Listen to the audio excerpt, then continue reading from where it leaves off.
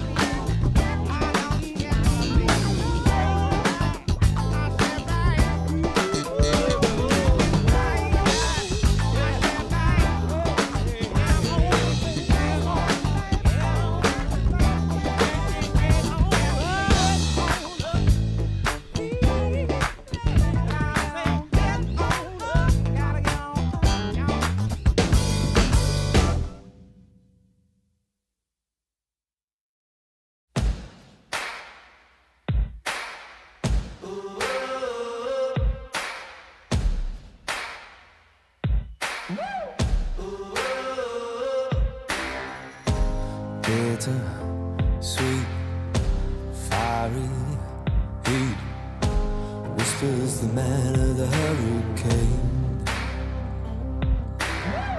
Oh, stop pushing me, gonna push so hard I'll just let go now. Lost in your mind, blown on the wings of the hurricane. I won't let go, I won't let go, I won't let go, I won't let go, I won't let go, I won't let go, I won't let go.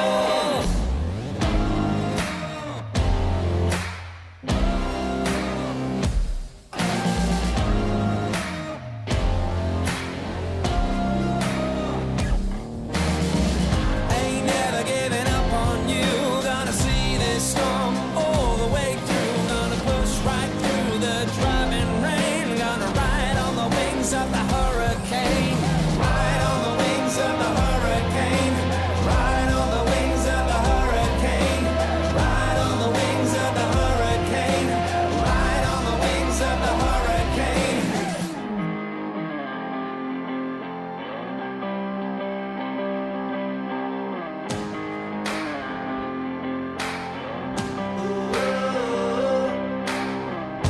Spirits climbing, love contriving, passion driving, the tempers rising. Whoa, stop pushing me, you're gonna push so hard I'll just let go now.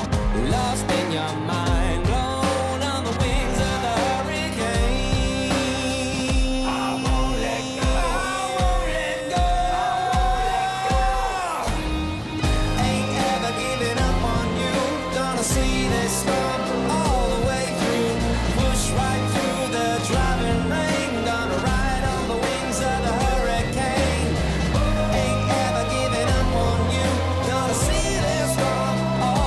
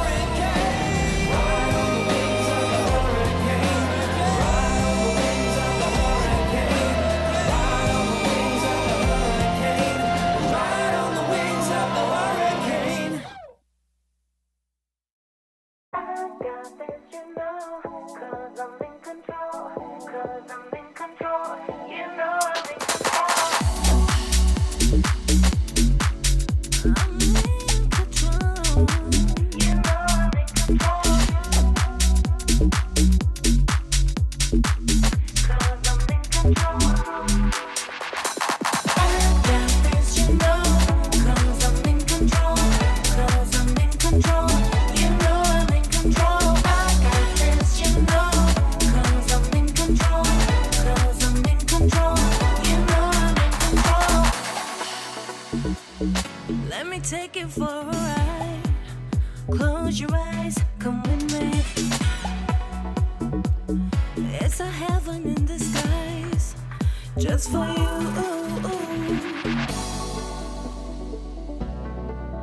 Just for you.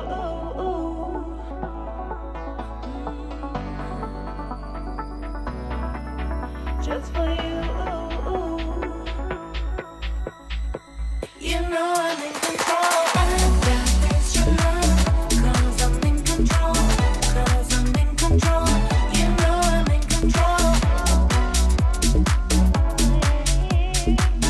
'Cause I'm in control. You know I'm in control. I got this, you know, 'cause I'm in control. 'Cause I'm in control. You know I'm in control. I got this, you know, 'cause I'm in control. 'Cause I'm in control. You know I'm in control. Let me take it for a ride. Close your eyes, come with me. It's a heaven in disguise, just for you.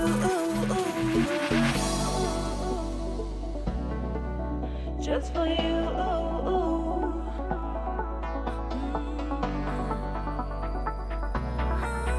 Just for you. You know I'm in control. I got this, you know, 'cause I'm in control. 'Cause I'm in control. You know I'm in control. Because I'm in control. You know I'm in control. I got this, you know, 'cause I'm in control. 'Cause I'm in control. You know I'm in control. I got this, you know, 'cause I'm in control. 'Cause I'm in control. You know I'm in control.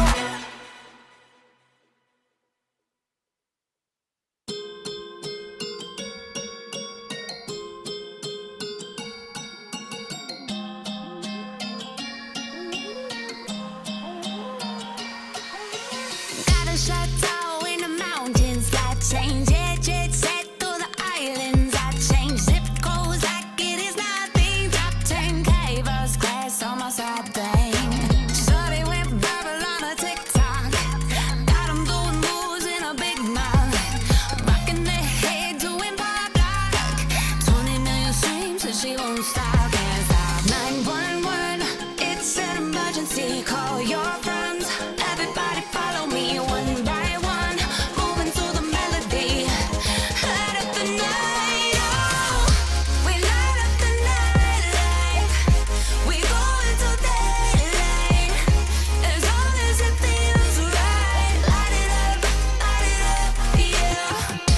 We light up the night like we go into daylight. As long as it feels right. Light it up, yeah.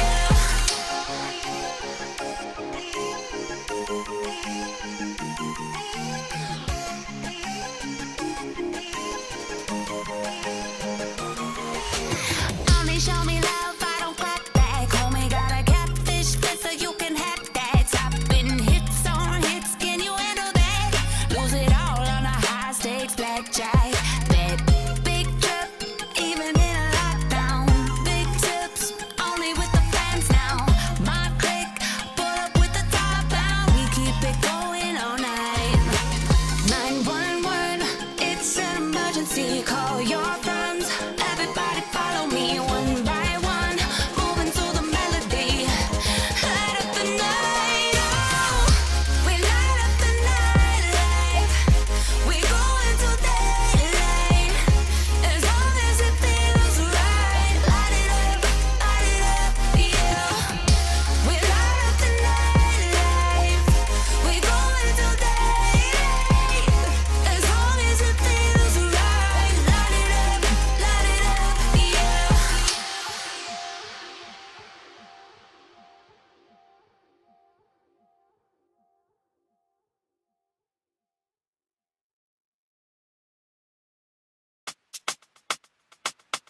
We in the club and you party like nobody. We in the club and you dance like nobody. We in the club, girl, you show me your mata, your mata. Yo mata, we in the club and you party like nobody. We in the club and you dance like nobody. We in the club, girl, you show me your mata. Your mata, your mata, eh.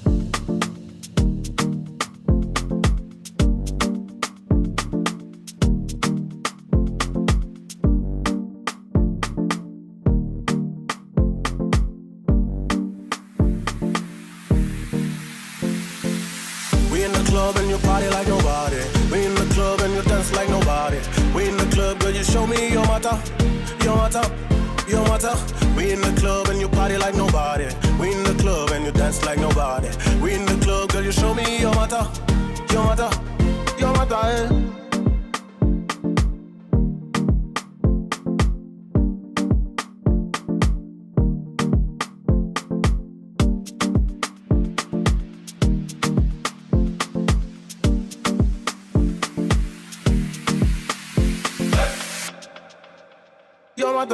We in the club and you party like nobody.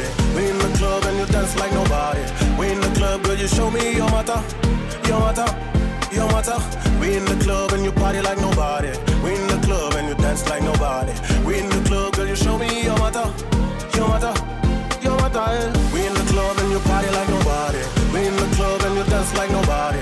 We in the club, girl, you show me your mata. Your mata, your mata.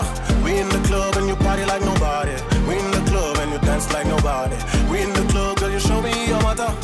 Your mata, your mata, eh. Your mata, eh. Your mata, eh. Your mata, eh. Your mata, eh. Your mata, eh. Your mata, eh. Your mata, eh. Your mata, eh.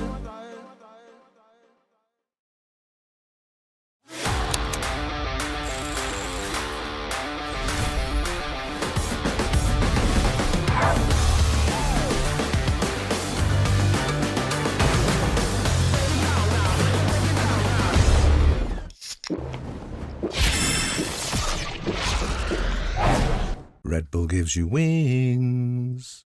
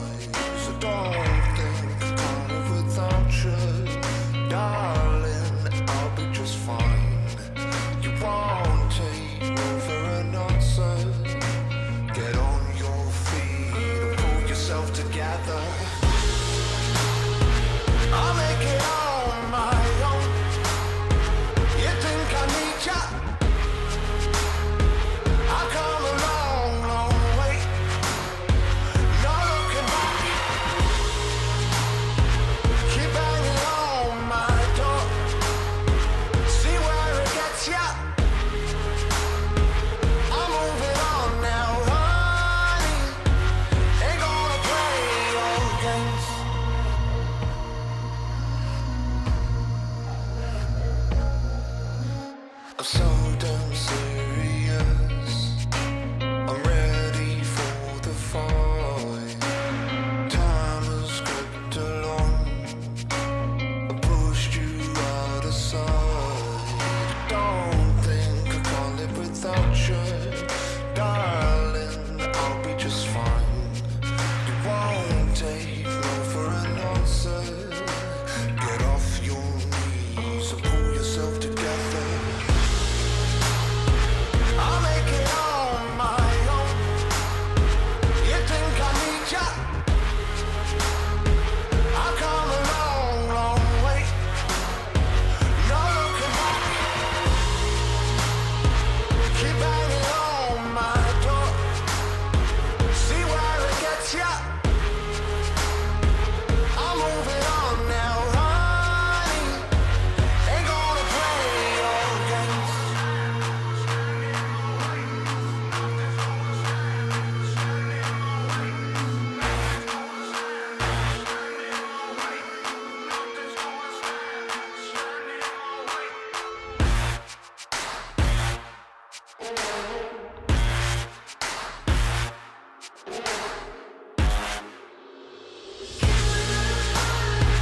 I'll make it on my own. You think I need ya? I've come a long, long way. No looking back. Keep banging on my door. See where it gets ya. I'm moving on now, honey. Ain't gonna play your game. I won't stop fighting on. I won't stop fighting on. Never gonna play your game. I won't stop fighting on. I won't stop fighting on. Never gonna play your games.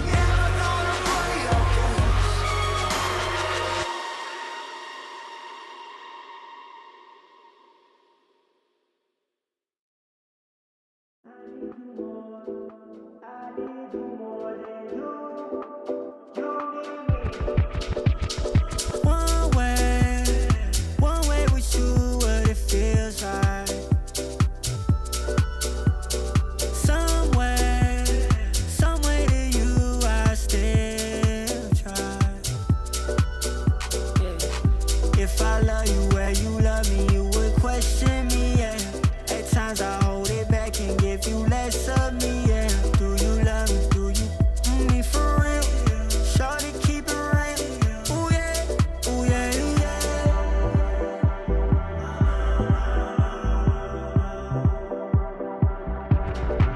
It's saying I want you more. I want you more than you. You want me.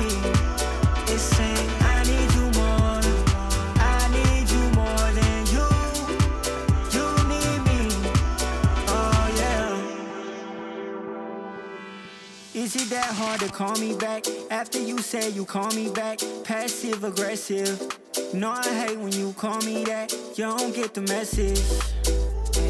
Playing these games while you texting. Same thing you do with your exes. If I love you where you love me, you would question me, yeah. At times I hold it back and give you less of me, yeah. Do you love me? Do you me for real? Shorty, keep it real. Ooh yeah, ooh yeah, yeah.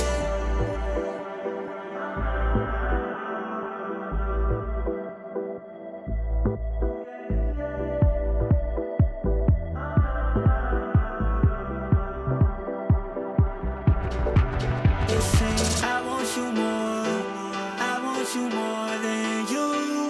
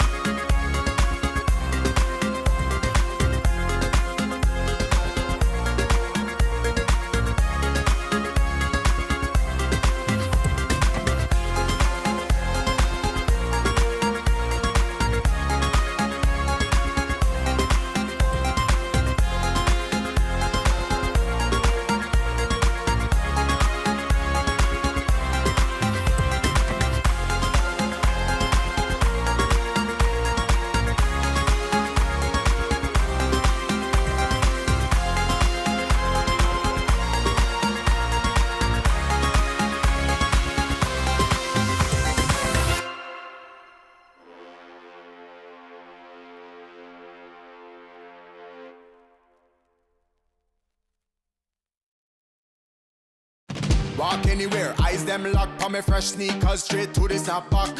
Pretty girl them smell, make a long get weak, wanna give me loose chat. Any boy try to take my style right now, better bring it right back.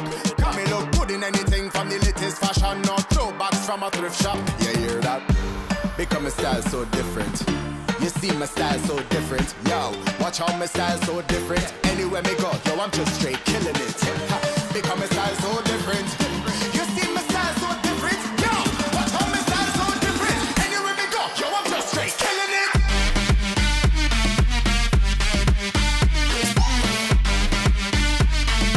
Anywhere me go, killing it. Killing it. Anywhere me go. Money on my mind, all I hear is ching, ching, ching. Some boy can't afford one chicken wing. Roll with top class, gal, no basic thing. Confidence in myself from the words we sing. Yo, become a style done properly, cause I must compliment the physical anatomy. When you see me on the street every day looking fresh, with I swear that the thing is a strategy. But it's just my style so different. You see my style so different. Yo, watch how my style so different. Anywhere me go, yo, I'm just straight killing it. Ha, become my style so different. You see my style so different. Yo, watch how my style so different. Anywhere me go, yo, I'm just straight killing it.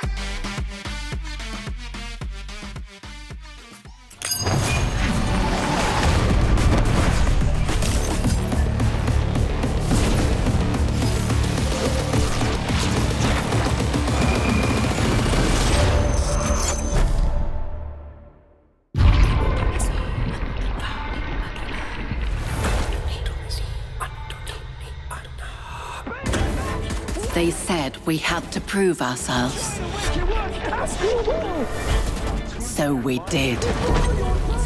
They said we'd never reach the top. But here we are. We've broken barriers. We've shattered limits. Now this big fish needs to find a bigger pond. Now, it's not about proving anything anymore. It's about fighting harder, rising higher. Now, we are fearless. Watch us change the game.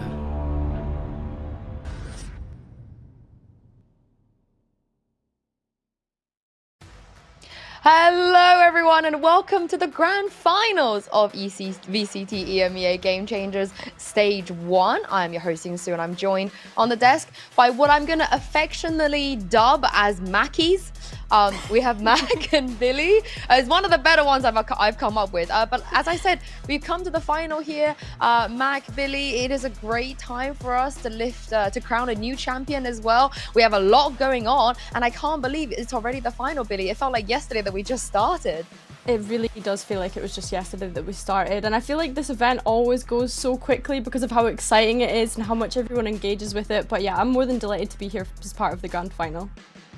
Yeah, also for me, thanks for having me. It's crazy to be on the grand final, but again, I just want to touch on how crazy that upset was yesterday, and we need to give so many props to GX for even being here in the grand final today. And with what we saw, there's a chance we could see maybe another upset today, and I'm excited for it. I don't even know if it will be an upset at this point. I felt like the playing fields are quite level, and I'm glad you mentioned what happened yesterday because G2, they ended up finishing 3rd this time around, which means they will be getting some points, but it's probably, Mac, not as many as they would have liked.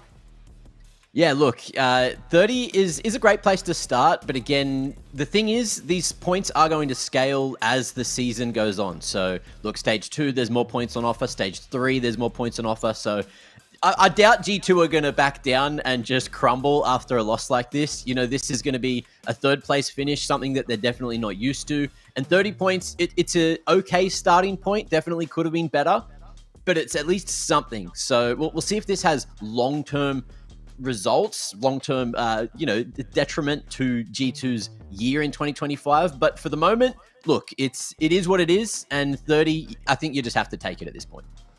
I think I really worry for G2 because they have famously lost that stage 3 up until last year, Yinsu. So yeah, I'm a little bit worried that they're going into this with only picking up 30 points. But as well, we need to consider the fact that a top 6 finish is the way that you get points this year as well, right? Last year, if you finished 7th and 8th, you got points. But now we only have the top 6. So yeah, it's a little worrying at this point.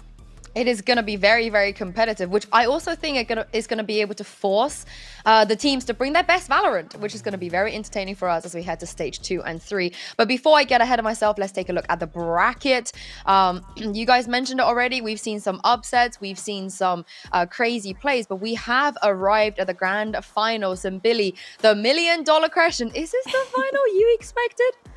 I don't think it's the final I expected. I think if anyone says it's the final they expected, they're lying to themselves. But coming into today, I think Giant X, the fact that they've had to battle through that lower bracket, you know, you'd like to think that they have the sort of momentum coming into today. And winning their opponent's map pick 13-1 yesterday, I mean, they're going to be coming in all guns blazing and very, very confident. And I just think that they've shown so much resilience throughout this stage as well. So yeah, I'm super excited to get stuck into it.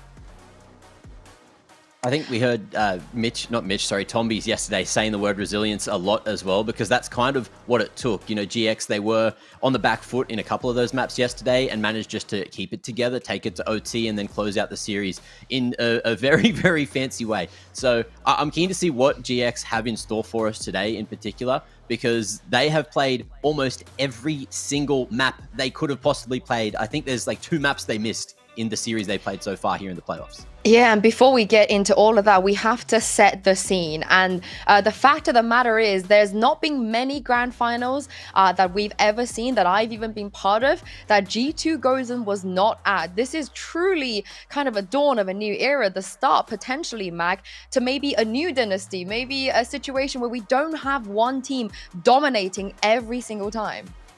And look, I'm going to welcome it with open arms, right? Like G2, you know, historically are just the GOATs of the GC franchise over towards the EMEA region. And it's okay. Look, it's okay. Teams like this are the kind of teams that have what it takes to bounce back. I've seen on Twitter, you know, people calling for people's heads because they're out so early. But like 3rd place, that's still a podium finish, all right? Let's all just, you know, bring it back a second. This isn't the worst thing, even though historically it is kind of the worst thing. Yeah, I think as well, when we actually look back at the last finals without Gozen, it was Alkia and Eva that were in that grand finals under BBL Queens, right? And now today, they're actually going to be facing off against each other. So yeah, as Max says, I'm really looking forward to seeing some new rivalries going into 2025. And I also feel like somewhere deep down the teams must feel a tiny sigh of relief that it is not G2 Gozen that they have to face, because the odds do not look good for any other teams when G2 are in a final. But let's talk about how KC have made it here. I mean, this is truly a story of the rise, the fall, the redemption, Billy. I feel like they got a little bit of everything on their way to make it here. Oh, 100%. They've had such a turnaround in their performance, like organizationally wise, from last year to this year, right? They found themselves being relegated to Contenders 1 after a 10th place finish this time last year. And of course, they've got a new roster this year. They've built around Glass and they've looked so dominant coming in to this split. So yeah, I think it's been really, really nice. I think even Glance said in her interview that it's like a completely different team with that rebuild that they've had. They're building upon their synergy, the friendship, the new additions. You know, it's been really, really nice. And this, of course, is the first ever grand final that this organization has been part of in Game Changers EMEA since entering the scene back in 2023. And look, this is a nice little bit of footage as well from that Challengers run that they had to go through. You're looking at the names here as well. And when we were watching this in the rehearsal, you two were both just excited and so surprised seeing all of these names in what is Contenders, right? Because at the moment, most of these are either GOATs or they've been around a while and now they're right at the top of the game. So it's great to see that they've been, you know, at the top, down towards that 2nd tier, and a lot of these names are all making it right back towards the top. So look, Glance in particular, I think that's a big name that we've got to focus on, especially today, because she's just been a stellar piece of KC for such a long time. for me, she is the face of KC. For me, there is no Yeah. KC without Glance. And it's the fact that even when she fell into Contenders, she stuck with KC. She stuck with her teammates. They made it back by winning Contenders. And now they've made it to another final. And I know that Glance is looking ahead maybe to that big champs at the end of the year. But who better to talk about her journey than herself? And this is what she had to say when we caught up a little bit earlier. It is my pleasure to welcome Glance from KC back to the show now. Hi, Glance. This is Karmine Corp's first grand final in Game Changers. A very big deal, I feel like, for the fans, for the organization. How excited are you to be representing this org and to potentially bring home a very important trophy for them? Hello. I mean, it's been 2 years when KC have a roster, but unfortunately couldn't manage to reach the finals. So I think it's very important, not just for the players and management, but like for the whole fan base. And of course, they're cheering for us, and it's actually a very heartwarming experience. I'm happy about it. So yeah, we'll do our best, but we're already happy with the result. We just need to push it a bit further to reach the top, and yeah, gonna be good. I mean, of course, even when you were in Contenders, they were cheering for you guys. And I remember you even telling me, like, you were so, I don't know, a little bit shocked maybe when you first had to play Contenders, but you were so resilient, you worked so hard, you made it back. So what was kind of keeping you motivated and driving you to make it back to this point when you had to play, not even in Tier 1 Game Changers? I mean, I think it was a good experience anyway, regardless, because I think in Game Changers there is like a gap not that big in between Contenders and Tier 1 actually, because there is a lot of like new girls, new talents, and Contenders is a good place to see them, to take a look at them, and to take something new, even like for myself. Of course, I was in shock because I was never there, but it was still a good matches and good to remind yourself like how hard you should work to not be here and to keep on grinding and to stay at the top. So it was good experience. I'm really glad you mentioned the new, you know, that maybe the newer players, some new ideas, new teams and so on, because, you know, for so long, every time we go to a grand final, you know, we see the same faces, we see the same teams almost. And now for the first time in a long time, we've got KC versus GX. It is very, very exciting. Do you feel like maybe this opens some doors and opportunities to maybe for like a new dynasty, a new era in Game Changers? Yeah, for sure. I think so, because we already see like new names. Like for example, from Zeren, someone to mention Akita. She's like very talented and a good girl. And we didn't see her that much previous year because she's just so young. And with Annecy like coming to a scene, people gonna think like, oh my God, she's just coming for her first VCT Game Changer, and she already in final. So it means anyone can reach that. So of course they're gonna play more. They're gonna be more inspired, and I'm pretty sure we're gonna have like more new faces in the future. So I'm excited for that. Yeah, her breach is goated. And last question I got to ask you is, now you're not someone that's new. You've won a lot. You've even won a champs, you know, probably the most important trophy in Game Changers. So what would this one mean to you? How are you feeling about it going into this? I don't know, it's gonna mean a lot because it's a full new roster. And last year I was kind of upset. I would say it was hard because I managed to get into a team but couldn't help them to reach the point when we're gonna go to champs at least. And we didn't win anything last year in KC, so I truly wanted to get my revenge and to show that I'm still a good player, and with good teammates around me we can all shine together. So super happy, and think we were working hard for that, so we're just gonna keep pushing to champs. So, yeah, I can't wait to see a glance. So thank you so much for joining me, and good luck in this final. Bye bye. I mean, you've heard it from her. It's not been an easy journey for her fight back to the top. And it's a very realistic chance here, Mac, that she could win another title when some of her teammates, who never even been in a final before, could also go away with a trophy. Yeah, and that's something that is definitely inspirational for sure. The fact that you've got a leader that's been through it, been towards the top, and has been at the top, and then has been all the way down to that tier 2 scene now. You mentioned it before, the fact that we've managed to see Glance stick through it, through the hard times, through the easy times, and look, arguably, even when you're at the top, it's never really an easy time. But the fact that she's managed to, you know, find a bunch of young talent, put together a roster like this, and just have this kind of success already is phenomenal. And even if they don't take that W today, you still have to be so inspired by the story so far. You do indeed. But on the other side of this, we have another duo, veteran duo, of course, of our scene. Again, two people who have won a title here domestically, EMEA. That is Smurfet and Ness. Billy, it is so nice to see them make it back to another final as well.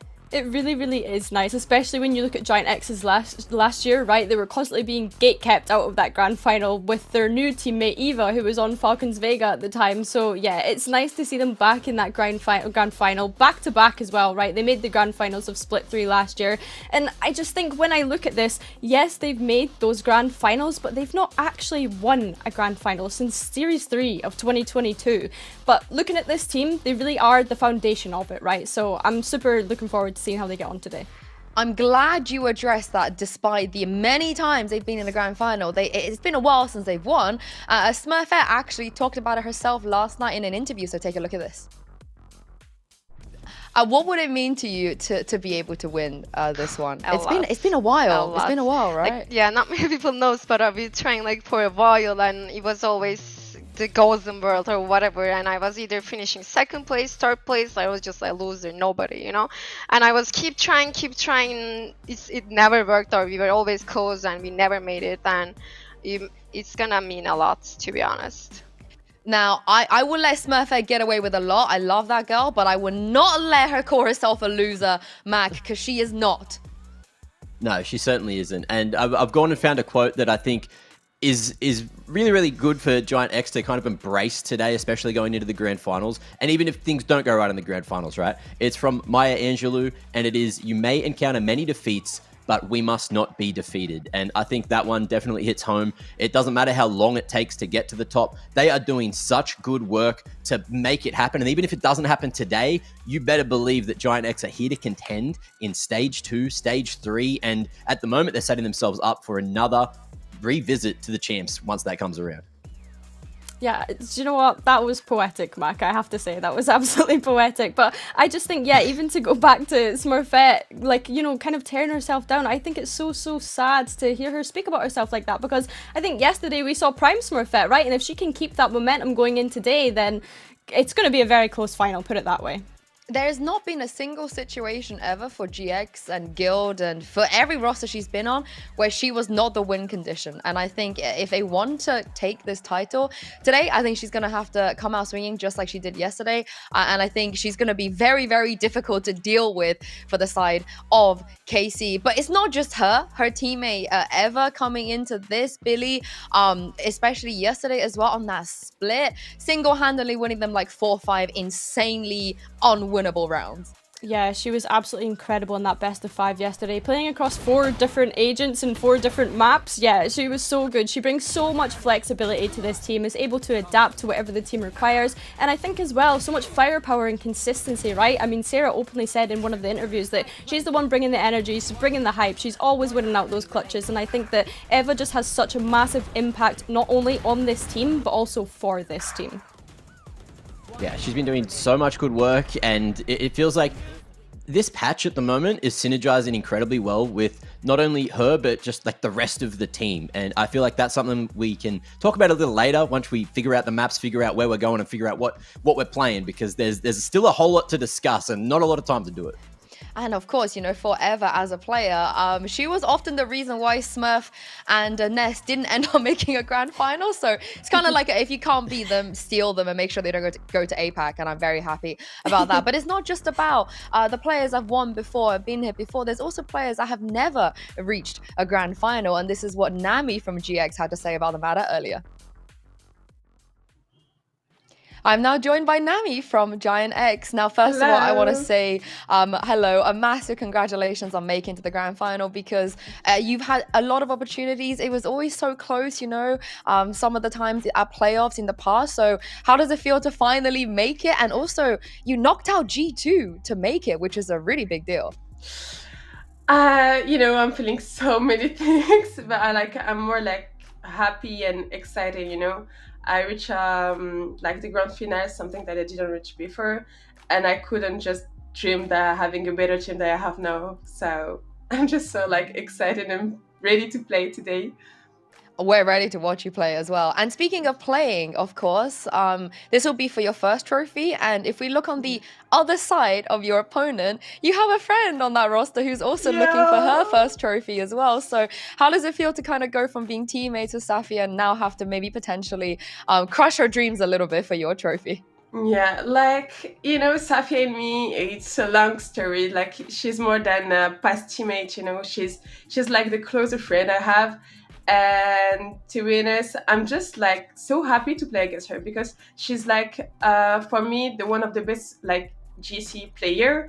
And so I'm just like, you know, whatever who's gonna win, I know that she's gonna be happy for me, like I'm gonna be happy for her, you know. So it's just like, let's see who is the best team and let's just have fun and play.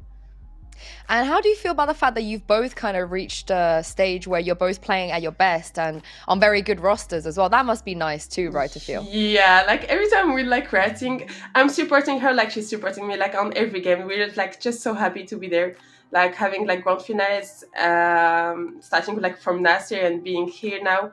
It's just like we couldn't like, you know, dream for us something else, you know. So in which case, is this the grand final maybe you wanted? Because you get to play against Casey, you get to play against an old friend as well. I really wanted to play against Casey, to be honest. Like, this is the grand final that I was like, that would have like happening, you know? So yeah, I think for us too, it's going to be very exciting. And one more question before I let you go. I spoke to Smurfet yesterday, and she was a little bit, I guess, hard on herself about her personal performance, which I think is crazy because against G2, she was amazing. Yeah. So how do you feel about her performance, and how do you, in those moments, to try and keep her confidence up?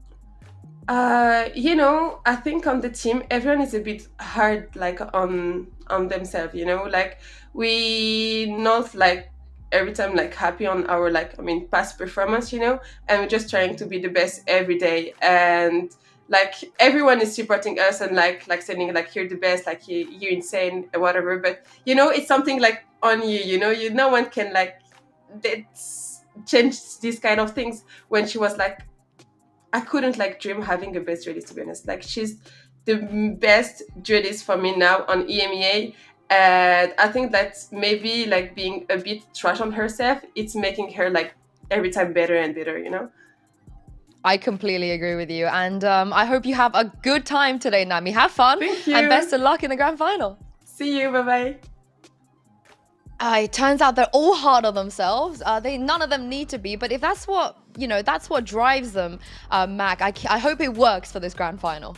And look, even if they are all down on themselves, that's just a championship mentality, right? Even if the teams are winning, there's always work to be done. And if you ever needed the confidence booster, taking down G2 in 3rd place to make it to the grand final, if that doesn't boost your confidence, I don't know what will.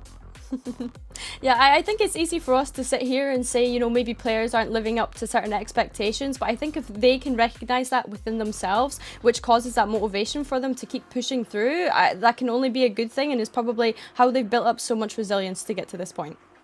Well, there's only one best of 5, right, that separates both of these teams and the title.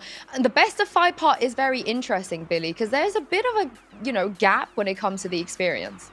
Oh, 100%. I mean, Karmine Corp as an org has never played in a best of 5, and like some of the players haven't in a while, right? We look at Anasilia and we look at Safia. The last best of 5 that they played in an official capacity was back in 2023 in the MENA Contenders qualifier, right? So they have gone from trying to qualify into Contenders to now being on a team together at KC, and they're playing with each other in the grand finals. I think that's such a beautiful story. I do too, but I don't think it's going to affect KC too much when we look at the fact that some of their players on this roster have at least had a lot of experiences, even on a global stage, in those best of 5s. But the map veto is going to be interesting because Mac, of course, KC will come into this with 2 bans, and that's a massive advantage. Yeah, 2 bans first pick, which means that they kind of get to angle it wherever they want. And this is where things get incredibly interesting, because for a while, both of these teams, insta-ban was actually Fracture, but we've seen KC pick it up a few times, you know, just, you know, flex the map pool a little bit. And coming into today, they've they might let it go through. And that's where I'm getting incredibly excited. There's a few maps where we see GX perform incredibly well on, and I have a feeling that it's just going to be an angle where they're going to get rid of all of the strongest maps for GX, and this could be one of the hardest games or series ever for GX. So coming through in that upper bracket is going to be an incredible advantage for KC.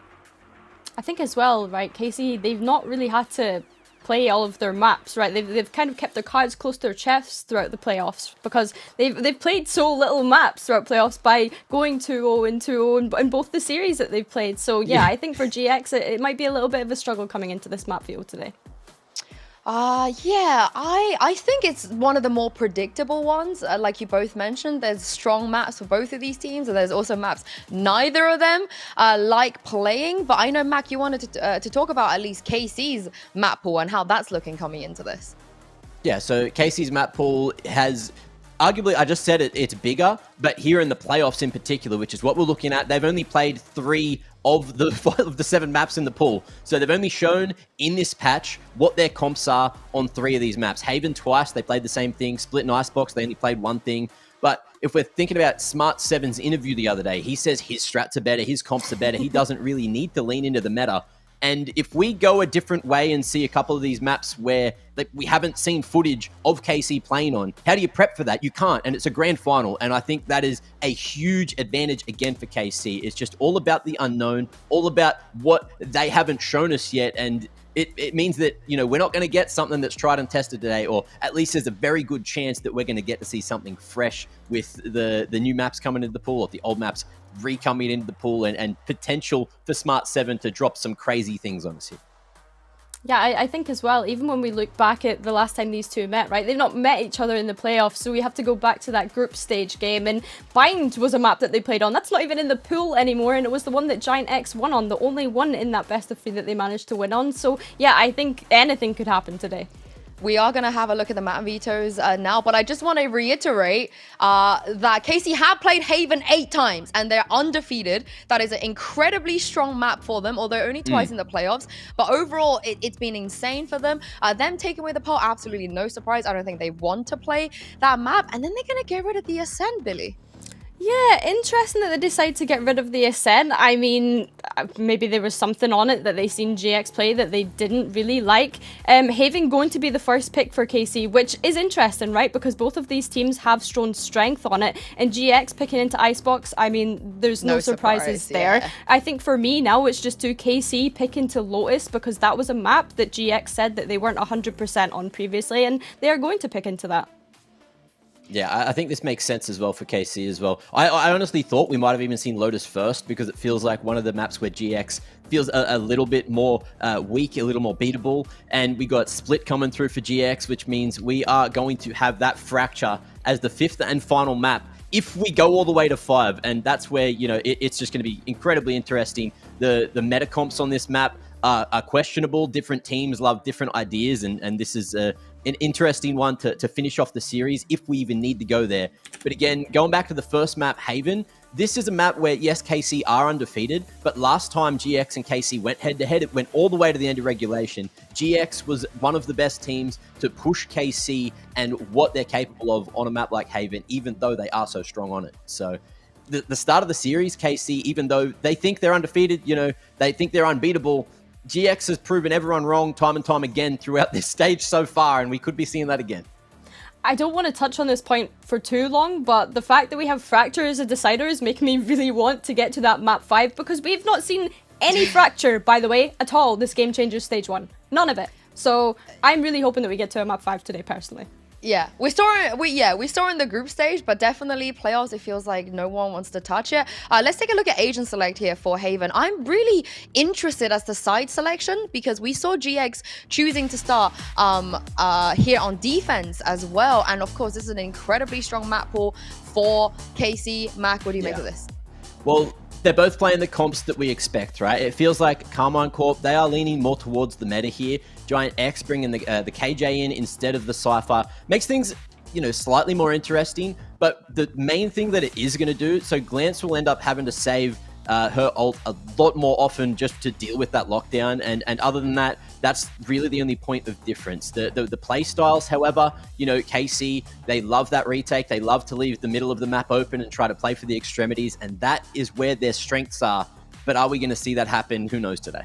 We will find out in just a moment. Here we go. It's time to jump into this grand final and to throw this over to your casters for today. Take it away, Pansy and Kakuka.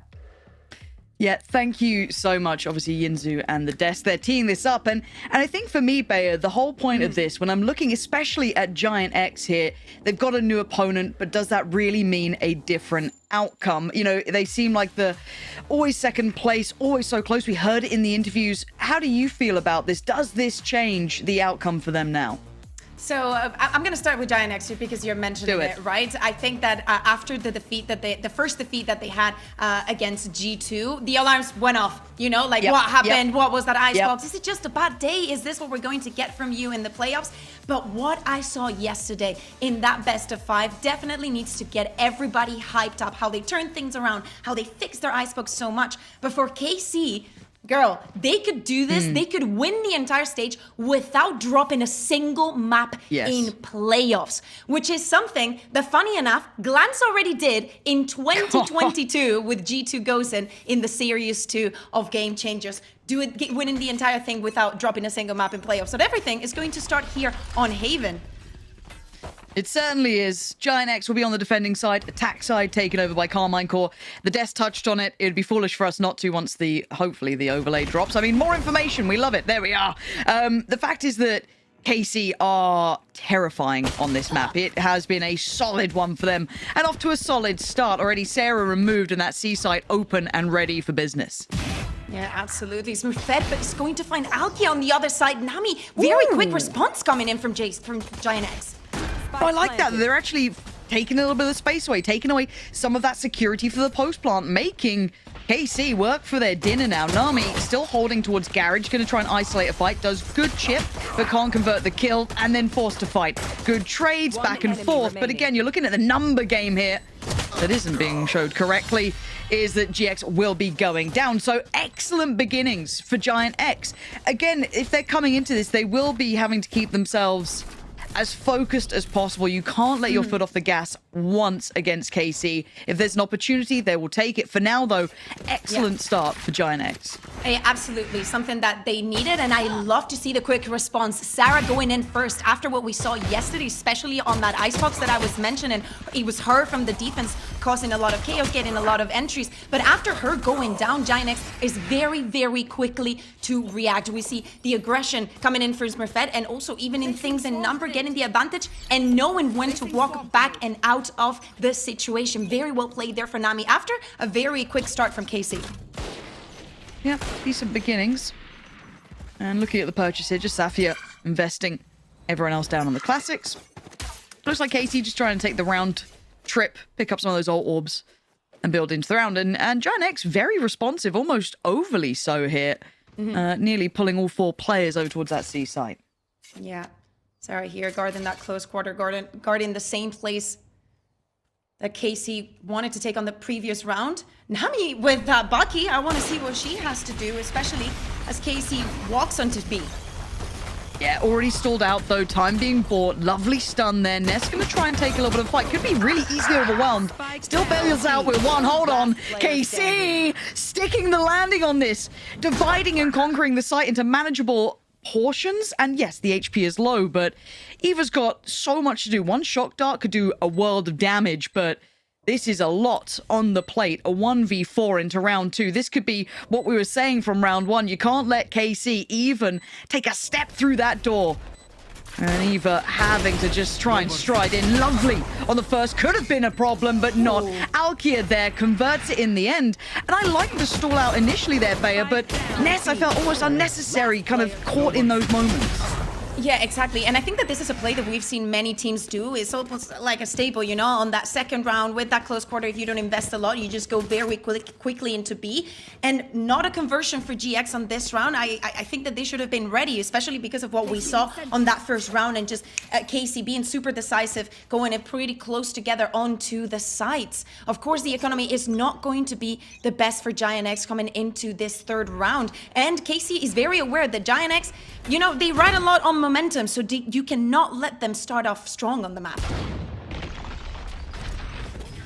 Okay, Sheriffs not finding anything so far. Trying to go for a bit of a brawl, but it's really not doing what they want. Maybe Sarah could be the one to catch a little bit of a timing, but beyond that, those steps towards C looking rather likely for now. Smoking off the approach. Let's see if Sarah does catch maybe a moment here. I think that moment, that window is shutting. Yeah. Nami here by herself defending the C side. Sarah's just waiting for the cue. They need to keep on this pressure, but Safia is also good for one. The eyes are down. Okay. Sarah does catch the timing in the end. There we go. Now suddenly there's a little bit of life. It is still a 4v3 and the weapons are still so substantially stronger. KC can just bully their way to the site at this point. GX not really getting much more of an opportunity. Smoked out and held here. GX able to kind of corner the angle, has support on the right side, takes the contact. GX is there, Sarah's gone, and solid as a rock. 4 standing, a lovely third round for KC. They'll be happy with that one.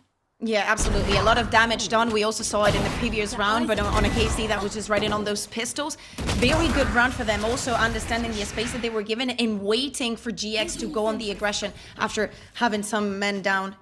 But now this is where things start to get interesting. Full buys for both of the teams. Yeah. And I want to see if KC's going to be keeping up with this pace, if they're going to be so decisive both at the beginning of the round and just getting onto those sides, and if Giant X is going to be adapting to it. We see the turret already from Sarah put on B to get that information, but it scares me after what we saw in the second round that same thing might happen again. Yeah, util should be noted. Yeah, Glance, the veteran, not going to fall for any of these things. Very early, kind of clear of the protocol list, right? Removing that Sentinel utility, giving them options later into the round, forcing Sarah to have to be present towards Garage, or at least someone to keep a note on if they do decide to eventually fall back towards that C split we've seen them do. However, it does look like KC want to take a tour of the map here. Slow and steady, a nice little, almost a default to an extent, no real hurry in the approach. It's a good investment of those first 40 seconds to just destroy a little bit of utility, bait something. Huge task that Ness also had, you know, using that stun, trying to give Sarah the support that she needed. But apparently KC have decided they're already running onto A-Word. But there is a double stack towards quad, right? Like, there is an opportunity here with Smurfet in a decent position, but can't be supported. Isolated by the smoke that came into play. Eva couldn't bring anything to the mix. Safia's late presence through sewers was perfect. And again, site control is theirs. We've talked about it before. Retakes on this A site are near on impossible at the best of times. Yes, Nami's got the paranoia. Maybe that could be critical, but already KC noting this, keeping them locked away. GX again controlling that one real entry point, leaving just Nami alive. Bea, I'm worried this is now starting to snowball a little bit. It's feeling rough around the edges.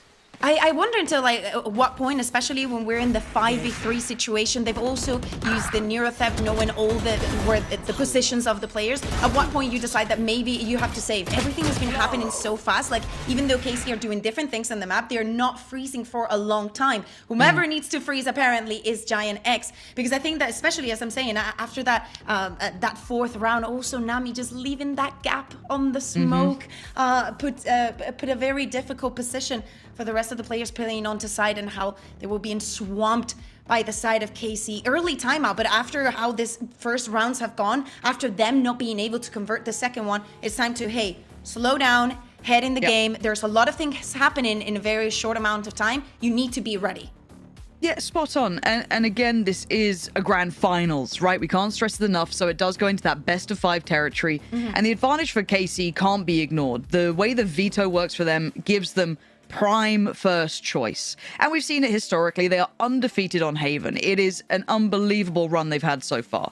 So there is, you know, a real aspect of this for Giant X. It's not that you ignore this map. Of course not. You fight it with the best of your capabilities, but in reality, KC are always going to have such a strong advantage here. So it is going to be uphill for Giant X, and it is about the marathon aspect rather than the sprint. So we have to see how they do on the ice boxes, the Lotuses. That's where it gets really a little bit closer. This is always going to be in the pocket of KC. This has been since the start of things. So let's see how clean they can keep this, how well they can keep this going. If maybe Giant X do build in individually, I'd like to see Smurfet activated a bit here. Ness starting to warm in as well. Same with Eva. A lot of these players are very diligent, very talented, and they need to see them at least get a good start. So far, KC aren't really giving them much room to work.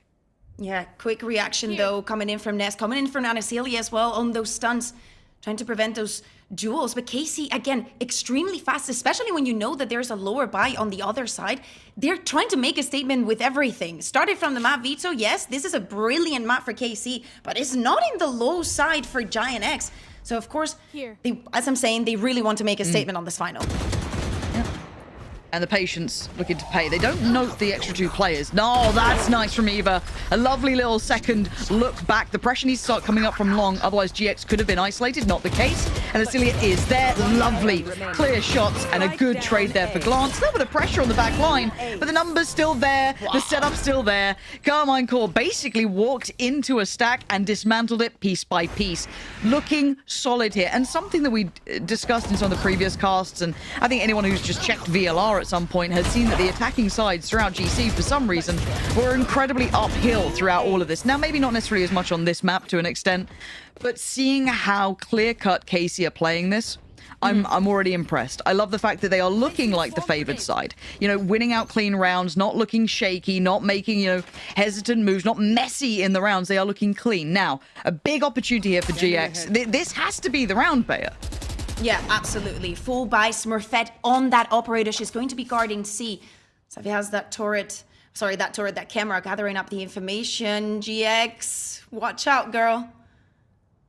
Well, Smurfet, a time to shine. Already going to be forced off the angle with the Owl drone. Dealing with it early enough. KC still wanting to pressure this. Still, oh, you can see why. Alki is on it today. Quick, clean work. Sarah trying to fill the gap of the support systems here. Finally, Giant X flood back in on the site. They're trying to almost not play for the post plants. They don't even want to let them get through those chokes. Playing back in even after that loss of Smurfet. Holding that C-long push just perfectly. And now Glance and GX, this is tricky. This is very tough. And look at how the rest of the teams are positioning as well. Players are positioning very deep, keep control on the rest of the map. Sarah trying to shoulder this. That's a risky position, but well handled. Sarah keeping this round in hand. 4K for her on this one, and completely necessary. As we're saying, for KC, head is in the game. They do not peek without having that ultra being sent, without trying to force out the operator. But I think that timeout call from Asuka, being like, girls, you need to be faster. They're not sending out fakes. Just commit to whatever you're seeing on the screen. If there's a utility piece thrown out, there's no charity here. Everything has a very good purpose. You need to be reactive. Sarah, Nami, everybody was on top of their game on that round. Okay, and now we've got a couple of ults hitting here, right? Sarah's on the cards, Eva's as well, but GX, lovely swing towards controlling sewer. But look at actually where KC are heading this time. They left GX on an island down towards sewer, but they've got this B control. So result going to be coming from across the map. Alkia looking to take space elsewhere, trying to control one of those extremities, try and keep some safety, and maybe a pivot, Bayer. Off your feet! Sarah thinks otherwise. Ults coming left, right, and center. The spike cannot go down, and everything comes down to a brawl. Nami has to live, though. If Nami falls, C becomes open, they get some safety. The support's on the way, but it's still uncomfortable. Sarah trying to hunt them down, clearing the space, but need to get that nice kind of spacing between the players as well. But Sarah's on a bit of a heater already. Smurfet, operator there, probably now forced to play retake. I like the fact that Nami shifted down long, but Glance already removing Smurfet, who's having a really slow start to this. We talked about that ult. It's in play. It will force them into the hands of Nami. Nice work, and completely unawares. Glance fully focused towards CT, gets swept aside as Giant X pull off the perfect retake. And probably one of the most important rounds that we've seen so far, right? We've seen Giant X with those lower buys, not being able to convert the second one. But as I'm saying, look at how quick they're being. Look how reactive. As you were mentioning, Nami, so important to stay alive there, to invest your ultimates. And very important as well, to try and delay that plant as much as they can, trying to prevent it, to not even get into this retake situation. But even for that, thanks to the performance that Sarah is having, also that lockdown coming into play. No peace for the side of KC, Alkia is going to be going with her ultimate and a Bucky. Yes, the economy is still good for them thanks to chaining up those 4 rounds. But at some point, they need to go back to the drawing board and maybe slow down the pace or try and fake a little bit more instead of going so eager into engaging in those duels. Yeah, and for me, I will be keeping my eye on Smurfet. I do think she can be an X factor here. Oh, double walk down sewer, and it's Sarah who really has been the shining light for Giant X. Absolutely stalwart in approach and holding down the critical areas. But Casey going to take over the site, and the exchange of space is here. Sapia is going to be holding. Nice positioning. Really good read here. Maybe question marking where the hell the players were, and it was a right read. They were trying to rat their way out of sewers. Late lurk in play as well, coming out from Safia, heading straight up through Garage, taking all that space away. Kind of the eventual punchline, but kind of walking past them, who are, you know, the players trying to maybe just keep hold of these rifles and that operator. I think they know about Safia. They certainly do, but Giant X, no chances to take back that A site. Yeah, and as I was mentioning before that time, probably one of the calls is like, hey girls, trying on a 3v5 after the Neuro Theft is out. It's not really, you know, you're not really thinking about the rest of the game. Yes, you want to win as many rounds as possible, but you need to be very aware of the circumstances, of the situation, and everything that Casey has to fight with. Saving that operator, even if the economy is looking good, is also very important. Yes, 8 rounds have gone through, and as I'm saying, the operator and a Vandal are going to be saved. But we seen that this faster pace, it's you know, it's still an option for Casey and Safia. Again, guarding this back, maybe a little bit too eager and trying to find those kills, but hey, it's something that she needs to do. As I'm saying, they have the economy for doing so. Going up against her former teammate in Nami and having this performance 8-6 currently from the Cypher. Yeah, this is. I mean, Safia's lurks were absolutely nuts when we casted her before. Just the timing, the presence is always so impressive. Now we do have Ness trying to set in motion Smurfet, who's been called off the starting blocks. Got to see her find a little bit of footing here if they do want to control this A space. It looked like they tried to pull over Sarah previously, go for that walkthrough sewer. Didn't really find what they wanted. But for now, it's down to Casey how they want to approach this. A little bit of a change of pace, Bea. Yeah, freezing here, but 2 players are going to be spotted. Thanks to that utility on long. But Smurfet is being very careful. Yes, she has that operator. She also has the dash to work with, but she wants to see if she can play from within side, if she can just stop KC in their tracks and not being too eager or too aggressive. Now the cam could be an issue depending on when they check this. Oh my gosh, well there we are. That's a bit of a surprise. Checked. Yeah, there's a killjoy middle, guys. What's going on? But now Sarah does have to kind of temper herself in that one. Can't overdo it, but it does feel quite indicative when you see players kind of trailing around here. It's going to be maybe that late B or even a look towards Garage in that C site. A not feeling so likely, but because of that, maybe trying to subvert expectations. They're going for that late walk back up towards long. Oh, they're desperately trying to fake out this C approach. And well, they've got 3 players here, Bea. They need to, exactly, because of how reactive they've been. This is a very good strat for them. Even Glassy's using that, but Smurfet does not fall for this trick. Ooh, eating the paranoia though. Eva's got to keep them safe here. Nice work on one. Great control. Giant X in the right place, right time. Yes, they pulled that rotation in towards C, but they still had 2 players dedicated towards A. I like the idea from Casey trying to pull that little fake there. It certainly worked, but again, Smurfet finding value, finding a really big kill on the entry, and again, that nice push and pull crossfire on the site itself. Also different positions playing in from within the sides. As I'm saying, even though KC has a flawless record so far this year on this map, Giant X is a force to be reckoned with on Haven. And even though they played it very safe, KC I mean, by leaving Fracture onto the last map, going into Haven as the first is definitely gonna set the tone and guarantee probably the best map that we could see between these 2 teams right off the beginning. Sarah should hear this. Yeah, certainly sees that as well. Casey maybe looking to temper Sarah's late walks out through Garage. That was something that nearly caught them last round, but now glance. Now drone in. Gonna spot util, gonna spot player.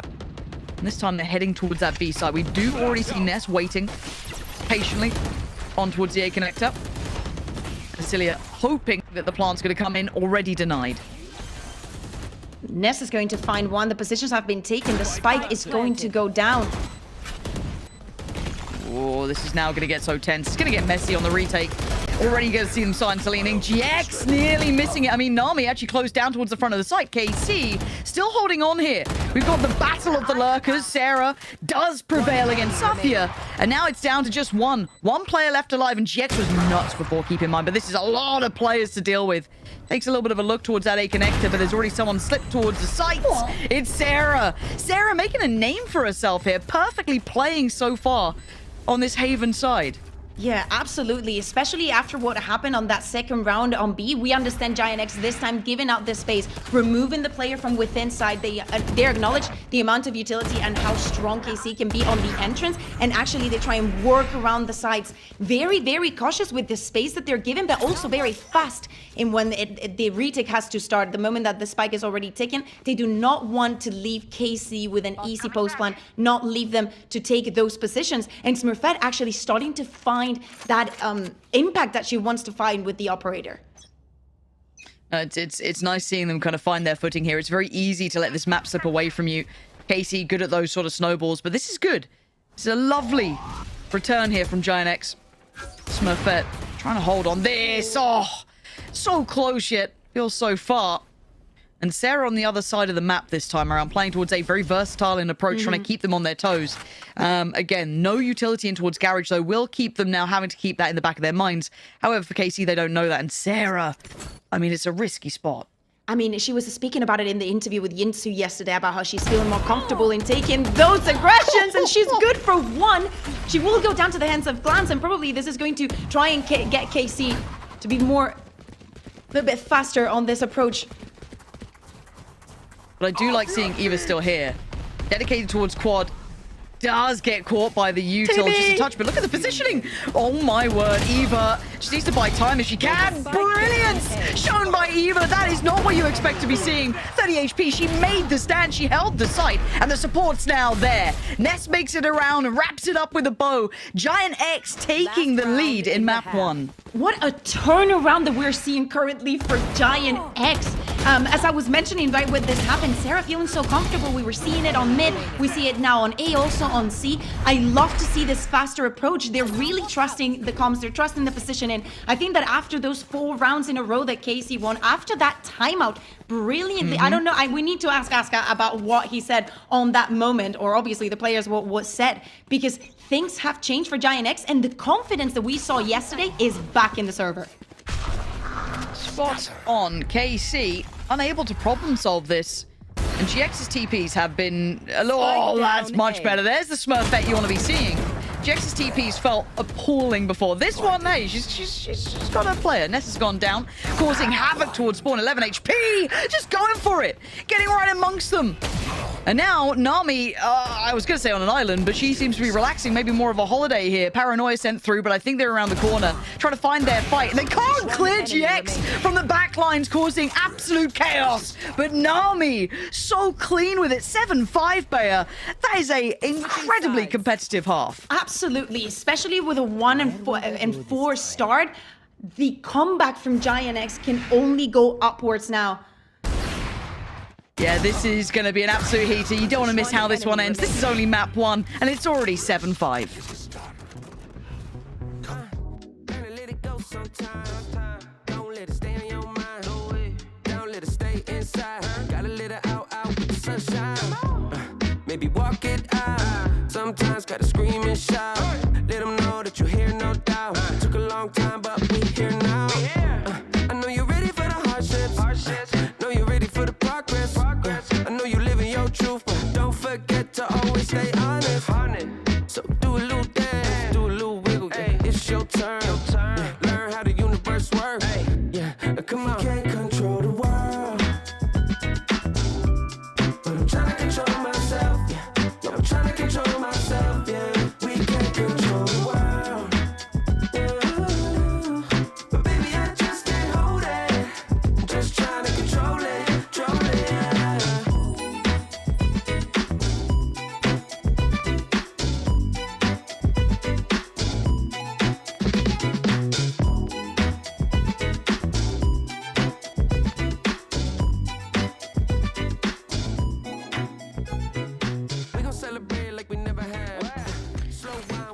And there I was worried. There I was worried we were going to have a bit of a blowout. Look at that start. You can see it 2, 3, 4, 5. I mean, there was warranting it. But Giant X, after that timeout, Bayer, came out swinging. Yeah, absolutely. Now, everything comes down again to that pistol. Yes, Giant X was able to win it on the first half. They weren't able to convert, but if they are to win it again, it sets them in a very, very good pace to continue that momentum for the second part of that first half. Let's see. Of course, now it will be Giant X on the attack, Karmine Corp on the defending side. Similar scenes, if anything. So I have to see how they decide to paint this round. Already a little bit of a readjustment coming in from KC, with players looking down towards Sewer here, going for that late clear Sheriff in hand for Elkia. Deploying drone. Nothing noted yet. The first real sign of contact there, the owl drone through garage. Yeah, it's not going to spot absolutely anything. KC do not want to give anything away, but this position could mean everything for the round as Giant X is currently just walking down A-long. Maybe hoping that they've moved away thanks to that fake onto double doors. Yeah, just, I mean, I don't even say speeding up off contact. That was all that we've really seen so far. And look how swiftly Smurfet tries to clear through Sewer. It does still leave Alkia alive, and now the rest of the players coming through CT, going for that pre-take, trying to fight back on the site that they'd lost. And already Ness now looking a little bit worse for wear, trying to find some security in the smoke, but there's none to be had. Karmine Corp taking back all of the space they nearly lost, leaving Sarah on a lurk that feels almost irrelevant to the outcome. And it was looking so good for Giant X this round. Ness using that stun, helping with some kills onto the site. But the quick reaction, as you were saying, from KC grants them this 4v1 situation. All that lurk for Sarah with just 12 seconds. She's not going to be able to do much. No, it's just see if she can get anyone. Actually, does find Alkia. So, wanted to see if they get that Sheriff back. They have. GX going to gather that one and getting a little ghost. So, just rounding out whatever they could. But again, it felt like it was really poised on this fight, clearing Sewer as quickly as possible. But with Alkia living, it just kept it in hand, Bayer. Yeah, exactly. And also Ness, the last one standing on that side with the spy, she's left alone. And all she hears is more shoots, more just shots being fired everywhere on the site. 1-for-1 in pistol so far. Of course, the buy is not going to be the best for Giant X, but hey, you know, KC is looking to even out the score on this one. Let's see if Giant X can have a little revenge because of what happened on the first half. Yeah, look, it's not impossible. We saw that KC went for that kind of flood towards B at the very end, and it worked really well. And this feels nearly mirrored, right? Contact towards C, trying to pull the players over, keep them dedicated, and then filter back towards that B take. Now, I do wonder if they continue and Nearon do a mirror approach. It doesn't look like it yet. Looking like they do want to go towards long, and look at this setup here. This is going to be tough to break through. Alkia does have the Vandal already, so that is quite tough. Nami looking for the TP.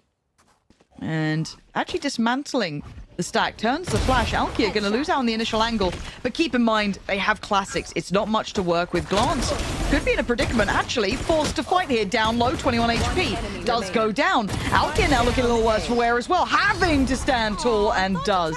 And Nasilia does eventually make it to the site and was the one who kind of supported her there, but there were moments, but we are now tied up. Yeah, Nasilia also working with that Sheriff. She's able to gather up that Bulldog from the cold hands glance. So everything's going to be moving forward for the side of KC. The disparity in the buys is not going to be so big one for this round number 15, but 7-7 on the score. The ultimates are starting to build up. She's actually going to stick with the Sheriff, you know? She was like, I hit a couple of wonderful shots. Glance honestly have the Bulldog back. Yeah, seems good. Stun in and fight through Sewer. Alkia not going to stick around too long on that. Does a nice bit of damage towards Nami, though. So it gets to fall away, and it's so indicative of this A approach, right? But look at the rotations. They've pulled 4 players to this, leaving just Safia on the other side of the map, and even she's starting to come over. And there's no trip towards C long. Inri, oh, Alkia. Nuts shot on Smurfet. And Nami does find a reply. Do they cancel off the space that Sarah's getting them here? They've got to be considering it now. Yeah, a little bit too eager getting that orb. But hey, Giant X manages to even things out. Sarah, time again, goes on the lurk. She has a little bit of presence here on C, but the information and the utility is still on the side for Safia. They're going to be very slowed down coming on to C. My camera is destroyed. Yeah, using the cam now, I'm surprised that Safia is trying to kind of lean back in a little bit. Nice dart, unable to convert anything, using a lot of util without any ability to close down on the kills here is putting a question mark in my mind. That's unfortunate timing for Nami. But it does mean that they're now very much herded towards the site. Sarah looking to find some space, potentially, through towards Garage. But there is still util here. This is where it feels uncomfortable. You can see the GX looking for some safety in the post plant. Yeah, absolutely. 3v4, everybody playing within the site. Sarah's going to go on the aggression. Yeah, but the paranoia. She tries to hold down Mouse 1 just to try and get the job done. Not going to happen. Ness, though, with a great swing. But you can see the overwhelm of players. There's so many for them to lean towards. Glance and Safia now just have to close out towards the site. Diffuse is in. And again, it felt like that there was opportunity there for Giant X, but just getting chipped away at on the way back in. Yeah, every single piece of utility I see having so much impact. Like, even if it's just like this drone to help at the beginning, all the stunts that we're seeing, all the recons. Love to see also that Alki is stepping up to this head-to-head versus Smurfet. To try and pick up who's the best Turkish jet. I think that we've always have that conversation also here in Game Changers. And actually Smurfet was finding a lot of success with that operator towards the end of that first half. Now Alkia with that push, finding the same effect later in the round. Not the best buy for Giant X this time around. They've been here before, three in a row now for KC. They managed to convert that bonus. It's looking good. I mean, they've been having this stronger starts of the half. Are they going to be able to take us to the double digits? And I'm quite happy that GX aren't going towards, well, currently where Alkia is. That Outlaw up against these light shields could be deadly, but actually approaching for that B take. I mean, it's not surprising. It's a pretty common look here. The most viable to try and get the plant down. A little chaotic, to say the least. GX there going to find Ness, removing one of the threats on the other side. And GX still looking to chip away. She was probably the standout for me when we were watching before. Yeah, brilliant from her. Does get traded. But you're looking at the rest of the map. No real fights going their way. Nami asked a lot of. A great attempt between her and Eva. Leaving it a 1v2. It's not impossible. It's just improbable. Safia gonna get the defuse and the final kill of the round. Yeah, it got a bit close. But the Stingers and Sheriffs not going to be able to convert the round. Yeah, exactly. It's an expensive round. 3 players going down, but KC just relying on that utility. We see it many times how they trying to distract by using that recon and whatnot to get the players to break them and just break the timing a little bit and getting onto the site. But the same thing that was for Giant X, we can say now for KC. They're being very aware of the space that they're given and how to disrupt their opponents when the spike is trying to go down. Extremely important here on Haven, and they're being both of these teams being so fast in their decision making when it comes to the defense. Now the ultimates are on to play. Alkia playing with that operator, or highlighting Smurfet on their defense. But Giant X also, Ness close to her ultimate. Eva already has the Hunter's Fury to work for that post plant. But they need to get the spike down. Slowing things down. Yeah. I'm looking to see. It felt like they were going to try and lean towards that C take through Garage, but this time the trips are set up in just kind of, I don't want to say the default approach, but pretty much. I mean, you got one on towards Garage, one towards C long. You can leave your players then to be a little bit free around the rest of the map. Just going to be Safia there, but Giant X trying to clear through, and it's the Ness, we hitting that? Okay. She's not only good with util. She's not only good with util. She will be there making you shine, but she can shine by herself as well. That was actually so good. And actually what I like that Giant X have done here is put KC into one of the hardest retakes there is. And now with util on top, that should be at least a connection there. Wait, hold on. Giant X go. At the cap of the spike, they flood towards the site. But the timing not right as Sarah secures it in the end. As said, this site is so hard to play retake on. And the fact that they cleared so quickly towards it, so impressive. Yeah, exactly. I love also the fact that Eva uses her ultimate for guaranteeing the plant, because as I was saying, KC was going to be so eager to try and prevent it as much as possible. That is a little bit of the disruption. If you're KC, maybe you do not expect that you're going to struggle to get onto side. It's actually the fuse and the spike that you think might be the hurdle. So staying on top of everything for the side of Giant X, getting that first kill for Ness and just rushing onto site definitely works for them. Okay, see, they apparently want to go on the aggression. for this one. I like this from Safia, something new, but you can see the deep owl drone. It feels like it's kind of been given away. The game feels red. The paranoia, a little bit of icing on top of the cake, but they now need to try and bail out Safia. And with aim like that, GX does well, but Eva on a great trade. This is a messy beginning, both of them seemingly reading each other quite nicely. Yeah, and just all three players now moving on to C. Glance, the other one defending that A side. And on this 4v4 situation, Giant X just decides to freeze a little bit more. Trying to see what's the next step for KC. Oh, that's the smokes down. I mean, and if anything, if you're Giant X now, you've got to just kind of leg it over towards A, right? And for Glance, she'll probably sit relatively safe. You don't want to go down here, but you want to hold a little bit of the security. Still got the util from Cypher. Gonna have to be shown and broken. There's the ult on top. And we've got the dart ready to go just in case. A little bit of time stall towards CT, and Celia going down very isolated there. This brings it back into touching distance. Very isolated fights. Safia seems good for it, though. Already going to pick up the kill there towards Sewer, closing in towards the site. You've got to fight through on towards CT. Ness does well, takes down Safia, eyes up towards Heaven, and Casey's still struggling to make it onto the site. You're going to hear the time ticking. Alkia gonna have to be big in this one. Has to try and crack this open. Ness taking away Glance. Giant X not letting this go. The graffiti crossfire holds as Giant X navigate the map perfectly. Yeah, and I think that is something that you were highlighting. Anasilia going in there, going down a little bit early. They started KC on that 4v3 situation. You also had Safia that had already pushed and had the back also finding the kill onto Sarah. That probably was going to be one of the determining factors, but not having that bridge utility, not having also that men advantage only works on the favor of Giant X. Back on the board, things evened out on this 9-9. The economy is starting to look a little bit cheeky for the side of KC, something that we have not seen practically at all this map. But still, no timeouts are called. Yeah, that's what I was about to say. I'm quite surprised we haven't seen a timeout potentially for KC. There wasn't one in the probably first half, if they so are to happy lose enough. this round is when it comes. Surely. Yeah. Right? It feels like you don't want to let it go too far away. Look at the ults here. Smurfet pretty close by. Sarah, 1 away. On the other side, 2 off as well. And as it stands, Alkia shouldering this. Dash about to dissipate, so we'll have to fall off and leave GX to take this on. But the owl drone actually doesn't catch and did sort of path towards long. So GX can keep this safe. That should free up the rotation if needed for Alkia. I think that GX is understanding the importance of this round and the situation that KC will be in if they are to lose it. So they want to be extremely careful, and probably because of how they've been playing, trying to prompt KC into going in the aggression again.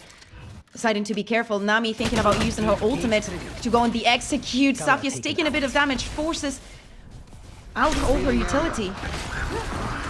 Celia is still here though. Smurfet stunned, slowed, util thrown in, but still standing. Has to clear the util. Noted on the site. You can see the pressure now. 3 players here for the defending side. But Giant, what? Glance out of nowhere, gonna catch 2. And GX on the site itself, trying to fight their way forward, leaving Sarah and Smurfet just to face off against Glance, who made this round look doable. But look at the time. It is low. She is trying to play this smart. Spike is down. She knows that Smurfet is on the site. Glance, the veteran falls. Smurfet, the safe pair of hands at the end, gonna take Giant X into the lead.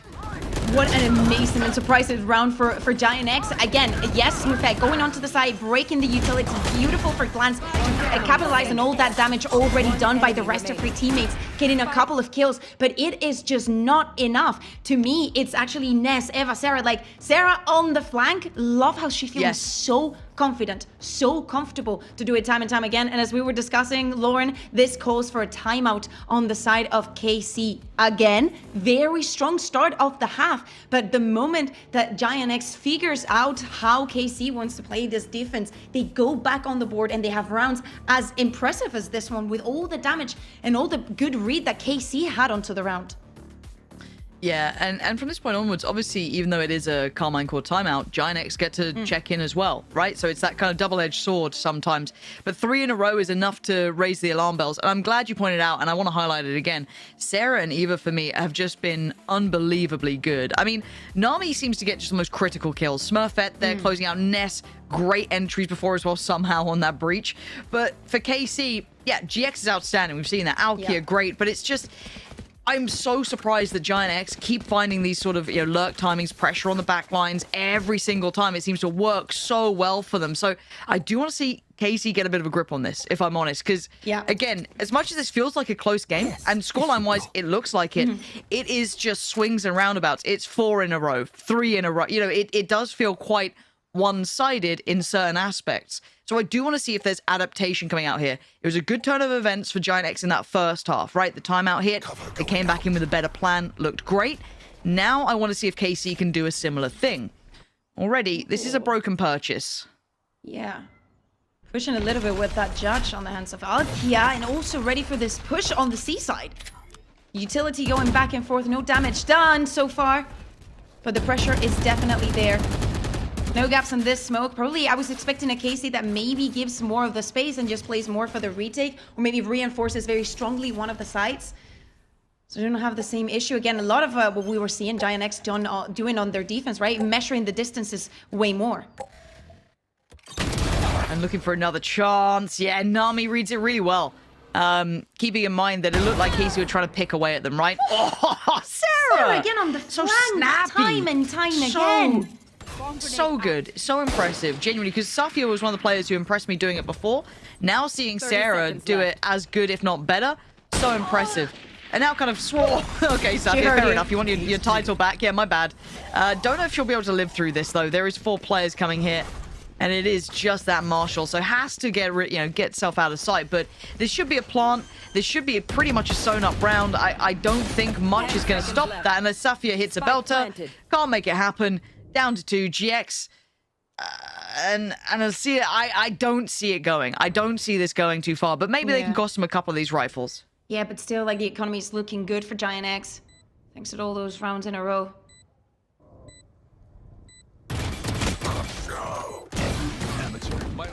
Okay, we're back in the game. Never mind. Okay, for a second, it was there. It was there. Again, absolutely baited. Yeah. I think that Safia, even though gets that first kill, she makes the right decision in leaving the side. You cannot defend the side with Marshall. You're already, good for one, good for defending as much as you can, but maybe being a little bit too eager is so important when you have someone on the lurk to work with their timings, to just, especially if you've already had that chance, that opportunity to walk back, to try and give them a little bit more time. So when you put that pressure coming in from heaven, you also have the other player coming in from the back. It's still, as we were saying, the purchase was not the best. And after that timeout that we were speaking of, it's time to see KC approaching this map differently. Yeah, this is what it was about, right? This is what the timeout was for. And I want to see if Giant X then just try and pull out a bit of a quirky round, right? Like something a little bit more unique, maybe just like a one and done sort of situation, because it kind of throws off the tempo of the round. If KC have come up with a concept of how they want to deal with those more traditional approaches, and then suddenly Giant X are pulling off these like weird rounds, it does throw a spanner in the works. But as it stands, a very patient beginning. Closing in towards the minute marker, a little bit of contact, a little bit of spray towards B, but no real commitment behind. Glance even trying to clear the question mark towards middle. Can't quite make it around the corner to note Sarah, but still, there's the owl drone, going to at least check on one. That's going to be Alkia backing away from A. Yeah, difference in the approaches, right? We saw Giant X already expecting that they were going to push through middle and try and actually having the read, forcing them to not take that engagement, using almost all of the time. And speaking about time, that timing could have been deadly. Oh my god, Glance. Oh.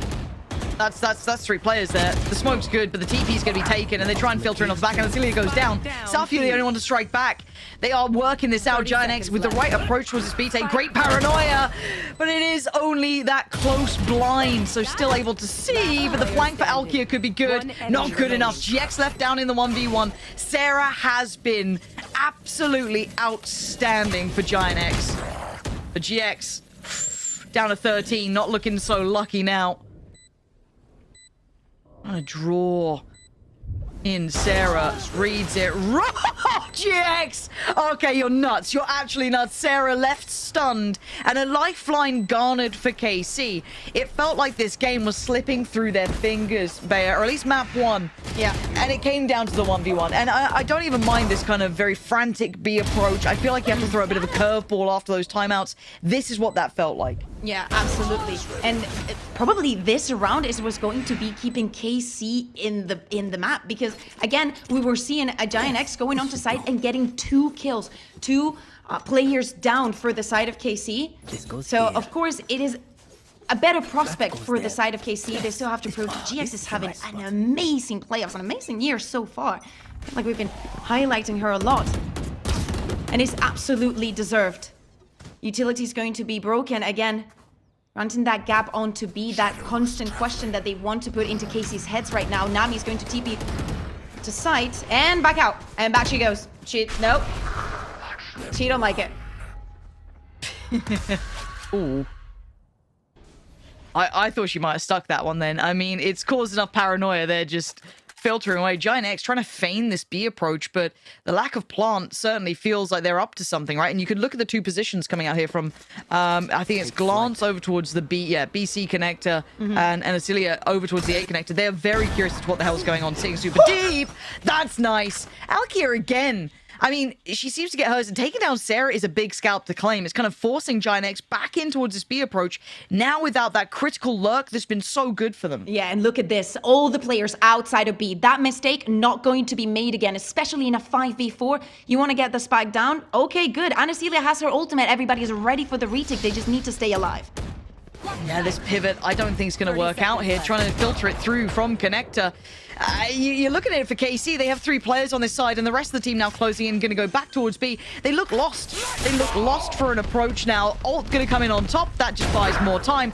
They have nowhere to land here, and it looks like Ness trying to carve them out a path, but you've got 13 seconds. You got to go somewhere, guys. The spike barely going to make it to site as GX is still around. They haven't cleared the site completely. 6 seconds. They need to get a move on for the plant. That is very late for this plant coming in. Nami, I think, knows it. Too late in the day, and Karmine Corp shutting down every avenue forward. Giant X just felt like there was nowhere to go. This is such a good adaptation for them. As I'm saying, the leave in the space, play for your strengths, play for the ultimates that you work so hard to get onto the board. And as the score reaches the 11-11, Giant X calling for another timeout. As we're seeing here, the buy is not going to be the best one, so that probably is going to put KC in map point. Again, KC undefeated so far in Haven this year. They decide to start here. Good map also for Giant X. We understand the scoreline, but they're now back on the board, back chaining on those rounds and actually understanding that Giant X, they want to use as almost all the time that is available for them and trying to force them into making a mistake, into making a wrong call. KC has the read, so of course, Asuka has to step in and be like, girls, okay, back onto the chopping board. We have a low buy. Honestly, go quickly onto side. Maybe do a little bit of what we were seeing at the beginning of the half with Eva using that Hunter's Fury to help with getting the spike down and just working for the best of it, because especially Ness is 1 point away. She gets the spike down. They can just play fully for the post plan. And this might as well be 12-11 for the side of Giant X. Yeah, they do have that full hand round coming in. Now, the question is, do they get the opportunity to really pull the trigger, though, right? You got a 3-play stack towards B. This is it's the expected approach, right? So KC expect that Giant X go for this B rush again. We saw it before with the Stingers. Okay, instantly Smurfet gonna get the knives out. Glance is the one who is in the firing line, calling in the cavalry, calling in the support, asking for help. They are putting everything into this. The site's completely open. Oh, hold on, there's a good tag here. Eva does really well. Smurfet even converting. This is starting to look good. Until then, Glance and GX in unison, still keeping this site in hand. Ness is left to her own device, though. Can she bail them out here? They're on an island. Oh, GX going down. It's Eva in a 1v1. And do you gamble? Do you think? Where do you think this final player is? Safia on one side. Now she's got the info. Gets the tag as well. 57 seconds. An incredibly pressured 1v1. And Eva now has to make her mind up as to where she goes. That Stinger, thank God for that region shield as well. Safia's just going to start pushing onto her. Walking around sewers. Safia. Oh, the timing on this. Oh, the timing on that. Safia with a bold play to re-clear long. Don't get me wrong, but that was everything. Giant X put everything into that round, but unable to clear through quad. It gave them just enough stability for KC to keep control of the site. One run away from securing their first map pick here in the grand finals. What a close-up round. I will say, Eva keeping the spike when Ness was one away and she was ulting. I was like, no, this was like such the right call. But then I see this and now they were swamping onto the side. Very quick reaction for the side of KC. Glance managing to stay alive. Everybody rotating super quick. But that ultimate is going to be just as important here to take things to overtime. Both its two teams, no strangers to this overtimes this year. No. They still have the lockdown. They still have the Rolling Thunder. They have the TP for Nami. They have a lot of tools still to work with here. GX. Oh, actually, a very preemptive ult here from Glance. I mean, info found, yes, and a tag towards Eva, but I mean, I don't know if that's exactly the outcome. And just use the lockdown as if this was 2020? Yes. Well, if they burnt the Hunter's Fury, why not, I guess? So you're kind of hoping that Alkia can stop him at the door. She's been so good in this openers. They fought through the first. That's stunning from Smurfet. That's the green light to go. But Glance reads the expectation to want to get that lockdown in play. But now they've got a 5v3. They've got everything they want. They're not going to take any chances this time. Ult goes in, but so does GX. Bulldozering into the site. Nami goes down. Smurfet fights back. Control from the site. Safia trying to get in, but can't. Smurfet coming alive when it matters most. Leaving just one to face the music. The dreaded sound of that lockdown just buying time and seconds. It's OT for map 1. I mean, I think we kind of deserve it, especially for this map, how everything has been going. This map calls for a timeout. Sorry, I'm literally out of breath after what I've just seen. And again, a Giant X just wants to keep being proactive after getting the spike down. They know the KC was going to contest it. But after all that second half, 12-12 on the score, now Giant X, it's their turn to defend. Smurfet, a brilliant 4K to close regulation. We're going to see the same performance for her. She's not going to go on the operator, playing for best of their ability. Maybe it's because of those 3 players that we're seeing on B. Can we expect some kind of aggression coming in from them? It could. I want to see what they go for here. OT always feels like it goes a little bit weird, right? Like the normal strat just go out the window, do weird things. For now, it's a stack on B, pretty much. 1-3-1. Deep Dart going to go down from A. Clear through that. Gets no check on it, but a very early take towards Garage here for KC. This is the 1 minute 20 mark. This is incredibly early, and I'm pretty sure that would have been spotted, yeah. And look at the walk down middle. Completely none the wiser. It's a lovely heads-up play coming in, but does it get punished? It does. GX gonna then double down on this, and Ness might be in a bit of a spot of bother. Can't make it out. And this aggressive play has backfired. It puts it all in the hands of Sarah and Eva. Now, Sarah was a monster in those early rounds. Probably pivotal to the way it ended up. So was Sarah. Maybe an opportunity here. Oh, the timing. Got a tag, but that's not enough. You can't re-peek that. But look at the positioning from Eva. Look at this. Do they check? Are they diligent? Do they clear their corners? Not well enough! Eva saving Giant X from a disaster. Karmine Corp getting lazy, not clearing the corners as diligently. The spacing not good enough and punished for their insolence. Look at this from Eva. That is exactly what they needed. Exactly, especially with that first aggression, maybe just creating that pressure, getting a couple of kills, but definitely went on the side of KC. Giant X has now the opportunity to get the first map in this series where they came with the disadvantage of not having a chance to veto into the first loss of KC on this map in the entire year and the first map that they're going to lose in the playoffs. And Smurfet is definitely determined to get that. And those sort of rounds of tilters, they're the ones that are going to haunt you. What if we just spaced out better? What if we just cleared that corner a little bit more diligently? It would have been ours. We would have been up to 13. They're the ones that certainly rattle you. But now, Glance trying to get some information and doesn't find much. The drone not noting anything, but there's a lot of players behind this. Alkia here, GX here, and Giant X sitting very passive. The timing on this, GX might be dead. Unless saved by Alkia, but the shots aren't landing, and Nami getting hungry. Trying to get the timing right, catch the ebb and flow towards that A site, but GX is now there. They've made it out alive somehow. Absolutely, and we know Giant X, we know how they are on the attack. This is the time to freeze, put a little bit of pressure, but they're not going to be determined to walk onto any side just yet. Slowly getting into that regroup, potentially walking onto C. KC already rotating, just reinforcing A. Shadows traveling. 30 seconds left. Pretty open for them. That utility still there for Safia. Just like in regulation. Yeah. Picking up the pace now. It is all in towards C. Good stall. 18 seconds.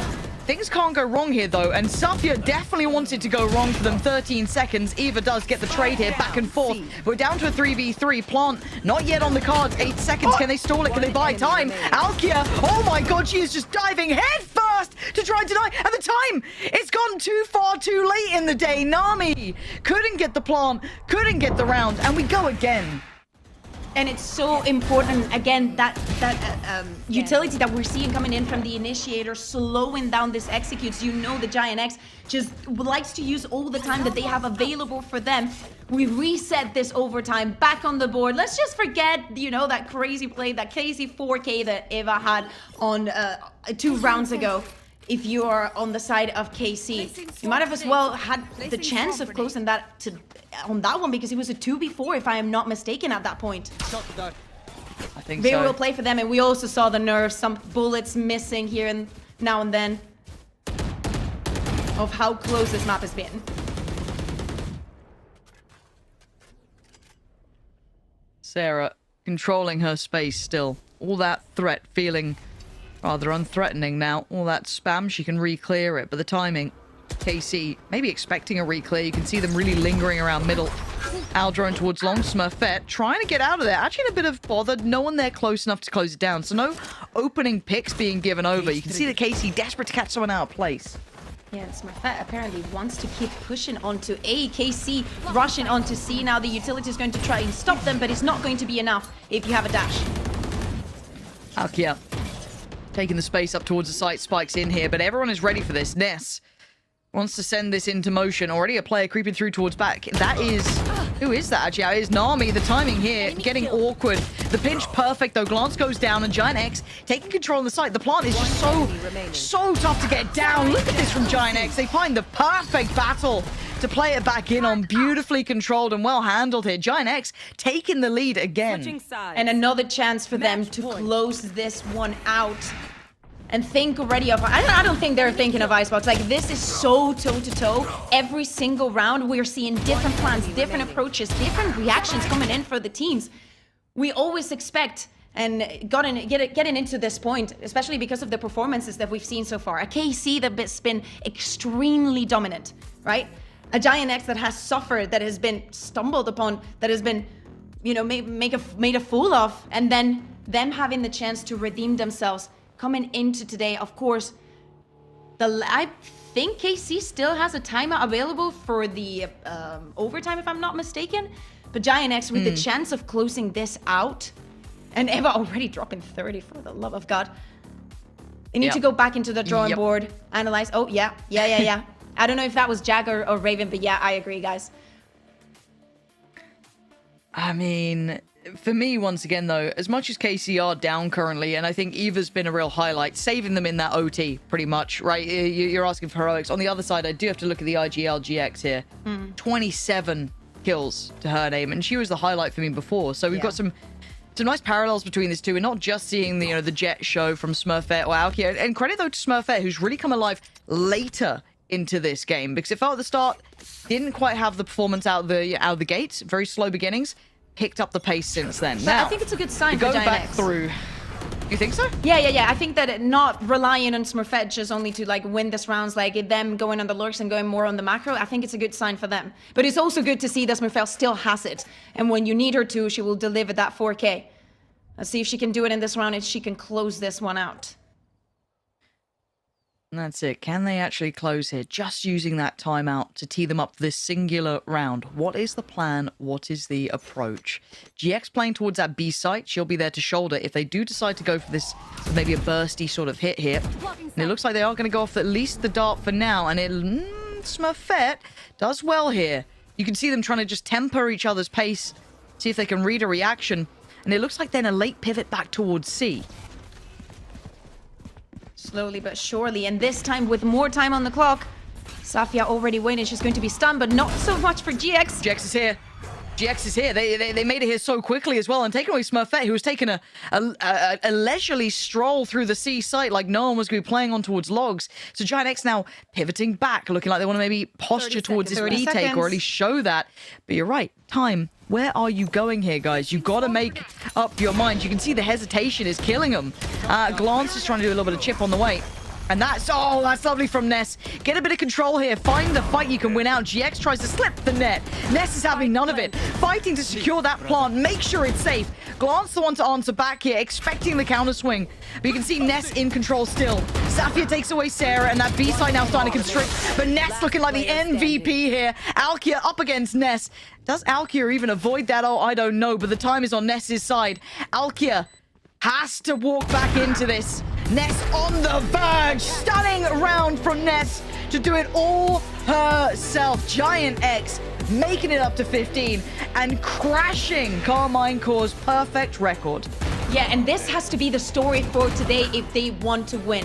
As I'm saying, breaking the record on Haven, doing it also on maps here, and just having that individual performance coming in from Ness. We were speaking about Smurfet and whatnot, but if you think about it, a word that we've mentioned, we usually mention a lot, is the resilience. Giant X was pushed time and time again. They had to bounce back in the second half of the halves, time and time again. First managing to get onto the overtime, and then managing to have this individual performance and think of new ideas that to bring back into the game. No, I'm thoroughly impressed with Giant X. And for Karmine Corp, I'm sure they're frustrated. So many missed chances, mistakes, costing them key rounds. And credit to Giant X for not letting those slip, not letting them fall away. Any opportunity given, they punished. They were on top of it. Very, very heads up work. And I've got to say, for Karmine Corp, got to see them tighten up a bit here. This feels like they're playing a bit messy, making some errors that I don't expect from a caliber team like this. Yes, I know some of those players are new, but you still have some really solid leadership there, and we know what quality Valorant they can play. It felt like mistakes like this one, walking out, the spacing off, not, lazily clearing through long, not good enough. You're not going to get away with that against someone like Giant X today. Yeah, and I think that is such a good sign, because many times when we refer to Giant X, we speak about how they're so good when the momentum is on their side, and in so many occasions today it wasn't, just for this first map. So going on to Icebox, with the things that we have seen from both of the teams, especially what we've seen for the side of Giant X, if they are able to translate that momentum and move it on to the next map, maybe we can see a 3-0 on their side. Maybe they can finally get the win. I feel like that map was the hurdle. It makes the rest of the series seem so much more doable. In best of fives, coming up from the lower side, when you don't have veto advantage, it's rare you see it go this way. So credit to them for going against the odds already. However, it is going to be time for a quick break. So do stick around. The analyst desk will be back with you after this.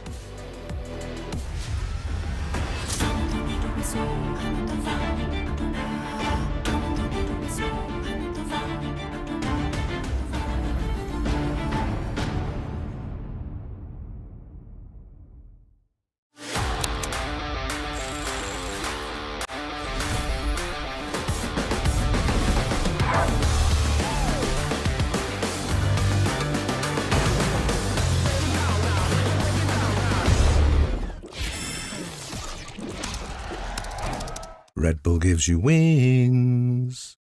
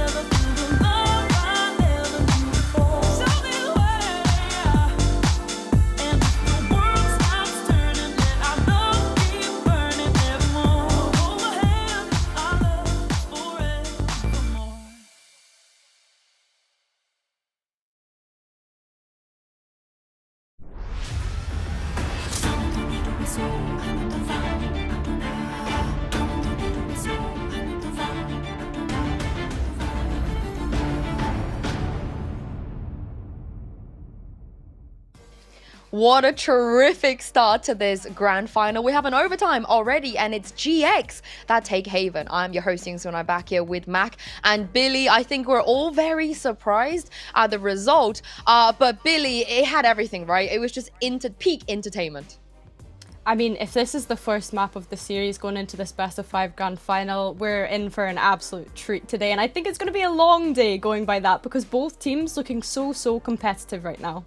Yeah, and there was just so much going on in that game. Like, that last round of regulation was insane. It was like all of the stars aligned. But yeah, there's so many rounds that we can break down, but we'll get to that in a moment. This has been a stellar start to the grand final. It's Casey, they were 8-0 before today on Haven. They're now 8-1. GX had absolutely no business winning this map whatsoever. So let's take a look at some of those rounds and see, Mac, how they managed to win it. We'll start with round 18. I think that we could have picked every round and talked about the clutching, talked about the 3v3s, the 1v1s, and so on and so forth. But this kind of gave us some copium, right? This made us feel like they could really close us out. Yeah, this was the point where if GX lost, Casey would have potentially just snowballed and ran away with the whole game. But Ness and Ava, they went so huge here in the 2v3. I think it was just pure synergy. Ness just so reactive on those flashes, not actually using them, just waiting, holding, and just using the positioning of Ava to try to pivot off the back of it. Ava ends up getting a 3k, Ness with the 2k, and it just all worked out flawlessly at the end. It was a crazy mid-round as well, leading up to that point. And then we've got so many highlights. This one as well, potentially even a play of the tournament. God. The fact that it saved them in OT, it saved the map and allowed GX to win. That was nuts. Yeah, I mean, it was absolutely incredible. I think these two were absolutely fantastic. And as you say, Ness in that round 18, really just being able to help her team out. And the individual that ends up closing the map out as well. So yeah, a stellar performance from both of them. In a normal circumstance, it's like, oh yeah, Eva's good for 1, maybe 2. You know, if she's super lucky with the spray, she gets 3, but she gets 4 in OT of all time. So it was a very exciting way for them to kind of finish the map eventually as well. But we do have to talk about Eva and her teammate Sarah too, because Billy, this is some prime performance we're seeing from these two.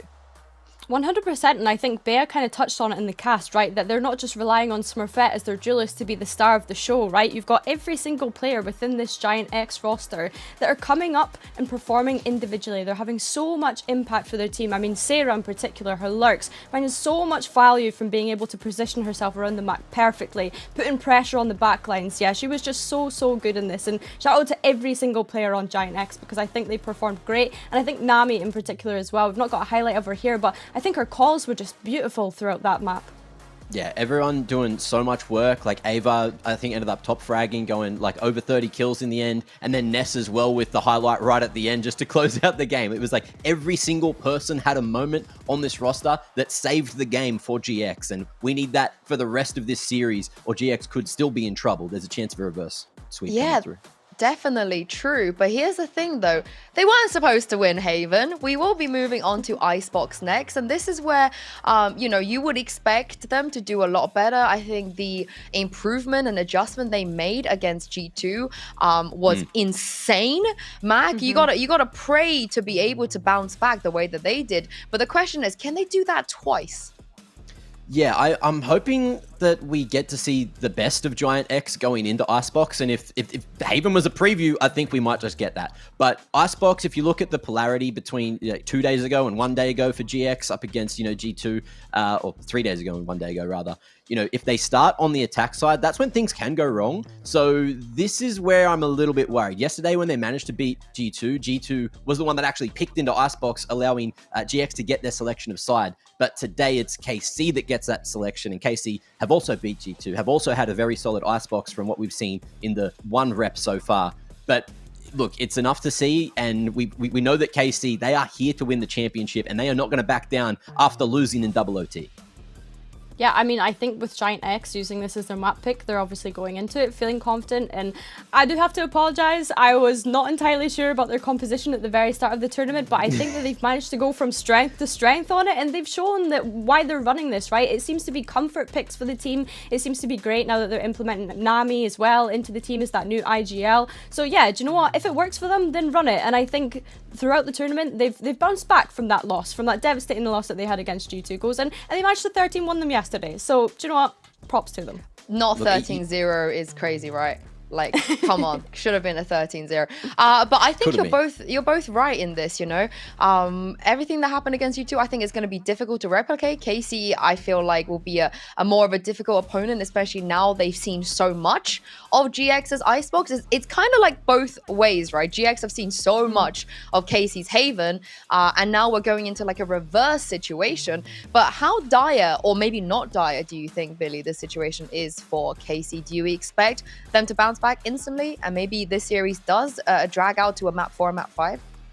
You'd like to think so, but I think when we look at the players on KC as well, we have to question some of the individuals' experience, especially in a best of 5 situation like we kind of highlighted at the top of the show, right? You've got a couple of those players that have maybe only played in 2 best of 5s up until this moment, and it's moments like that where perhaps they rely on the experience of someone like Glance to be able to kind of bring them up and help them push through this. So yeah, I think as it gets to crunch time, that pressure starts added on, and it's players like that you look to kind of be able to lift the spirits.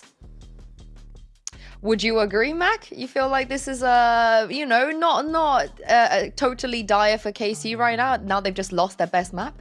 Yeah, I wouldn't say it's dire at all. You know, we've got Lotus up after Icebox, even if Icebox doesn't go right. And on paper, Lotus looks like it's a much better ballpark to play the game for KC than GX. So, look, the conversation of a reverse sweep could happen at some point, and it might not start now, it might start next map. Yeah, and there's going to be no changes, Billy, into this agent select. Yeah, absolutely no changes. And I think that that's what works for both of these teams, right? I think Giant X, as soon as they switched up that Ness and Eva on those initiators, I think they looked so much better. They look so comfortable on these. I think Smurfet is really gaining that momentum and figuring out how to jump back onto that Neon, you know, since Icebox has kind of been away from the pool for a little bit. But looking over at KC's side, I'm going to be looking at Safia to be able to come out on top with those lurks. We've seen it so much on the opposing side of Sarah's Killjoy, and I'd be expecting the same to come out from Safia. So yeah, honestly, this one, I'm not entirely sure which way it's going to go, given the bounce back the Giant X has had on it. But the compositions, I mean, the only thing really that they're playing differently is that KO versus the Gecko or that Jet versus the Neon. So it'll be interesting to see how that translates going into the server. My eyes go towards Anacilia here as well. You know, her first tournament, first grand final. She's got a lot of job to do there on the KO. I need to see her shut down Smurf, shut down Ness a little bit as well on this Icebox. But I do believe we will soon be ready to jump into map 2, because I want to get back into game, Pansy and Kakuka, and want to see more OTs as well. Over to you. Look, I'm down for a long day at the office. You know what I mean? This is the map 1 was a banger already. I'm happy if this goes the distance on map 2. But there was some very valid discussions there, Bea, especially in regards to how much has been seen on this Icebox, how prepared the team can be for it. But the momentum from a map 1 win like that has to be monumental for someone like Giant X to come in here as seen as, I'd say arguably as the underdog again, especially in that lower run back in. Bea, where does your mind sit when we come into Icebox here? Where's your favor kind of leaning towards with who's maybe poised to tip the scales their way? I think that, of course, for everything that has gone against Giant X, them not having the chance of fanning a map and then having to pick the second one, this is a good one for them, because we have seen the bad and we have seen the good, and if they were able to do that against G2 and fix so many of their issues, KC should be just another opponent. As the desk was mentioning, KC has only played this map against G2 Gosen, because of course they didn't have the need also to play that many matches. They just faced their first map win here on map loss here on playoffs. So I want to see number one, how the duelists are going to be set up. Not only their individual performances, but actually how the rest of the team is going to be managing to set them up, because I think that was a key factor for Haven, and I want to see that from both of the teams moving on to Icebox. All right, so the stakes are set. Currently in this best of 5, Giant X lead after breaking Karmine Corp's flawless run on Haven. Now, it took OT, it took a couple OTs, but they got the job done. Now we dive back in, it will be Giant X on the attack, and what a start. GX is gone, and that B site feels vulnerable. Do they continue on this pathing, though? They have all the time in the world to work with. Yeah, exactly, because now the GX is down, you might even consider to go to A, but no, it looks like it's going to be pretty straightforward for the side of Giant X, trying to break out utility if there was any from Safia waiting there. And just sending Carnalito to plant, maybe 2 further down. Yeah, that position for the plant leaves the spike so far away. That was wishful thinking to assume you'd get that plant without any sort of fight back on it. Not sure if that was the plan that they should have. It couldn't have been, right? That must be a little bit of a mistake, and that's a big knife. Good information off the back of that. Yeah. Delaying them as well. We know that Giant X, they like using that time. They do have that screen to time fight back for this space, but the positioning for KC, everybody's very aware of this. They got a brawl on it, right? You got to fight CT to try and recover that spike, but Alkia putting up numbers, but it's leaving just Sapphire alive. Little labored. But job done, at least for the first fight. Trying to get a little bit tricky. Sapphire, that's, so close. That could have been a dream come true, but Ness, once again, so impactful here. Gonna close that out and get Giant X with their first. And you were speaking about momentum and how much Giant X could pass on from map 1 onto this one. Definitely Ness has not forgotten what she did on the last round, closing things out. Opening this round and closing it as well. But hey, guys, we've been here before today. Giant X getting that pistol, and Casey actually managing to turn things around on the second one. See if Giant X can convert this one and just have an easier time starting off this half. I don't know if you get easier times against KC. They're always like a little bit dangerous.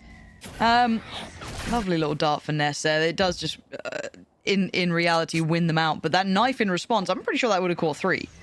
Hence the reaction we're seeing. But KC trying to get a little bit cheeky. Alkia making it up and over towards Nest.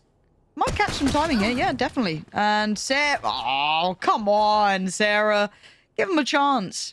Even now, joining on this. That's a chance. That's a bulldog down. Yeah, all right. Fair play.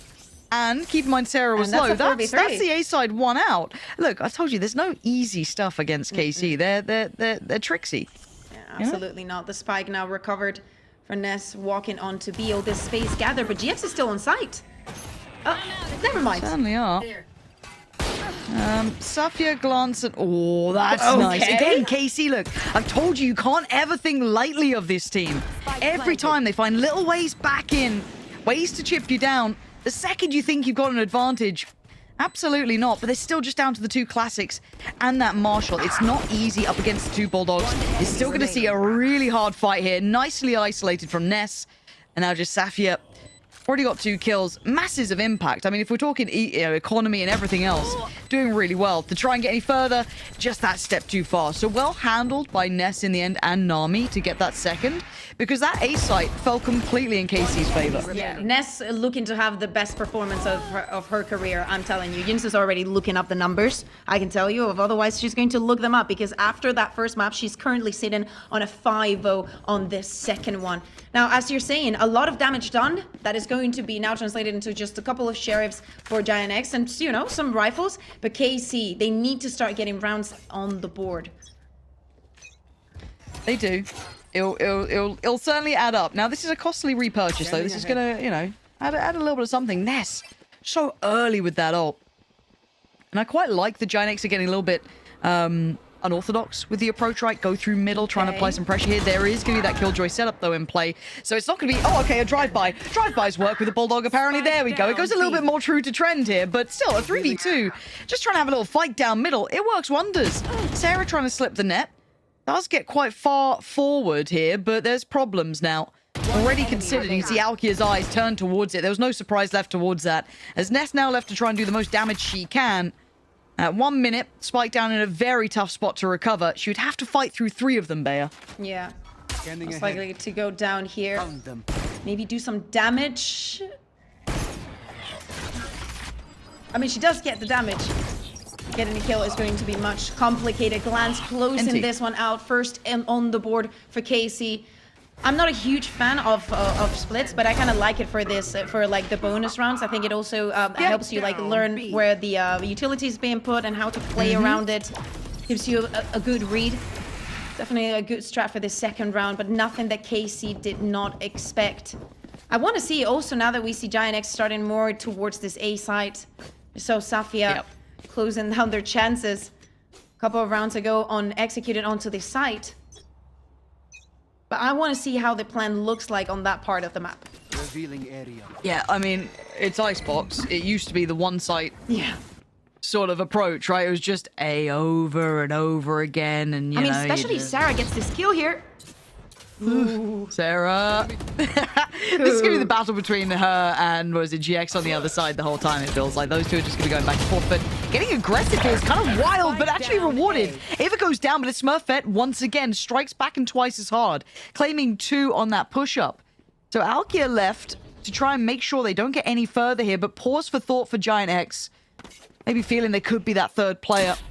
Not wanting to give away too much here, but again, Karmine Corp very aggressive on their walkouts. Really want to catch the timing on any adjustments, and they do. Safia catching Smurfet on that cross back towards B, but now how do they read this? How do they want to approach it? It looks like they still want that B side. Yeah, especially in a 3v3. Already with all this pressure from Sarah, she has most of the site. But GX does not abandon B for sure.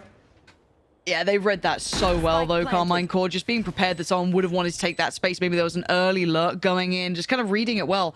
Nami and Ness. This is a lot to do. Nami trying to find space as well, and does. Finds more than space. Finds the player. GX has gone down. Didn't manage to spot out anyone else, but that's already good damage. Alkia left a little bit freer now. There's Nami still trying to control the space on the site. One up top, though, spotted. Swing from down low. Incredibly difficult, but still alive. Nest, in the meantime, gets the trade right. Gets the tag as well. Big information here. Oh, and shouldering the angle early. You've still got, you got everything you need. You don't need to be in a hurry here. Patience pays, and Ness. You're spot on. Plays that just right in the end. Just bolstering enough of a fight to force Safia to flee.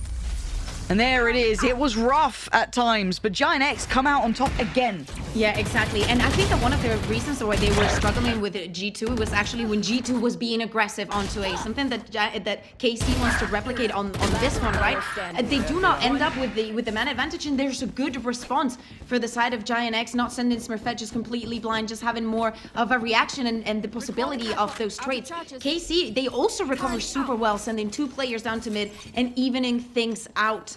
But again, the face that we see here from Giant X today is off the charts. One of their best performances so far. Yeah, they mean business today, right? Let's be real. Looking at what they're doing, already a really good start. Alkia trying to add a little bit more impact to this very low purchase. They do have Safia with the rifle. We've got a Bucky with GX. Everyone else is on Sheriffs, and of course, Alkia. Knives are out. Forced to fight forward and doesn't get it. Now, Glance was the one to take down Smurfet, but the big fight's been won. But can they break into the site now? Slowing them down with that knife. Oh. They're keeping this competitive, Bayer. It's back and forth the whole way through. Yeah, absolutely. Kind of surprised that Giant X did not fight for that orb a little bit more, knowing, you know, the economic difficulties that KC was going to be facing out this round. Ness super reactive. Everybody's going to be spotted here for Giant X. They know where you are, and GX, even though with the Bucky, she's going to be walking down. You gotta be careful. It's still really big chance here. GX. There it is. Sarah really aware. You're right. And I think the turret going off in the end and kind of giving away that rotation potentially, or just hearing the steps. But it's down to just Safia.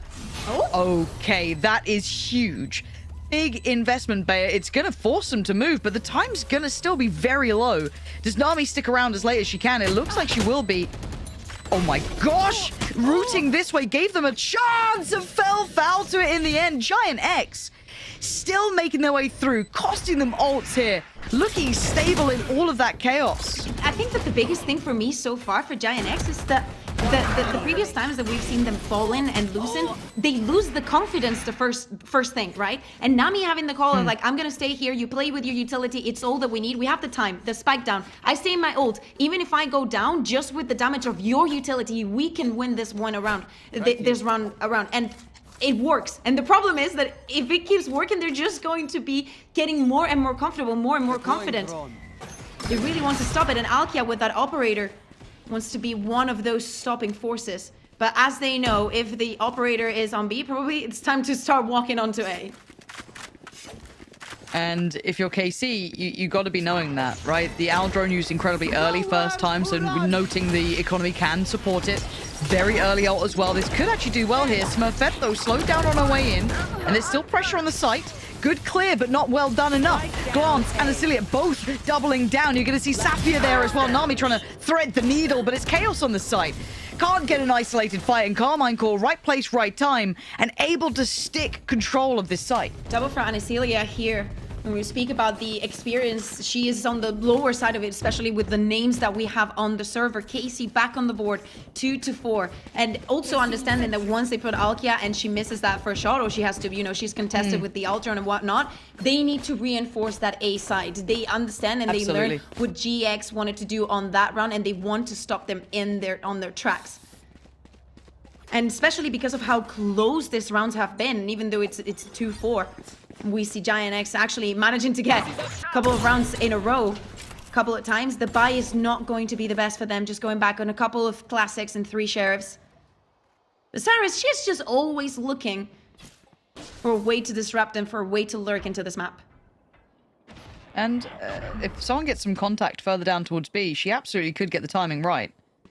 Safi is currently on the case. Now, it's who stays here longer. Does Giant X cause enough of a fuss towards B site, potentially down B long, that eyes turn?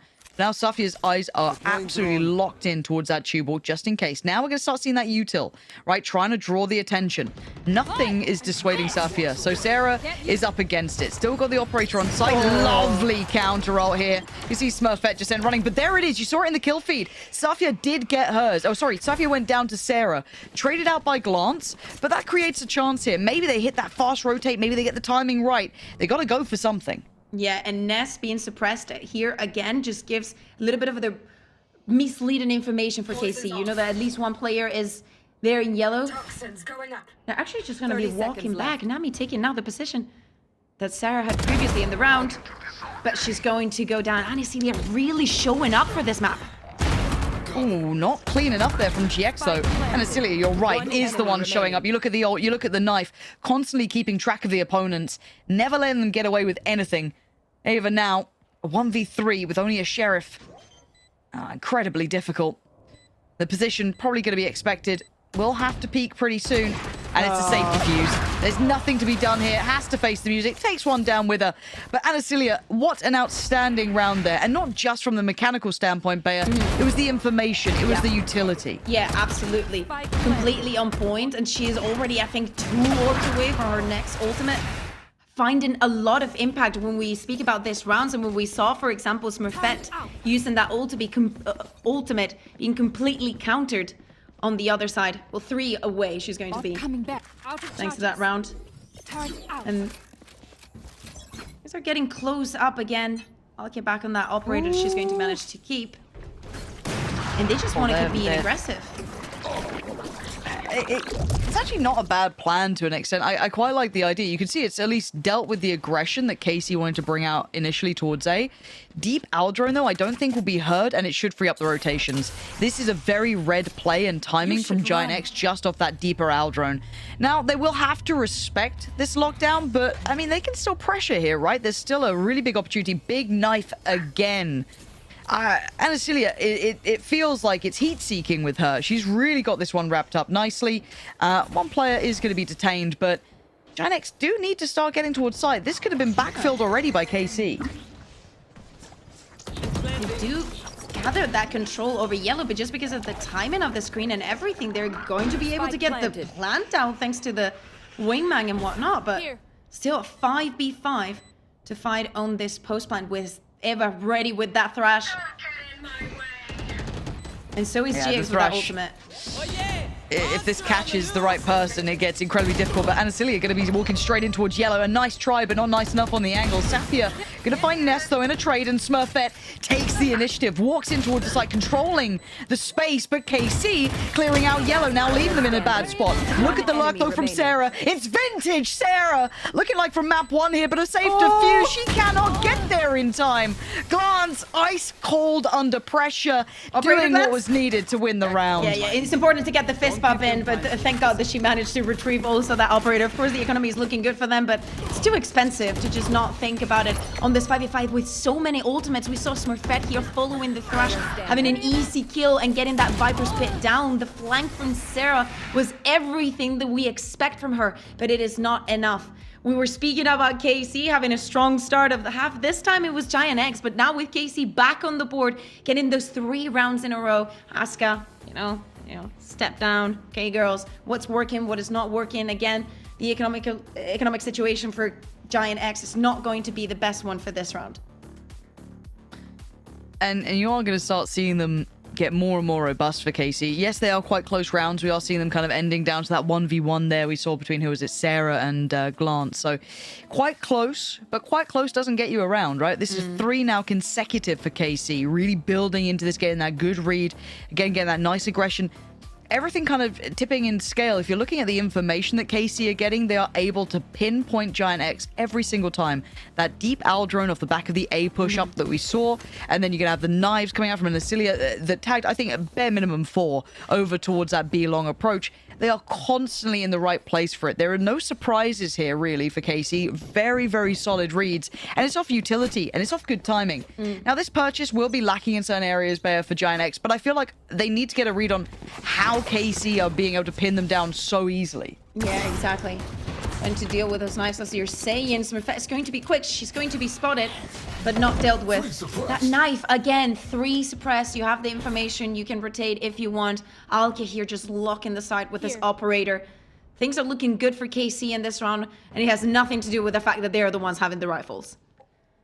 No, again, it's all information. This owl drone, Alkia might get it broken by looking at the util from Anasilia if she's still going to be there in support. Yeah, going to try and tuck in towards E-Box, but we're going to see the counter drone coming in.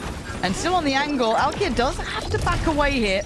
Giant X trying to take those patient steps forward, methodical in approach if they can, but Smurfet down very low here. Glance already going to find Sarah. It's looking like the blue wall is holding until Ness breaks through, but only for a moment. Just takes away a brick of it all. Safia again. Solid performances coming out from KC. Tilting, again, this scoreline just in their favor. Yeah, so much utility to be used there. And that's exactly what we saw. Safia 13-7 currently. Just look at all that damage coming from the mollies and everything else. Also, understanding the differences, right, between the KO and the Gecko. I think that for this difference, honestly, is definitely being the difference maker. Stopping right them on the tracks. And we were speaking about the timeout. Things have to change now for Giant X. 4 rounds in a row for the side of KC. And this is a beautiful view of Icebox. Look at this weird stack. We've got 3 players stacked on long. What are we doing? What are we doing down here? We're spotting Nami. That's going to be the first thing. And Ness is going to just get close as well. If this works.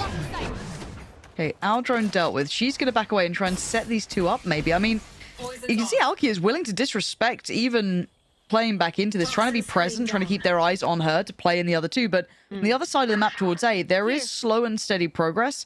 Not too much, so there's no aggression being shown this time on the A side due to this stack on B. So kind of, once again, subverting expectation of what we'd seen before. Now, there's a singular lurk from Nami, or kind of holding position towards B long. But with all that lull in time, Bayer, they've got to know it's starting to feel like an A hit. Yeah, absolutely. No information besides that Nami there. But as you know, Giant X, they love using all the time that is available for them. So you could expect that actually this could be a B finish. But it's just going to be Nami staying there. 30 seconds left. Well, that's not a plant. Poor old wingman down again. Ness trying to keep some security on the site because they now need to put their bodies behind it to try and get the plant in. Swing to back site. The spike goes down again. It's all going wrong here. Karmine Corp making it back to the site. And GX running low on time.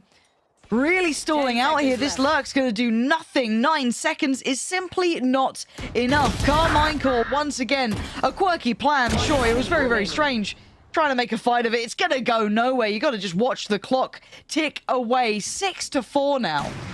And I think the understanding for KC in this round is correct. Like, after the timeout and after the pressure that they were putting on A, they can expect Giant X to actually pressure that onto B. So I really like that macro and the way that they were set up on B, trying to prevent this from happening or have a quick, instant response on the board. Because also the rotation happening so quickly, and Giant X really committed. Like, there's no baby steps for them. They're not really, like, testing the ground. They're really, like, committing after they hit a site. So KC has the means to stop them. And they did so in that round. So the spike down, not even an issue. If Giant X cannot, stopping Carnalito and then just having the ultimates on your side. they're still going to have them for this one. Getting onto side for Giant X is getting more and more complicated. That operator and also the wall on A side, plus Anasilia stopping them on their tracks time and time again. Yeah, it looks like every Time to player on explore Giant X mid, just I has guess. the... yeah, pretty much. Not able to remove the alarm bot either.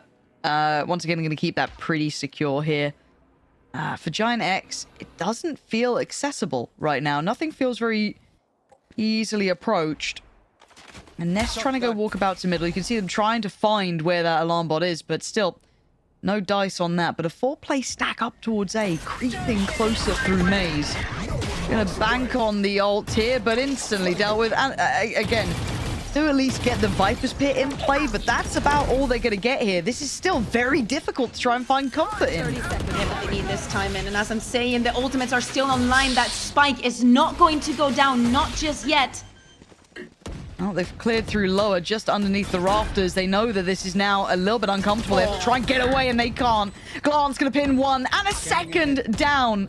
Ness trying to set them up on the way back through, maybe catch a player off the back of the reveal, and they do get some good info, but no one able to make the most of it. Smurfet good for one, but the second it's just impossible. Zalkia again, just looking like a highlight player here. This has been very nice for KC as a recovery. Yeah, absolutely.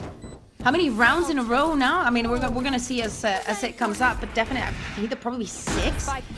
And as I'm saying, the ultimates, the damage just by the abilities plus having the wall on A. I understand the plan for Giant X, and probably this is one of the reasons why we see them executing with what for them would be a lot of time, which is 35 to 40 seconds, because you need to bait out all of that. Wingman going down, you have to secure the plant with your body, and it's not going to be an easy one with all the ultimates available also for the side of KC. 6 rounds in a row now as we jump onto the last round of their defense. Yeah, this is starting to feel like they're just unable to get past this hurdle. So this time around, alarm bot gets found very early. Smurfet trying to keep an eye on. We've been seeing aggression behind that, but once again we can see it down towards B long. Now, Giant X, a blind but correct choice towards the A site. Gonna spot one. There's Celia here. No knife for quite some time. Couple flashes still to play with, but just trying to hold a little bit of space behind screens. That's it. But Smurfet might want to take that away. Actually, very much does. Controlling site, there's no one here. They are playing full retake on this Bayer. Yeah, exactly. And with that plant and that orb, it should be good also to have the Thrash for this post plan. That could be the difference maker. GX already pushing from behind. That alarm board is not going to be positioned for her. You can see the util go in to maybe set up. Oh, nice from Sarah. Queen on GX. Removing that backline threat, but now Alkia not clean enough on the way in. And Ness there to catch as soon as she dropped down. It's a 4-player to 3 advantage. This time around, Smurfet still doing damage. A valiant attempt, but it's a 2v1. Safia's been not so far, but not good enough at the very end. Ava there to at least give them a fighting chance here. Clawing back around after what felt like quite the drought. As you said, 6 in a row. 6 in a row, but you know that defense life is over. I mean, we saw at the end of it, KC, again, doing that little stuck on B, thinking, eventually they will come back here, right? But that was not the case. Let's take a little breather before we jump into the second half.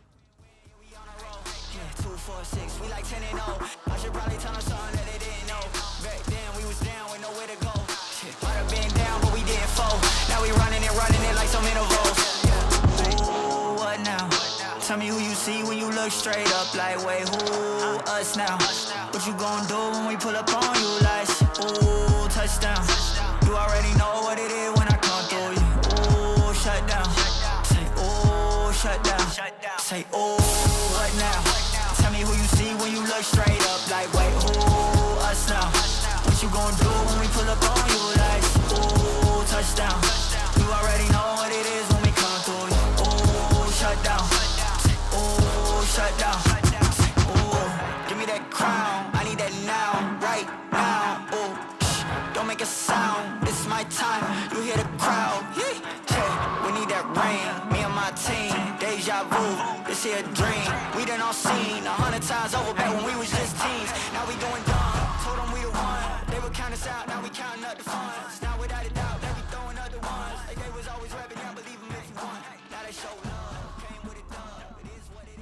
7-5 here. KC are firmly in the lead after what was, I mean, quite the string of rounds there, Bea. But for me, as much as Safia is the headliner, right, you're looking at the kind of lead run of the team, Anasilia was just exceptional at keeping them perfectly up to date on the whereabouts of Giant X constantly.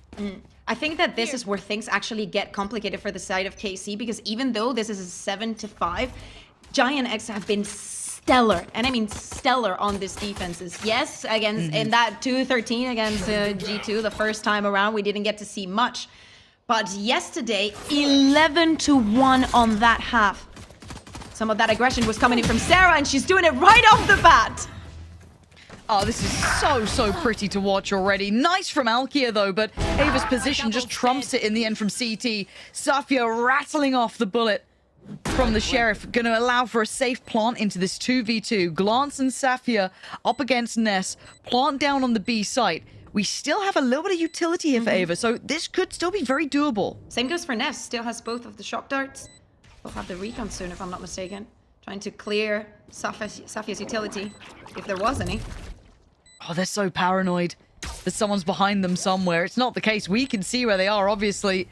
Big info already. There is no one down there. It's both on long. Maybe, I don't know, a missed audio cue, but there's the flash. This is now making it very doable. Glance back to the wall. Speaking of, runs away, finds a bit of cover, gets that Sheriff, and plays it. Oh my god. Oh god. You should be fine. You should be fine. You should be fine. It wasn't pretty. Do we count that as a Red Bull clutch? I think we do. I don't know if Red Bull wants that. I don't know if they even want it. I think that KC takes that round, honestly. They take it, a pistol going for them. If I'm not mistaken, they also got the one in the first half? No, it was INX. It was INX. Yeah, it's coming back. It's coming back to me now. But definitely a necessary round. Back to me. Sorry. If you're going to sing, I'm not going to carry on. I'm not going to carry on. Don't. I don't think that's the deal.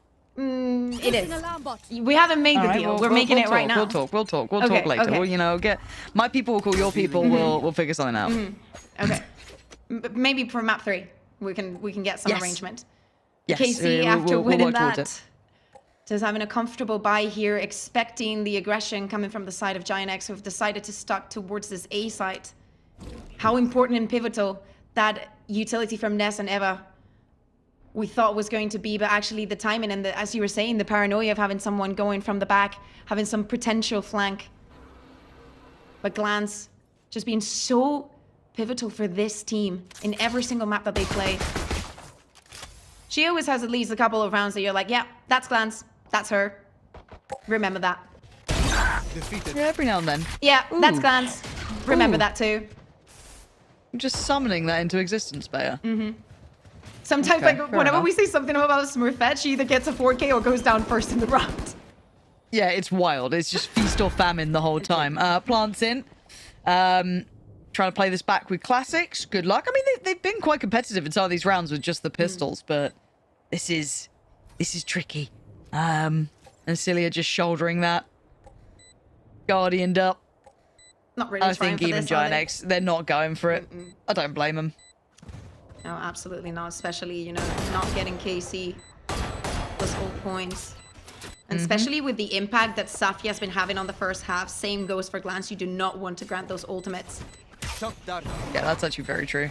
Yeah, because you don't have, like, in this map, sometimes you will struggle to get the plant down. So not having the Gecko, for example, in juxtaposition to having the KO. You do not want to give them any facilities to get that spike down or to have an easier post plant. Very true. So, for KC, they get to walk away pristine, happy enough. They'll be cheerful enough with that. And of course, on the other side, Giant X now need to figure things out. This map has started to fall away from them. And again, you've been seeing their praises here. I want to see that now in effect in the server. Right, we've seen the Giant X deserve to be here. We've seen it on map 1. We've seen it throughout this tournament. They're a great side. I want to see a little bit of a fight back here. I don't want this to end on, you know, that 13-5 kind of blowout game. No, I want to see what they're capable of. And this is the round to do it. Buys in place, couple of regen shields, but still, they have to make it past the bonus if they fancy a real shot at the rest of this map. Yeah, and Smurfet already being contested by Safia at the beginning of the round. They're going to take their time. try and make any contact, and that goes for both of the teams. Giant X not going in the aggression. Smurfet, as I've said, dealt with, and slowly but surely, and thanks also to that orb. Ooh. I'm always envious of players who look comfortable doing this. I can't do it. I don't know what happens to my aim. Don't know what happens to me. No, I've never won a fight from there. Sarah again. Sarah's timing. Jesus. What's it like? What's it like to be talented? Oh, I wouldn't know. No, same. I'm genuinely asking. Please, someone let me know. Lovely little shot, but it takes more than that to win the round. We've got Glance creeping close to the site, and this is just the bonus. Oh my god, the timing. Glance threads the needle just right. Nest goes down, and suddenly the A site looks pretty, I don't want to say doable, but Smurfet looking desperate on that. Tried to get in too early. KC being gifted. Kills here. Bayer. This is a mess. It's individual. What the hell just happened to Giant X? Oh, well, you know, this is the kind of round that if you're Giant X, you need to forget. But for KC, actually, with having one player down, having that being the trigger of to just go onto site, they're not going to expect it. The same thing that we said about GX, about the first map of being so quick, so reactive, that didn't happen. So Asuka's like, okay, girls, what was that? What was that? We got the opener, and I want to take this timeout that Giant X is having to just highlight Sarah again. Yesterday in this map against G2 Gozen, she went 6-0 just on the defense on those opening kills. So this is something that Casey surely could have expected, and even though it goes their way, because Alkia was looking at it. Alkia knew that was an angle that she had to care for, and still Sarah gets the kill, and it is not enough. And this is one of the reasons why Casey just manages to keep stomping on the rounds, and now they manage to also convert this bonus. This is probably going to be 11-5 on the scoreboard. Yeah. This is not a situation that Giant X wants to be in, but it's one that Casey have been fighting towards the entirety of the first half. And Casey, look, in my mind, in that previous round, great entry there from Sarah. Well, I say entry, but first kill from Sarah, brilliant. Glance gets away with murder, right? Just charges forward, threads the needle, gets some nice timing, she does it and gets so many the pick times where, like, I feel like exactly. she has the experience and the comfortability as well to when things are wrong. It's like I go, no worries, I go. And don't get me wrong, that one I'll give you. It's the rest that everyone fell individually. There was no trading. There was no, it felt so individual, and that's what I don't want to be seeing. I don't want to see them starting to fall apart here. Now, even if they lose this out, as I said, 13-5, whatever it is, that's fine, but you don't want it to go down that way. You play as the 5, you play as a collective, you're a team together in this. They've got to keep that in mind. It's a long series here. They got away with a brilliant map one. Look at what GX absolutely showed what they could do. She's so expecting this. Yeah. It's such a ratty position. I love it. Okay, Ava. Okay, but again, they're at least fighting together this time. Yeah, Ava goes down, but, Ness was there. If there was a possible trade, there wasn't, to be fair. There was not, the angle just not favorable. But I like the fact they're trying to just fight together. We're seeing good spacing, good trading. To roll your mind back to map 1, it was that issue that cost KC, the OT rounds where we saw that poor spacing coming in. So again, just these simple fundamentals need to stay in place. Good timing for this Aldron as well, trying to retrieve maybe some of the guns and some of the space that they've given here. Ooh. Oh. Hey. Not a Okay, single Sarah, point of you damage. And a Vandal for her. And it's Sarah. Seconds. You might as well just run 30 to B. seconds left. They are at 30 seconds. They have to make a mad dash towards the B site. There's still a little bit of util for Sarah here too. Could stall out a nice bit of time. She's It's everywhere. gone so silent on the map. She's everywhere. And especially when the time goes down, I assume that, that utility has to come into place. There it is. Exactly. This is nice timing. This is really nice timing. They are going to get the plant in, but you can see how close that was. So they do at least get a plant here. Into the post plant, the weapons will start to come into effect, right? We've got Vandals, we've got Phantoms, we've got a lot of kit there. And, well, you can see what's in hand. Lockdown for Safia. They want to make no mistakes on this one. With that lockdown, it spurs on GX. They have to gap close. They can't wait back. They can't sit back. And Nami isn't. Great shot. Oh, and Sarah with a stunner. Giant X. Unbelievable. and time for the defuse. That is a lifeline of a round. Absolutely. We need to ask about this timeouts. I believe that it is a before and an after, a Pasifka thrifty for them, and also in the conditions that it was, right? Because we see at the beginning of the round how we were mentioning that GX just stayed there and spawned, and sometimes, well, most of the time, so you can expect that when the buy is lower, there's going to be a stack in one of the sites, and especially here on this map, I think that most of them happen on A, right? So them going extremely fast onto A and challenging that is probably also a call out for the rest of the players to push and to just try and force Giant X into GX position. But actually, just Eva with that Sheriff, again, just having a very good performance on that first map. Probably, you know, we see at bottom of the scoreboard here, but the impact that she's managing to have, challenge time and time again, playing from the get-go is not an easy task to do on this map. It's like you have a literal, what's it called, a target on your back. Yeah. And this is getting scary. They're banking on this mid-walk. They've dealt with the turret, but Savia then turns attention.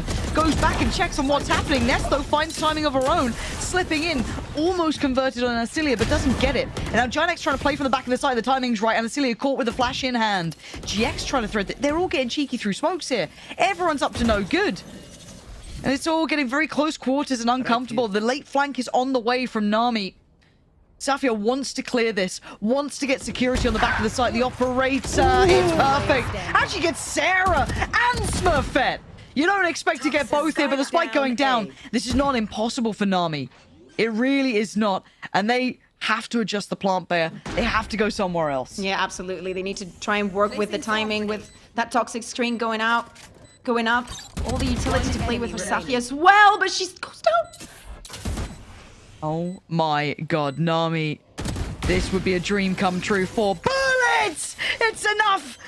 Nami, absolute heroics for the side here. I thought that was won and lost by that operator on the site. I thought it was done for. Nami thinks something else. That is a Red Bull clutch to remember. That is an absolute Red Bull clutch if I've ever seen one. I love seeing Safia on the operator, even if it's on any kind of sniper. I thought that this was going to be a collat, but Smurfet just moves to the left in the last very second. Nami understanding also that the only win condition that she has is do not let them get into a safe position to play for the postman. You need to be as fast as you can, and actually getting that first kill onto Safia that was just looking at mid. Oh god, that stings. This last 2 rounds for Giant X. What a way to go back into the game. Smurfet now on the operator, though, right? These are the big ones. Yes. You convert like a thrifty, a sheriff, you hit some bangers, then you got a clutch coming out from Nami. These are the ones that really hit home. They feel good. So for KC, you can't let that momentum really flip. You can't let them keep building that confidence because it becomes critical. It becomes almost killer. Alkia trying to find some space here, thwarted by Dizzy. As they do look to find another option here. Felt too much resistance on that A site. Yeah, and even though the rotations came in from Giant X, moving on to A, now they've decided to give up the site a little bit more, and Smurfet still has this operator locking down on B. Okay, Smurfet, though, can be overwhelmed here. There is support coming, but you can see she's backed away to the side. Now she's pretty much dedicated Powerless. here. You gonna get out? Are you gonna try and find a way through? Individual, where's the trade here? Just sent her into her death, and this is why Alkia found space elsewhere, setting them up, but there it is, falls. And now suddenly KC trailing around the map here, not sure where to land, but it looks like that A site is where they're trying to head towards. Yeah. Anacilia, of course, is not going to go up after using that ultimate 3v5. The spike is going to go down, and Safia's going to find the kill onto Ness. This is very much winnable for them. This could go either way. Glance trying to stay postured up on the site. Sierra, Smurfet. Trying to play with the turret, creep right? back in. You'd imagine so. Oh. GX spammed out by Dice. Gets caught on the way through. Ava there claims it. Down to 2. Glance and Safia. The ult not going to be brought into effect. It's just Glance really. Gun in hand. Surrounded. Oh, God. That was so close to being something incredible. It's not to be as Giant X again pulling it back from the brink. They sent Anacilia in to the absolute death to pull off this fake. And it still crumbles. Ness with that pick is absolutely massive, even though that was the call also for KC, not wanting to deal with that operator, having that first initial try on to B, that calls for a timeout now on their side. We were speaking about those 6 rounds that they got together in the first half, how they managed to convert the bonus. And I will say it again, Asuka, what did you say? What is it? What's on those timeouts, you have a, like, also for context, like Asuka has been a coach in Game Changers for so long, and we've had also a lot of coaches that have been here for so long, but he's been on a top 3 finish for 7 splits in a row now. So these situations he's extremely familiar with, and it doesn't matter if you know this, the changing of players, the changing of rosters. Feels like he really gets to know the players to a T and knows what to say in these situations.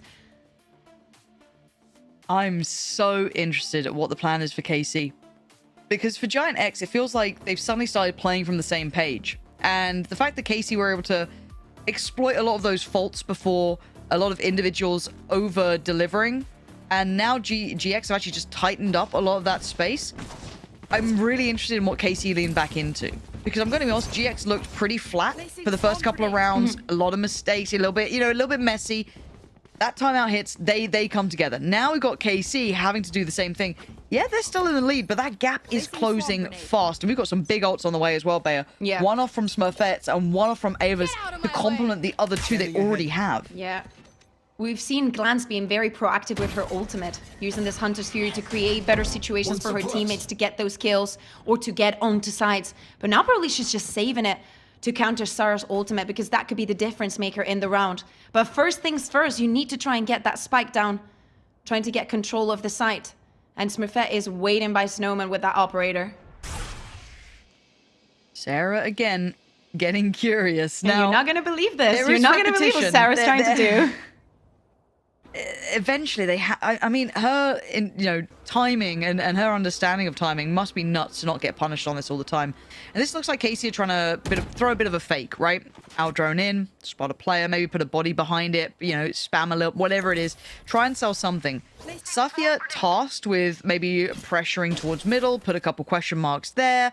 But Sarah is not hearing much behind this, and neither are the 2 players on A. There is no real red, alarm going off. It's Alkia who's really the persistent player. Oh, it's stunning from Smurfet. Just dips ahead of the wall. And now Nami trying to shoulder up, but can't.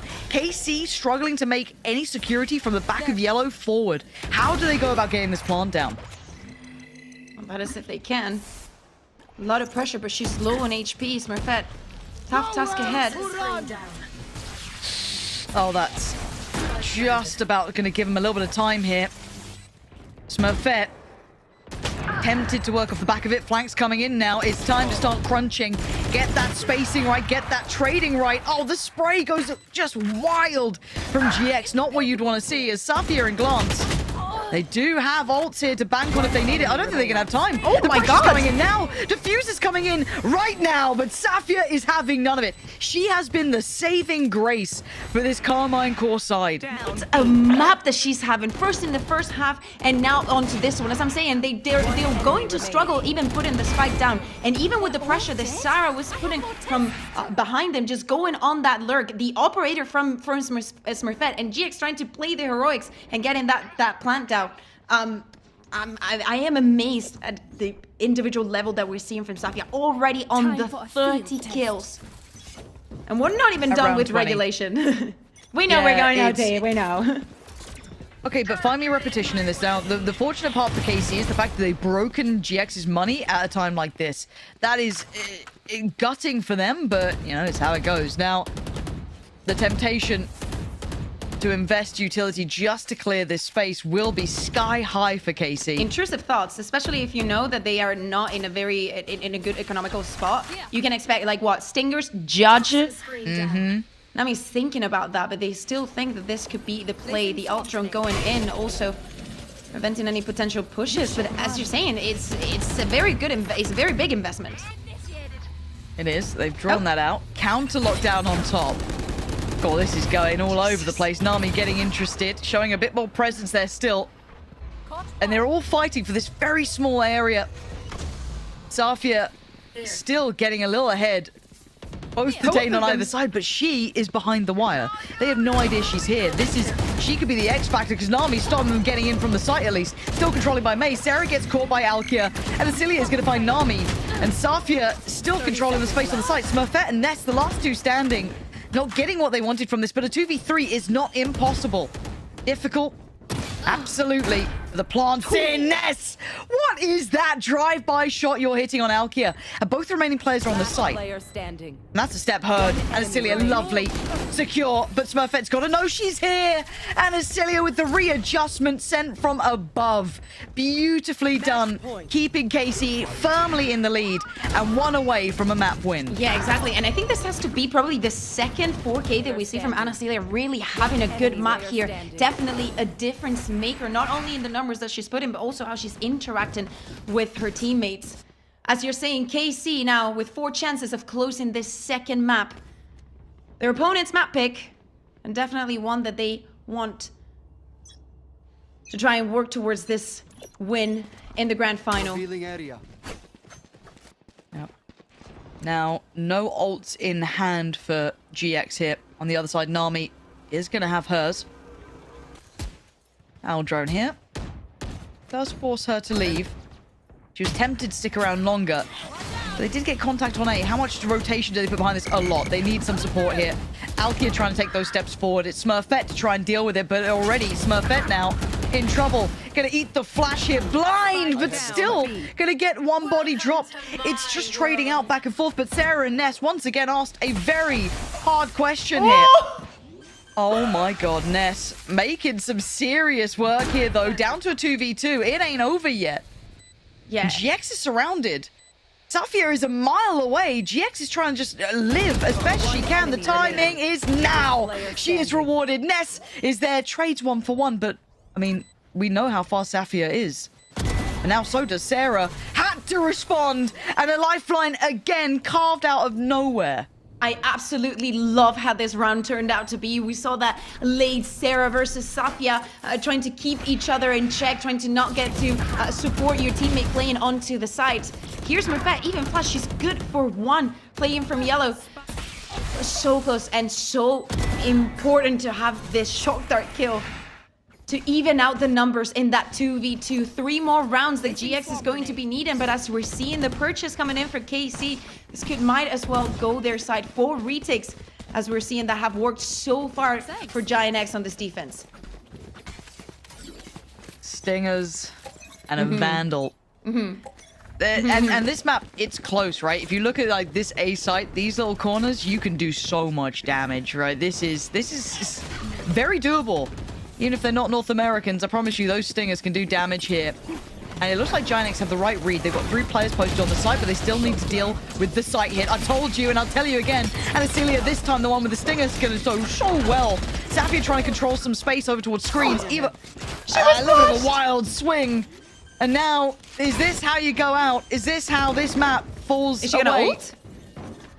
I mean, I really thought she was. There it is now, but caught in the open goes down. Nami and Ness in unison. They're holding on to this. It's getting so chaotic, back and forth. Nami now left in the 1v1 up against GX with a Stinger. KC, map point. Now she has to find the final player. The reposition, almost fatal. But Nami now gets to work.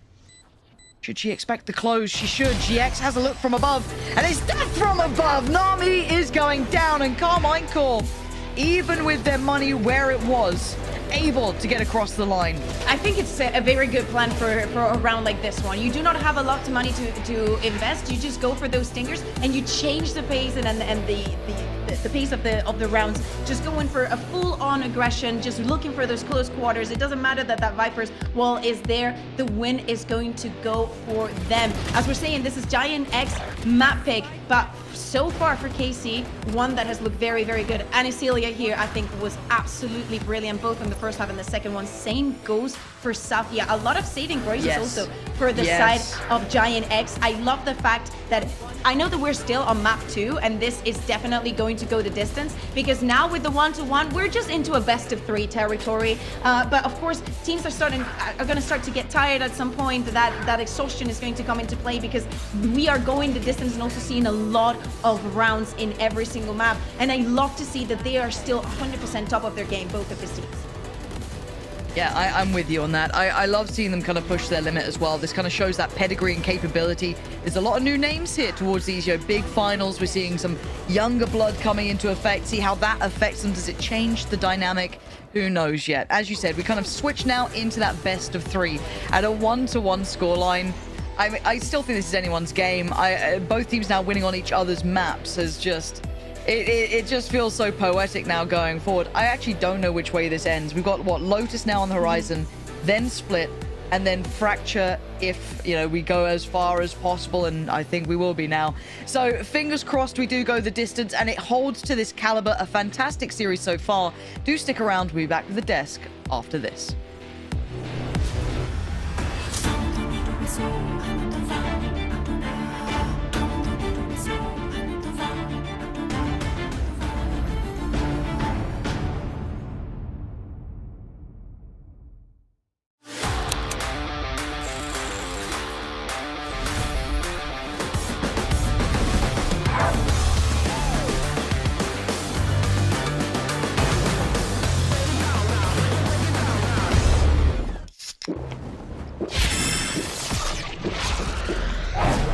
Red Bull gives you wings. You got that something that all the girls want, all the girls want, all the girls want. Give me that something that all the girls want, all the girls want, all the girls want. You got that something that all the girls want, all the girls want, all the girls want. Give me that something that all the girls want.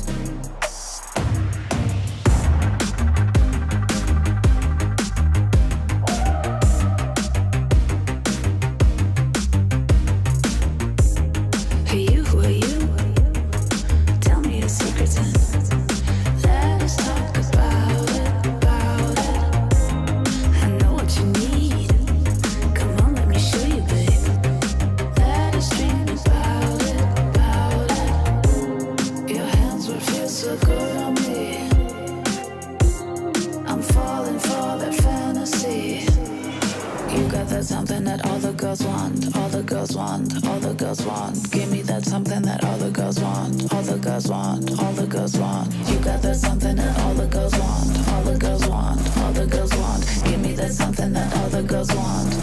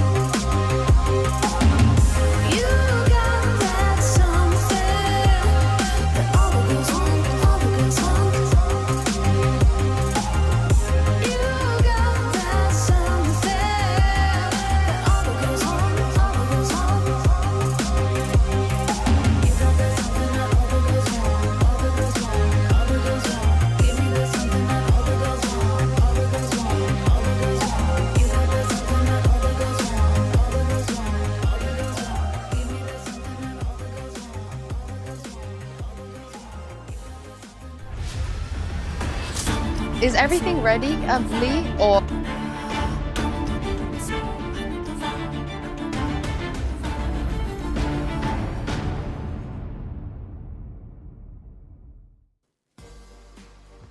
what a response that was from KC. We will be guaranteed a map 4 in this grand finals at the absolute minimum, maybe even a map 5. I am your hosting, so I'm back here once again, joined by Mac and Billy. Mac, the game felt like closer than the score dictates, but that was what KC really needed to get back into this grand final. Yeah, 100%. And that was what I was worried about going into Icebox. You could see in the first half, they sort of started to run away with it. It was great resilience from GX to start to make that comeback happen, keep it 7-5 at the half. But then in the second half, KC, they came in with a game plan and they executed it perfectly. And you need to be looking at Safia here. 30 and 15. We thought she might have ended up getting a few more kills towards the end, but she didn't need to be the one to save the day. And you're looking at GX at the bottom of the scoreboard, but arguably some of the most impact because she helped them win the game on that Stinger Bite. And that's something that you really need to take into account is the impact of every single one of these numbers. But yeah, Icebox in the back pocket is great. We've traded map picks, and that means we're going deeper. At least 4 maps here in the best of 5 grand final, and you love to hear that.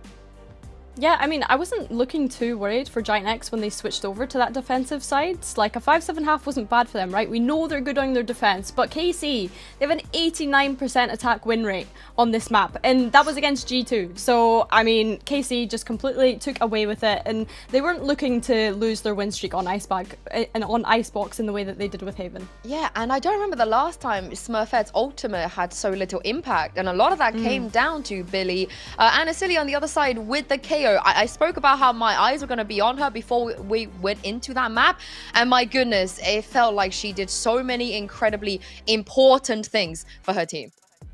Yeah, completely. I mean, Anasilia, absolutely incredible. She is the one that's usually on the breach on every other map, aside from Vine. She jumps onto the Vise. But other than that, yeah, this round 7 in particular, the way that she's utilizing the KO utility, it's just been so nice. Yes, she used an ult on Giant X's eco, but I just think her utility throughout the whole map was helping stop Giant X in their attack and just mechanically popping off as well. And let's not forget, this is her debut in the main event. This is her debut in a grand finals. I think for me, she's really rising to the occasion, and I'm super impressed with her performance so far.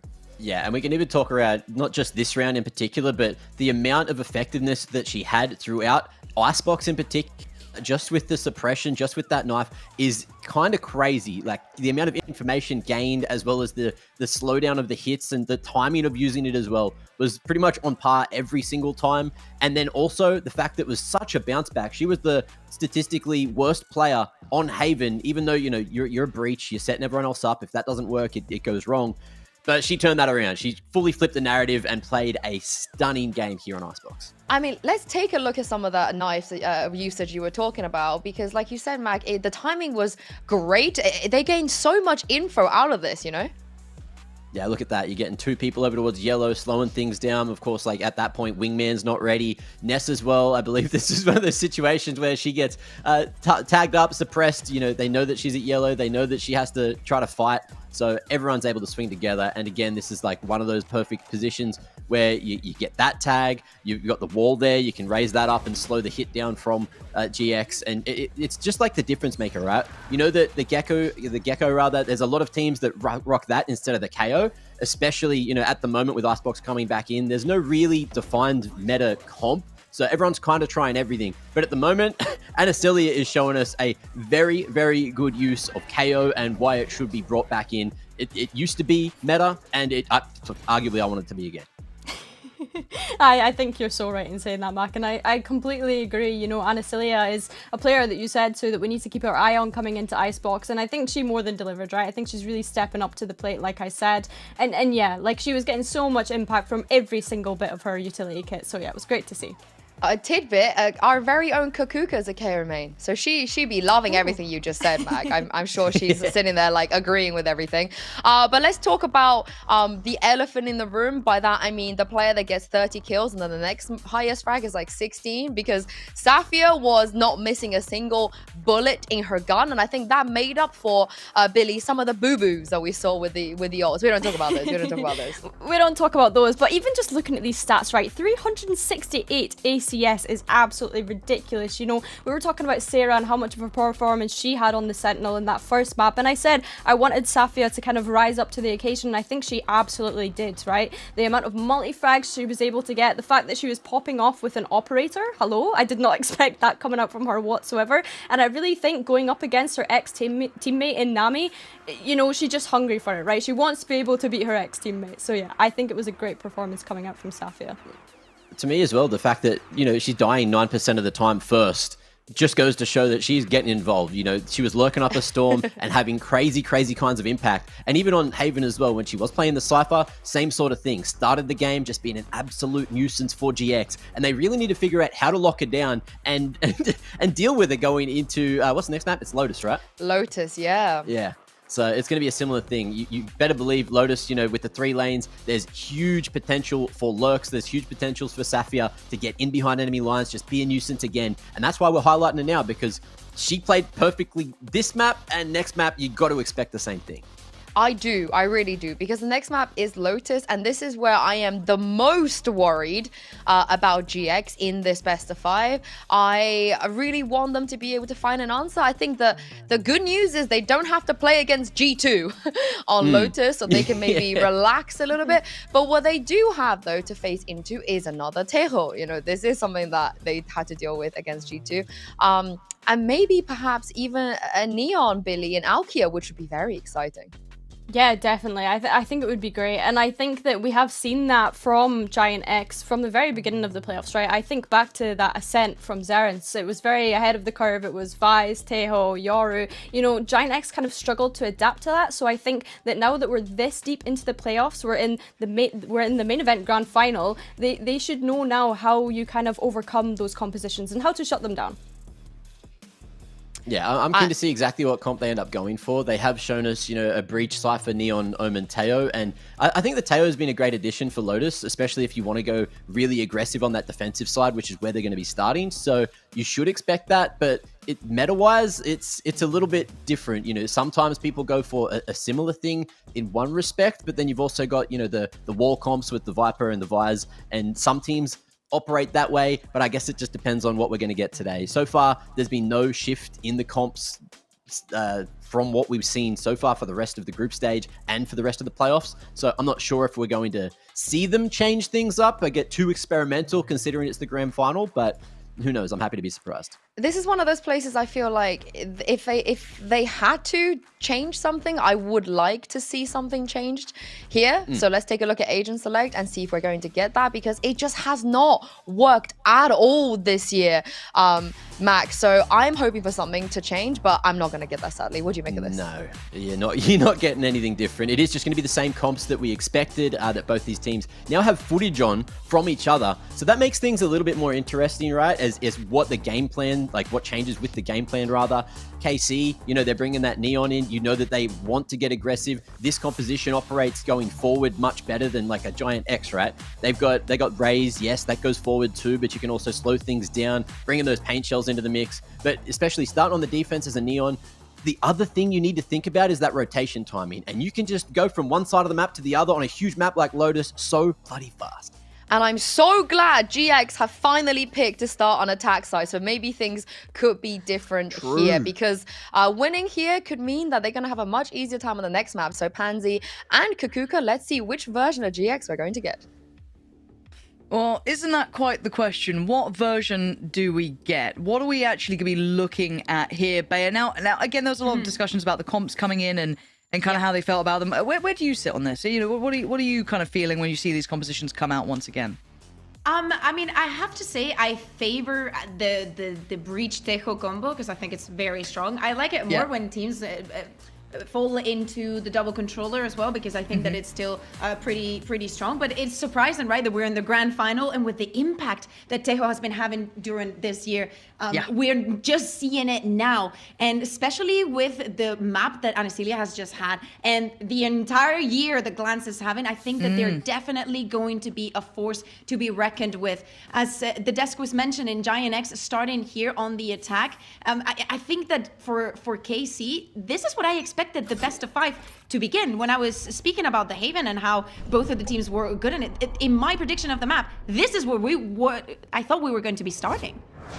Yeah, I kind of see what you're putting down there. Yeah, it would be interesting to see how it would have tracked if that change had come in. But as it stands, we are still seeing that kind of fade in play. We're still, and for me, I think the Teo is too strong to ignore as it stands currently. I really do. It's just too good in my mind. Now, we'll see if that comes into play throughout this series. Obviously, we'll say series, this map at least. And for now, it's group as 5 and burst on contact towards A, it looks like. So a lot of pressure going to be on one of the highlight players from the previous maps for me, Safia, who was outstanding and good information here, but Safia needs to start getting some bodies dropped. Has support coming in, and that's what she was waiting on. Lovely control on the site, knowing which boundaries to play within, and Alkia having to kind of be careful herself. Ness, they're going to tip the scales right on back, and the battle for the A site rages on down to this 2v2. Glance and GX now sweeping back in. Sarah makes a go of it, but GX just too good. Absolute brawl there on A. I love to see GX showing up, but also the smoke that she put onto the side, helping Safia to get this kill.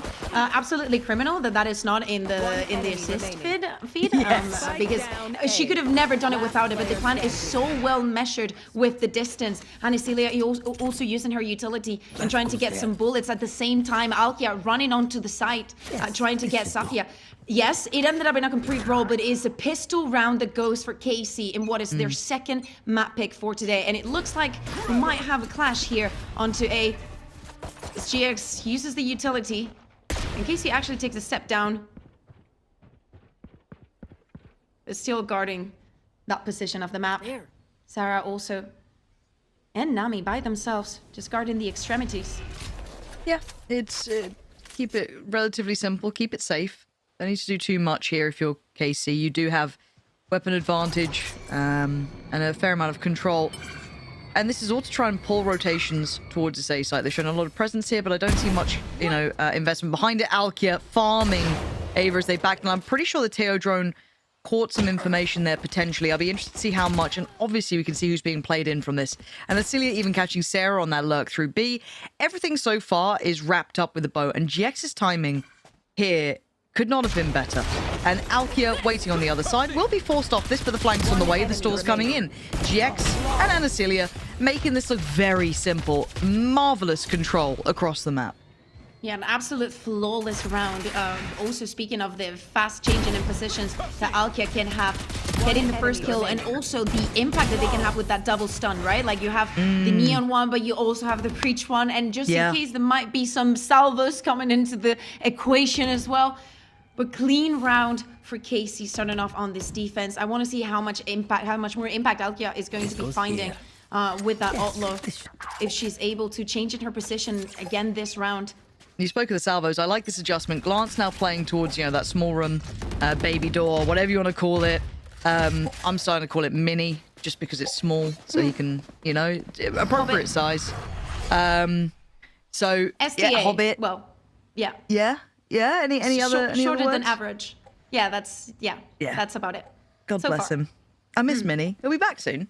I think he's watching us. Minnie, are you watching us? But is he Send us a message if you're watching us. Him. Oh, mate, I'm sorry. I'm checking. I'm having a look. He probably isn't. He's probably off doing, I don't know, You have too many nothing of partners, use. Lauren. Yeah, it's true. Okay. I feel like that feels, you're one of them, Bea. Yes. Yeah? Yes. So what's the issue? I am happy. Huh? I am happier now that Mike is back. Because Mike, yeah, fair enough. is you versus the guy she tells you not to worry about when I see him. It's always been you, Bea. For now, though, we are seeing Giant X very slowly work their way around the map. They've kind of pivoted through that baby door, going in towards their B site. Respect being shown, though, but you can see the push here, the intention from Giant X to try and get that space under control. But Smurfet warded away and then some. Safia, in the meantime, does get Nami. So we are seeing the numbers sitting favorably now for KC on this retake. Numbers, yes, the weaponry not so much. Attack is going to do some damage. GX, are you going to help here? GX, it was messy, but I mean, they overwhelmed. They start pouring through from CT, leaving Ava. Oh my god, nice try. That's a solid NT right there, but they convert a bonus as well, Bea. That's ticking the box. Yeah, exactly. For KC, this looks like another day in the office for them because they've been extremely successful with them. And of course, this grants them some comfort. We were seeing a lot of brawling and a lot of utility going down as Giant X was trying to get onto B and get that spike down. Safia as well, very quick and reactive on getting Nami and that lurk on Hobbit STA mini place on the map. I don't know if I can actually really make it mini. Oh, but something me and Mike did do once upon a time. A Shiko. How do you feel about a Shiko? I like it. I like it, actually. Shiko? Brilliant. Yeah. Perfect. Yeah. Perfect. Absolutely. There we are, Loving Shiko the time. Let's see if, Giant X and Icebox, they surprised us. A couple of See these, if they can do it here as well. It's quite hard on this map, though. Oh, no, and the little switch up of util here. Kind of, you know, in the early rounds, we saw A being played by the Cypher. Now that switch. Do you need to see Safia keep this one safe? Oh, lovely. Smurfet, really good work. Threading in early, just catching that rotation, that support in play. Safia with that passive cam, making sure no one else has slipped through towards water. And you can... Oh my god. What are these Shikos? What is going on? Glance keeps it in check, but she is now having to control 90% of the rest of the map. That's a lot on her plate. There is real opportunity here for Giant X. Yeah, and Alkia definitely had to rush on to C after Safia is only sitting in 12 HP. Still her utility to play around. My eyes are So down. can say Giant X. Camera's gone. You could have the angle here, and Giant X is just going to wait. Glance is going to take up this opportunity to start pushing and getting all the control here. Yeah, it looks like they still want that C site. Safia stayed close enough, didn't want to go, you know, too close to it, didn't want to, you know, potentially lose her life. She is down on only 12 HP. So now needs to wait for the flag to come in, but big damage. Yeah, Senaway, you saw that little, you know, smack to the head there. Glance down to 48. Ness trying to find a connection. Giant X, just give them sheriffs. They're nuts, and Glance's position was noted pretty early, right? We saw Ness shouldering that a little bit. Now Eva's still here, has a bit of util too. Nami's got another smoke, and they've got a nice high-low. Giant X flipping the script with a pace safe card Thrifty. Yeah, absolutely. I think that you just by mentioning that it was a Chico, and those sheriffs, I think that they've been so successful. You look at players like Sarah, like Ness, they feel so comfortable, even with this weaponry. Especially, it's not just taking the right duels, taking it at the right time. KC also being aware that the fact that there's probably someone lurking up, but not being able to win against that sheriff. The tension of the grand final after converting that bonus. Everything flicks back to the side of Giant X. The utility, the ultimates are starting to come online for both of the teams. She's mad. Okay, yeah, no, Casey, like, what the hell did you just do? How dare Chico, us? Sheriffs? Us? Nah. Nah. So they just went walkabout. So like, right, I'm just going to swing mid, and you just go, you do him in on A. Sick. Like, what was that round? Yeah. Literally, Glance just like 125, and we were already in a 5v2. Literally, like, just absolutely Ferrari peeking out. And that is like a stark reminder, though, isn't it? That there is always that potential for a gear shift. You can never really rest on your laurels here. Now, obviously, it's high risk and it's high reward. But the fact they do it just once, oh, man, that is so gutting for GX. So this could be a big momentum builder. I'm not saying it won't be. There's still a chance here, right? They've got an open site they can take towards. They can get Sarah a plan. or Ness if they get the plan, they're gonna get the ultimate. The utility from Cypher is just put in case they want to keep pushing that situation. Spike plant. My ultimate is. But would they, like, in a 2v5? Like, do you believe? Do they? Oh. Well. Oh. Sometimes. They're just negotiating who's going to get the ultimate, the ult orb, right? Because you see Glance and Anastasia also being very close to those ultimates. And it's going to be for her 4 ults on the board for the next round. And a very good response for that Thrifty. A flawless round off the back of that aggression onto Rubble. Different iterations that we see in for KC. We saw GX, and now we see Alkia. Good for 2, good for 4 at the end of the round. Securing also her ultimate. Oh, timeout. Timeout. Moment for the timeout. Yeah, well, they've got a lot of ults to, like, maybe consider, like, do we want to implement them? How can we do it? But for KC, they almost have the full hand, right? And Glance is only 2 away, so... yeah, and something tells me she's not going to struggle a lot. No, I'm worried. You should not be, Lauren. Really? Is Eska asking for a timeout? He's been so successful. Do you not remember? Were you not here for Haven? Because it was very similar to this. Bea, I don't remember that far back. Giant X managed to get the pistol, and then they didn't convert the second one, and then KC started mounting up on rounds. Okay. Does that ring a bell?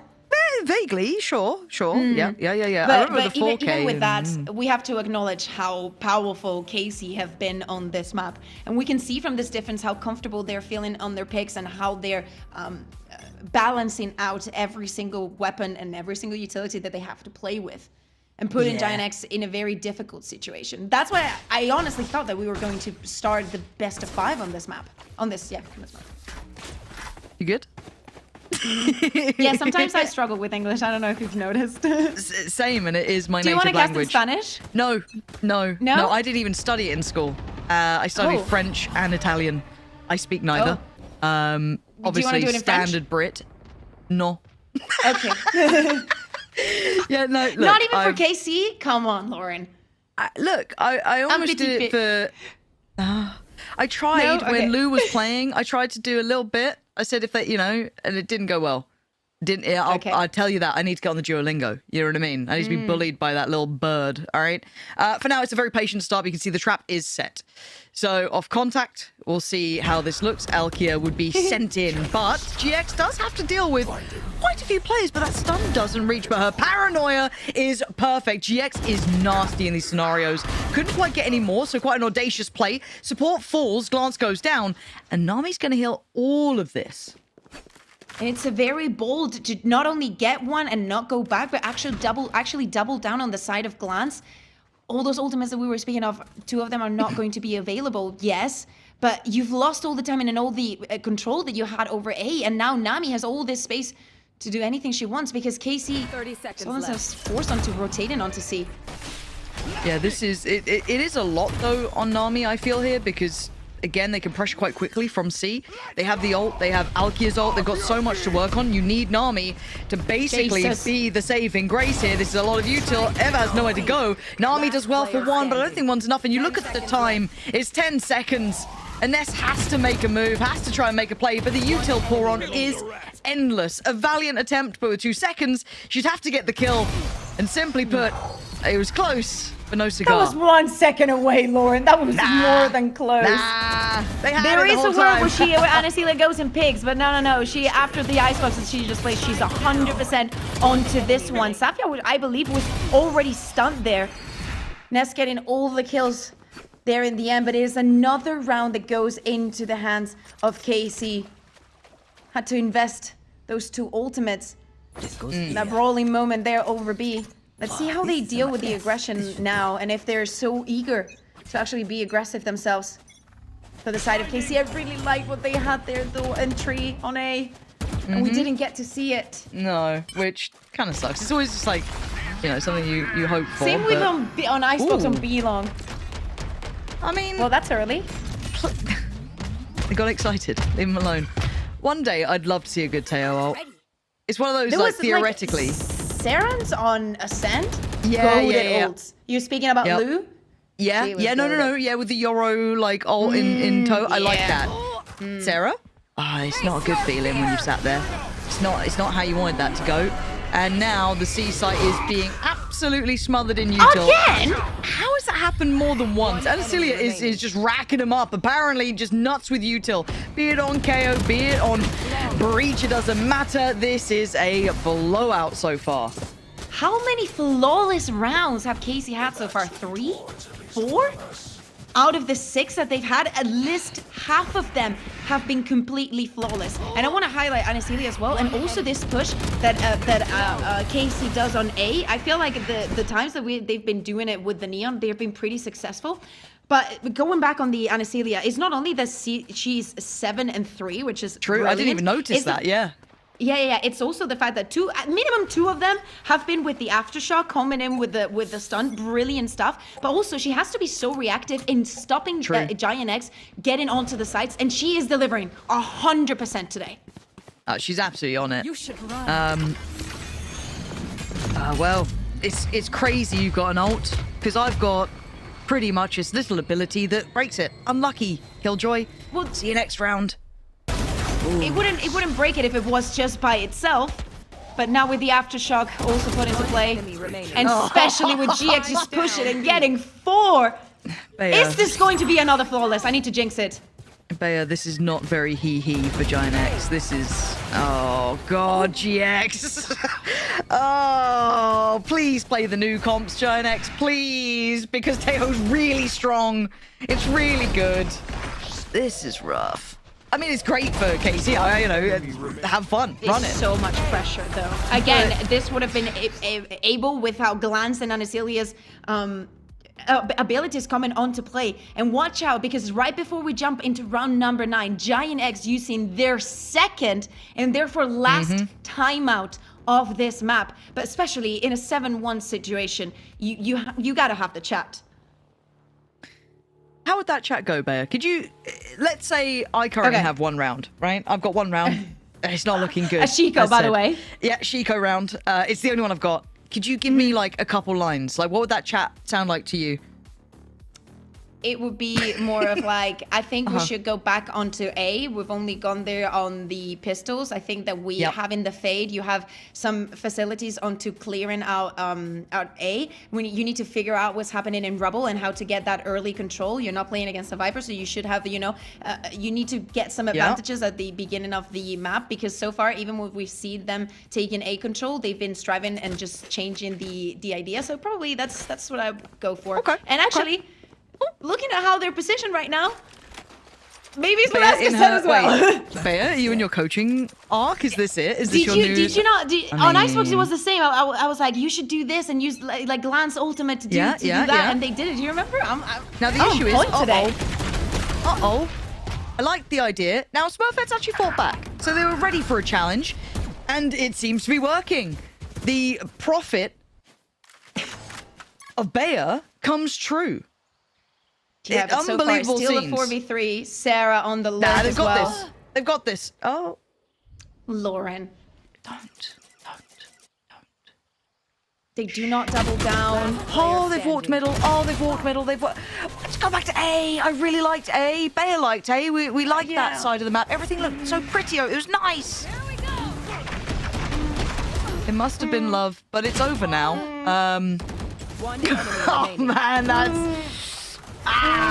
what you gonna do? It's one of these... What you gonna do when they come for you? That was rough.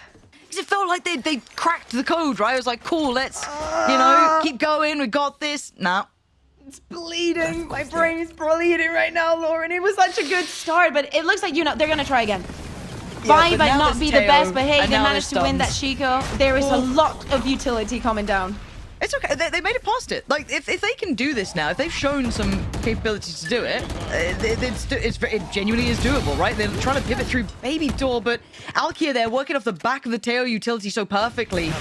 This is now looking shut down again. These lurks aren't finding anything particularly. You can see the GX is right there. And Safi's like, that's mine, actually. But still, Smurfet and Ness...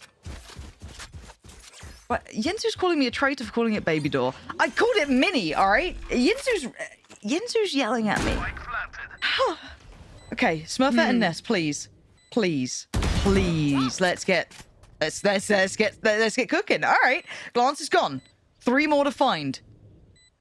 Smurfet, they don't know where she is. They can't get her pinned down. This is perfect. You got Ness locked in on the side. Paranoia Prime from GX going to clear through by tree. A little bit of a stun to maybe slow down the roll. A little bit of util on top. And there comes the old Smurfet. That should be a freebie. It is. GX down. Okay, they're doing this. 2v2 now. And Acilia and Safia. 2 heavy hitters, though. But time. Surely time. Oh, no. Ness has gone down. Smurfet, please.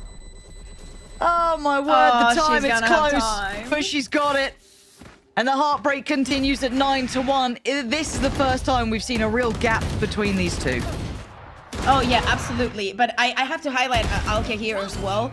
Just going on those duels, just relying also on the utility that's being provided for her. I really like that GX is definitely trying. Of course, they're hitting a wall right now. But honestly, KC is being so absolutely clean on this one. They've only lost to that Chico so far. Yeah. And it's just looking flawless. 2 rounds to go on this defense. And we can understand the comfort. But when we speak about momentum, Giant X has lost everything.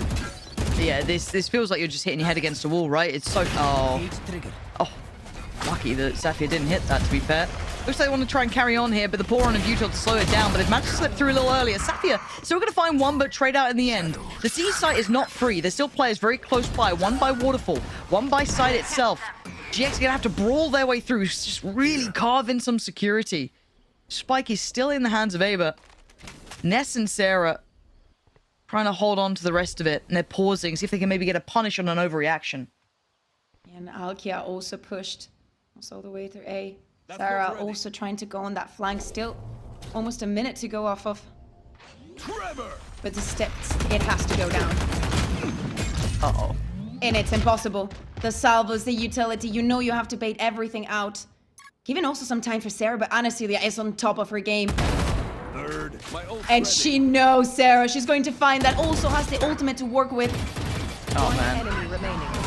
She just goes for the stun. Yeah, Ness. And now she ults. And it's beautiful. The It's thing beautiful, is, Lauren. as much as it's frustrating to see it from GX's perspective, KC are so locked in here. It just feels like such a map diff. Like, again, it's best of 5, so things do get very different at this point, right? You do get kind of like potential maps that do go very one-sided. But still, this is just such an outclass here. She's 13 and 3. Oh, for the love of God. This should do. I mean, I know that it's a 10-1, you know, but... Yeah. Baby Jesus. Yeah. Come on, Giant X, give me a 10-2. A 10-2, we can take sell. a 10-2. You can take a 10-2. You really need to try and figure this out. The drone going to clear through over towards rubble, but players still waiting around by main, maybe looking for their opportunity to punish some aggression here. And Casey don't have to be over-aggressive. They still have all the answers. And to bait that orb, I was going to say, Ness is 1 away from her ultimate. That could definitely help them get onto the side, or even thinking about that post-punt and how it could turn up. Still 5v5. 1 minute left. Some utility burnt down, but Glance is going to have those salvos soon again. And she's been playing. She's been so abrasive with her abilities. There. 50 seconds now. This is the first time we're seeing a full-on late approach towards A.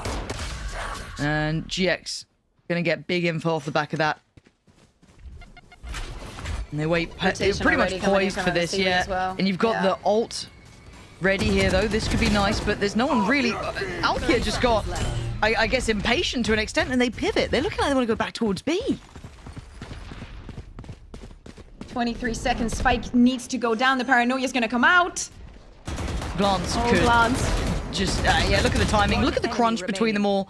Again, for Karmine Corp, this is just music to their ears.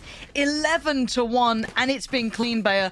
They have absolutely put on a clinic on this half. They've made Giant X look completely out of their depths on this map.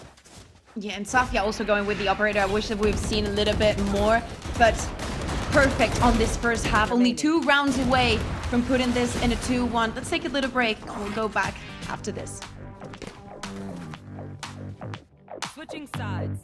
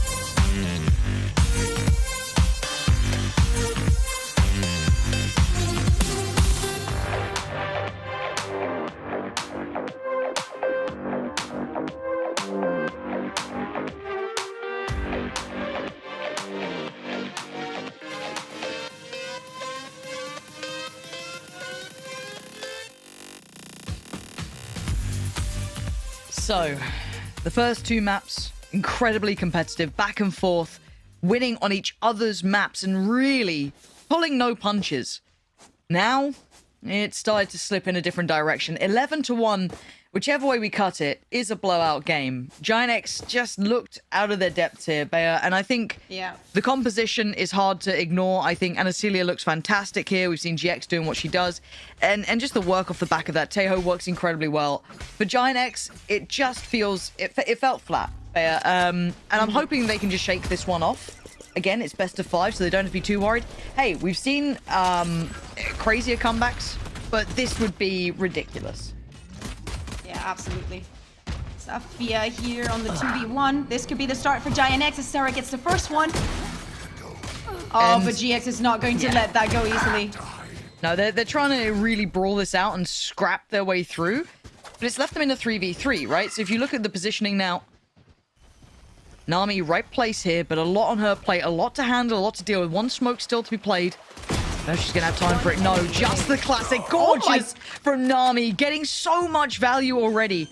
Anastasia, who's been one of my standouts, is the one alive. Can't handle it. Giant X going to take a second step on this incredibly long road. Yeah, exactly. They're going to need many, many rounds in a row. But having this one, it definitely helps. Sarah putting up the numbers, good for 2. Well, never mind, good for 1 on this push. It's actually Nami that is good for 2 in those close quarters. And something tells me if she would have had a couple more bullets, another right click, she would have been maybe good for 3. Safia going back onto that sniper that she loves. And we love to see, actually. Yeah, I'd take a bit of it. Why not? As said, this now has to be flawless, right? For all the serious Andys in chat, who are going to be like, oh, I can't believe they're having fun while this super serious map's going on. We'll see how long this lasts, because 11-2, as said, Giant X have to be flawless. They can't have one of the players on the other side having a round. They can't mess up anything. They can't let that happen. They can't let ults come through. They've got to be so perfect. It becomes incredibly difficult. Now, Alkia's got herself a Bulldog, and she's got a lot of space. Nice from Nami, heads up work. This is still looking good. They're fighting their way back in. They're looking brilliant on the approach. I'm looking at if maybe Anastasia does find some value, but I mean, that weapon in this position, maybe I'm doubting it for the wrong reason, because she's still good for 1. Bringing it down to a 3v2. Glance and GX going to try and do a bit more, but again, you're looking at what they have left here. GX down to 25. Dealt with, handled. 3 stand. They make it out okay. And Nami, I think, can potentially pick up that last Bulldog too if they need it. I think there was one left loose. Yeah, that's been dropped at the feet. So they lose nothing in reality. This is good for Giant X. It's the key steps back into this. Yeah, exactly. Sarah good for 1 here. I was seeing the moment that I saw the first salvos coming in from Glance and Alkia just running with the shorty. I was like, oh, please do not peek again because you're going to be phasing against something that you do not like. But she still has the ability to just rush up onto site and get that first kill. Being too eager maybe to just get some more and trying to get the first player that is rotating with that bulldozer, but it's a risk that she had to take. With the situation. Now, is Giant X going to be able to do what Casey did on that first half and trying to convert this bonus? Same kind of contest with those salvos. Sarah is not going to have an easy time at the beginning of the round, at least. And normally the bonus is what it says on the tin, right? It's a bonus to get the round because of the economy and the knock-on effect. Here, if you're not converting the round, you need to do so much damage. I need you to cost them 3-4 rifles minimum. I need, there's got to be a lot of win cons here for GX. We hold them to a very high standard now. Otherwise, the game, I mean, Casey get on to 12, right? That's simplistic approach to it. So we need to see this bonus being played like it is a full-on gun round almost. Prowler does clear through by tree, so knowing that no one's made any attempts there yet, but it's Sarah's positioning that could win or lose in the round here if they did carry on, but no, they actually adjust towards the B site. Yeah, Smurfet has a good way if they want to combo that C's with that nade, trying to stop them. Case is just looking to see if Giant X maybe goes and take a little bit of a step ahead. The turret is going to spot on Safia. And the spike as they get through. Oh, Mini? 30 seconds left. They're going for a brawl. GX very heads up about it, though, catching Ava on the way through. Disconnected slightly from the pack, but that's fine. The plant should be uncontested, and another kill potential. No. Traded out by Smurfet in the end, so creates a little bit of a step forward. Sarah's flanked now. Does get seen. Safia on red alert. Gonna have to handle what's coming her way. Flash sent in. She takes the initiative. Smurfet now 1v3. 2 to the right, 1 to the left, and it ain't easy. Double stacked up. Safia clean with it. And KC up to 12.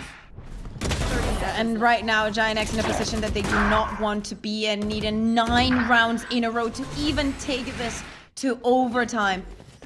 It's just too difficult to even think about it, and especially when we see the buy now. They have to invest everything that they have. Nami going onto that Bucky. Anastasia also going down in that round just because she was flashing for Safia to get the pick. Hero. Absolute hero. Unsung hero. And she's also in 16-6. We've been kind of singing the praise quite a bit. Yeah, and we will continue to do so. the sung hero. It doesn't sound. No, Yes, you're right. It doesn't very sound as sung, good, but yeah. like Very loud okay, hero. Yeah, that's it. Perfect. Cool. Top 3. GX gonna try and make this work with very little. This is a really big opportunity. Doesn't get caught by the. Get out of here! Get out of here! How is Safia getting 2 there? That's ridiculous. Smurfet trying to answer her own sort of situation. Beautiful moves to make it further back, and Alkia hungry for it. And feast. Smurfet down. It is falling to pieces. Safia is second to none. What an obscene way to close out that map. How does she get that damage at the beginning? I don't know. Falling on to 2 HP, and she is good for 4 in that round. We know and we knew the KC was going to be strong on the Lotus, but right now, seeing this performance coming out from them on the 3rd map in this grand final is definitely, I mean, I just want to see the fracture, if I'm honest with you, like thinking about a split, and now Deco being on the other side. I want to see actually how Casey bounce back against that, but actually what a brilliant performance here on Lotus. Giant X now has to come back from what I think is one of the best performances the KC has had so far. So many solutions to so little problems, actually. I'm just, the way this map went at the end there just felt so poetic, you know, the unbelievable again and again happening. GX getting that ace, everything just looking so good for him. I'm worried this could shake Giant X a little to their core. Right, there is that worry that this doesn't feel like a good loss. Now, there will be dips in the map, Veto, when you get to a best of 5. That's bound to happen, right? That's just the way it goes.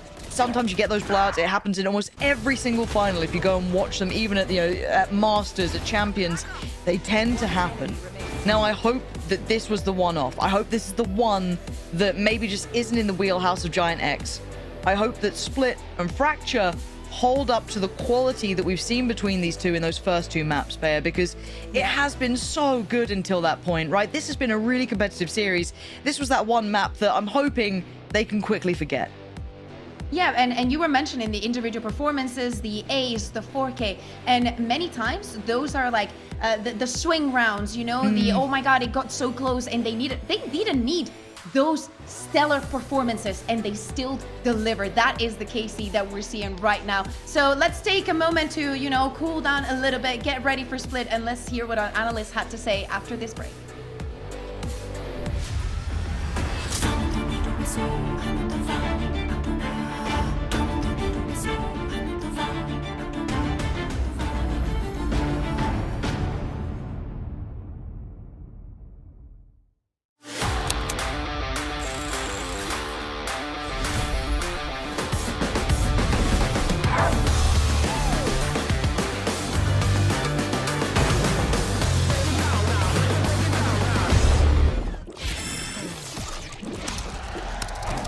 Red Bull gives you wings.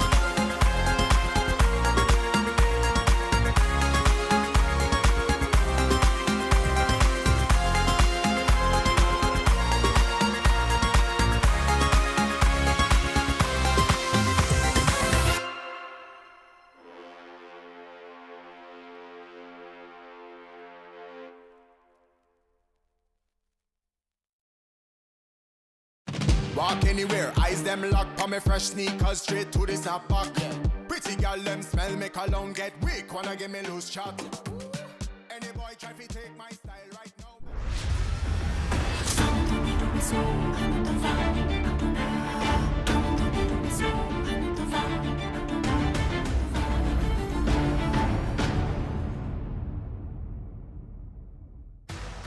A dominant fashion from KC there to pull ahead in this grand finals best of 5. I'm your host Youngster and I'm back here once again with Mac and Billy. This is where we were all a little bit concerned on if GX can really adapt to all of the other losses they've had on Lotus. Unfortunately, they couldn't. But if you were KC right now, Mac, you are full confidence and this series could even be over by the time we get to the next map. Yeah, 100%. It's one of those things where KC came out with a vengeance after what happened in the previous map, or at least over on Haven earlier, right? So getting a decent amount of revenge, 2 maps back to back now, it makes things a little bit more safer for them moving to the end of the series where things could get a bit crazy, but we don't need to talk about that yet. We need to break this one down.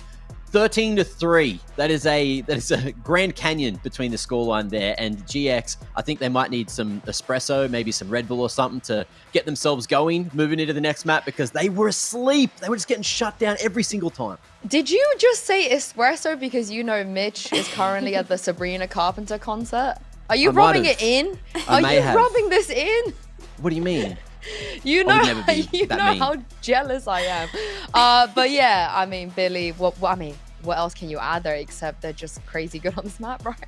Yeah, they really are. And I think KC, starting on that defense as well, it played in their favor. They just always had an answer or a reaction to easily dismantle any form of attack that Giant X were trying to put together. And Anastasia being a real big part of that as well, right? We highlighted her in Icebox. She came out on top again here in Lotus. And I think the way that she was using her reactive utility back onto that breach and being aware of the potential lurks coming out from Sarah was really, really nice. And KC, you know what? They were wise to pick into this early in the veto. I think Lotus is still not 100% for Giant X. Smurfet openly mentioning in the interview yesterday that they've been struggling on it. So yeah, I mean, wise move from Karmine Corp to be able to pick into that so early in the veto.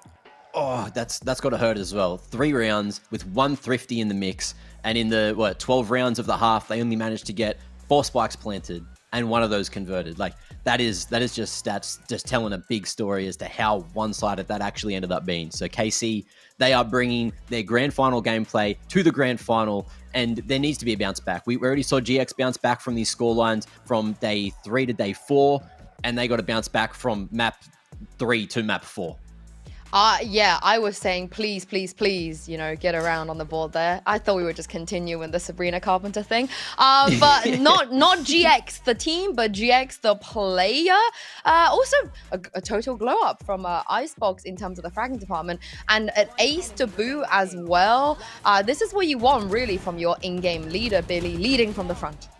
Oh yeah, 100%. Leading from the front, fragging IGL, that's all the things that she does. I think that she had a lot of, a more quieter map on Icebox, right? Playing Viper, but back onto the Omen, so much more aggressive. Really, really great in being able to pick up these first kills as well, right? Going 3 first kills, 0 first deaths, and needing to bail out of sight whenever she needed to. So yeah, I think she was a top performer going into this map and coming out on top for Karmine Corp.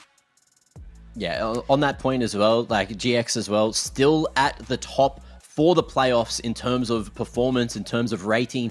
But I dare say Safia is going to be not too far behind after her performances already, just putting up some numbers, putting up kills, putting up just wins, rounds. That's what we're talking about here. And there was a gap there. And statistically, these two are who we're going to have to keep watching throughout the series. There will be indeed, but there might not be much of a series for the rest of this grand final because KC are just 1 map away from winning their first title as an organization. You know, some of these players have never even been in a grand final before. This is going to be a huge, huge deal for them, for the team, for the fans as well, Matt, because we know how much they've been supporting the girls through this journey. Yeah, it's one of those things where when you go for such a gravitation to a full new lineup, you've only got that 1 core piece as well in Glance, and then everyone else are the ones that are just fully relying on her, believing in her to sort of lead the team to success. And then it's showing. Whatever leadership Glance has brought into this is really inspiring just the best kind of gameplay from KC. After even, look, Haven was there. They didn't play poorly by any means. It was double OT. It was a close affair. On Icebox and Lotus, that has completely changed. It's like they are looking so much more dominant. They want to get it done in these 3 maps. They don't even need to go to Fracture, but they know if they do go to Fracture, that's where they're going to have yet another advantage because they've played it and they know that GX are probably prepared to have to play it. But how much prep time have they really had? Because they've been playing so much Valorant over the last 4 days. Yeah, 100%. And of course, Fracture being Giant X's insta-ban all throughout this tournament so far. So I'm getting a little bit ahead of myself because I would love to see a Fracture by the end of today. But I just think as well, to go back to like how KC are performing so far, and when we look at all the pieces part of this roster, Smart7, how many players did you say, Sue, that he had trialed to put this together? Was it around 70, I think? 70, yeah. 70. Insanity. Yeah, 70. So it's just crazy that you go through that amount of players to put this roster together. And you know what? All the kind of little puzzle pieces seem to be connecting, and that's how this organization have found themselves in this grand final of Split 1 of the main event. What I will say though, as we're heading to Split for the next map, if there's anywhere that GX can level things up, they can make a resurgence and redemption in this grand final, it is Split. In fact, I'm almost a tiny bit surprised they didn't choose Split over the Icebox. I think it could have been either one, but this is a nice place for them to go to be able to bounce back. This is going to be nice for them to go to be able to gain some confidence as well, because it feels like a lot of their players, we know they're hard on themselves, but when they are confident, when they get a few kills, get the ball rolling, Mac, it is very, very difficult to stop them. Yeah, but speaking of difficulties, right, on a map like Split, if you're going to be forced to play on the attacking side rather than starting on the defense, that makes things really damn difficult. So we'll see if GX are going to be able to bounce back. They have to have some kind of stellar start, and a pistol would set that up nicely. They do, and let's take a look at Agent Select and see the compositions we're going to get here. For GX, it's being very, very familiar. We know what we're going to get, but what do you make of the comp on the side of KC, Billy? Yeah, KC's an interesting one. I think last time that we saw them play this map, I think the big thing that we pointed out was Glance playing that Sky, and we questioned it to begin with, right? We were like, okay, why are we playing a Sky on a map such as Split? But it worked in their favor at the time. I think the things that we look at when we look at these two different compositions is that Sky versus that Tail, right? You have so much more active information gathering with the Sky, whereas with the Tail, you only really have that drone that you can rely on to seek out that information. So I'm expecting Giant X to be really aggressive in their approach and set up those sort of crunch plays throughout their defensive side so that they can really catch KC off guard. Of course, remember Smart7 said the reason they choose this guy is because of Glance. It's because she's just really, really good at it, and it's a comfort pick. But that is enough from us. It's getting late here, and it's time to throw it over because they're also your casters, Pansy and Kakuka. Why did you seem suspect when you threw to us then? What was that about? Ginzu? What's going on over there? But it is getting late, but we are getting into the better end of the veto now, where it gets all nice and interesting, right? Split coming in now. How do you feel, Bea?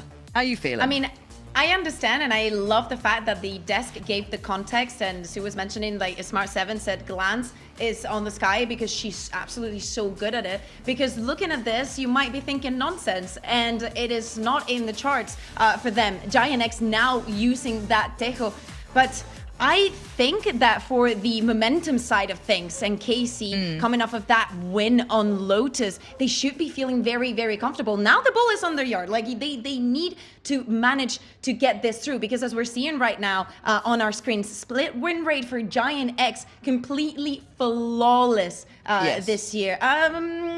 I will say that 27 is not really true for KC. It's about they've played it 3 times this year, won 2, lost 1. So I don't know if that's just from playoffs. I assume that might be just from playoffs.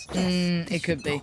I mean, I think in my mind, as much as I get the idea of the whole, as much as I get the whole, you know, playing Sky thing because it's a player comfort, I think the Teo just gives you so much on this map at the moment. So I'm happy to be Glance gonna prove you wrong right now. Yeah, no, Glance gonna prove you wrong.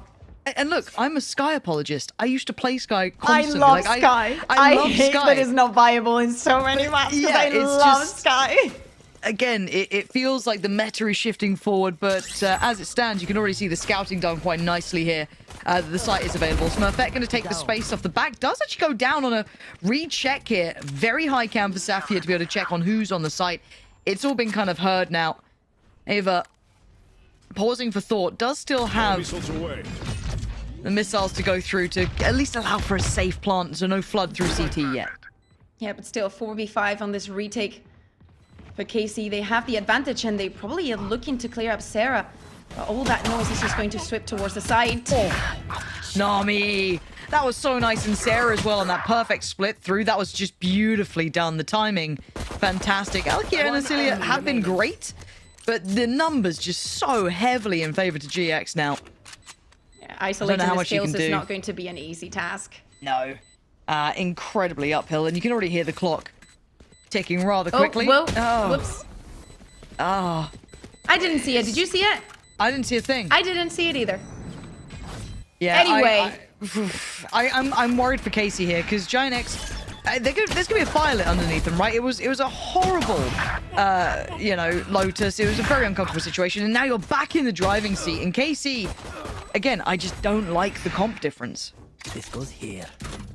I mean, I think that it's still, I want to see like how they, how we see if we're going to see the difference being palpable here in on the map. Starting off with that swap around, Casey getting that first kill on that pistol, but actually turning things around for the side of Giant X. I understand that the nerfs are definitely getting there for both of the teams. Like we saw Eva just, you know, using the salvos before getting in. Oh, and ahead of myself. Safia's good for one. She's going to clear this time. Sarah there on that flank. But Giant X, they started off the pistol in the same way, just losing one player, and now they have the weaponry advantage. Is that correct? What do you mean? Weaponry or English? weaponry? Weaponry. We'd say like weaponry. But yeah, but essentially it's correct. Would you say advantage? Like Weapon advantage? No. They absolutely do. You're spot on here. The three Bulldogs still very much in hand. As much as it does look good, there's still... I like this. If anything, I like the reposition more than even the differential in weapons, because Glance can now swing off the contact. Beautifully played from her, but it is down to Ness and Nami to try and pick up the pieces of what could be a bit of a tragic round for them. Getting incredibly close as Glance tries to play her life in that smoke. Nami trying to secure the plant here. They do still need to clear pillar, which they do. A little bit of a look towards CT, but it's Safia in a 1v1. Really on the side. Looking for the support to come in from GX now, as Ness going to isolate one. Does she expect GX? Oh, GX, this walk around is nasty, but Ness has the read. It's perfect for Ness. Everything she wanted with a Red Bull clutch. As much as it got close ain't enough, but it's a costly round. It's a very costly one, and I understand Giant X just trying to get on a different approach, just trying to go around the possible Cypher utility that might be on that side of the map so they don't stumble upon it, just like in the pistol round. But again, this ended up being a Red Bull clutch, do not forget. So of course, weaponry might not be the best, and they actually decided to invest a little bit and just even out on things on how they expected them to be, right? Just moving on the two pistols just guarantees you that you can still perform this buy and have enough for the next one. Again, too close maybe for comfort. A little bit of aggression we're seeing coming in early for KC. But it's a very measured one. So even just having Smurfet in this position, let the others kind of catch up. She can kind of later spring the presence through heaven and control the space. It's the old... I don't want to call it the alpha cam. I mean, it's been the cam that's been used for a long time. But if that camera goes unchecked, it can be an issue. Now, one player has slipped up early. Sarah will have to give away the position. You can see that Safia is now on red alert, that someone's gone a little bit too far ahead here. So they're going to have to play almost for the retake. I doubt they'll flood out any time earlier. The support system is on the way.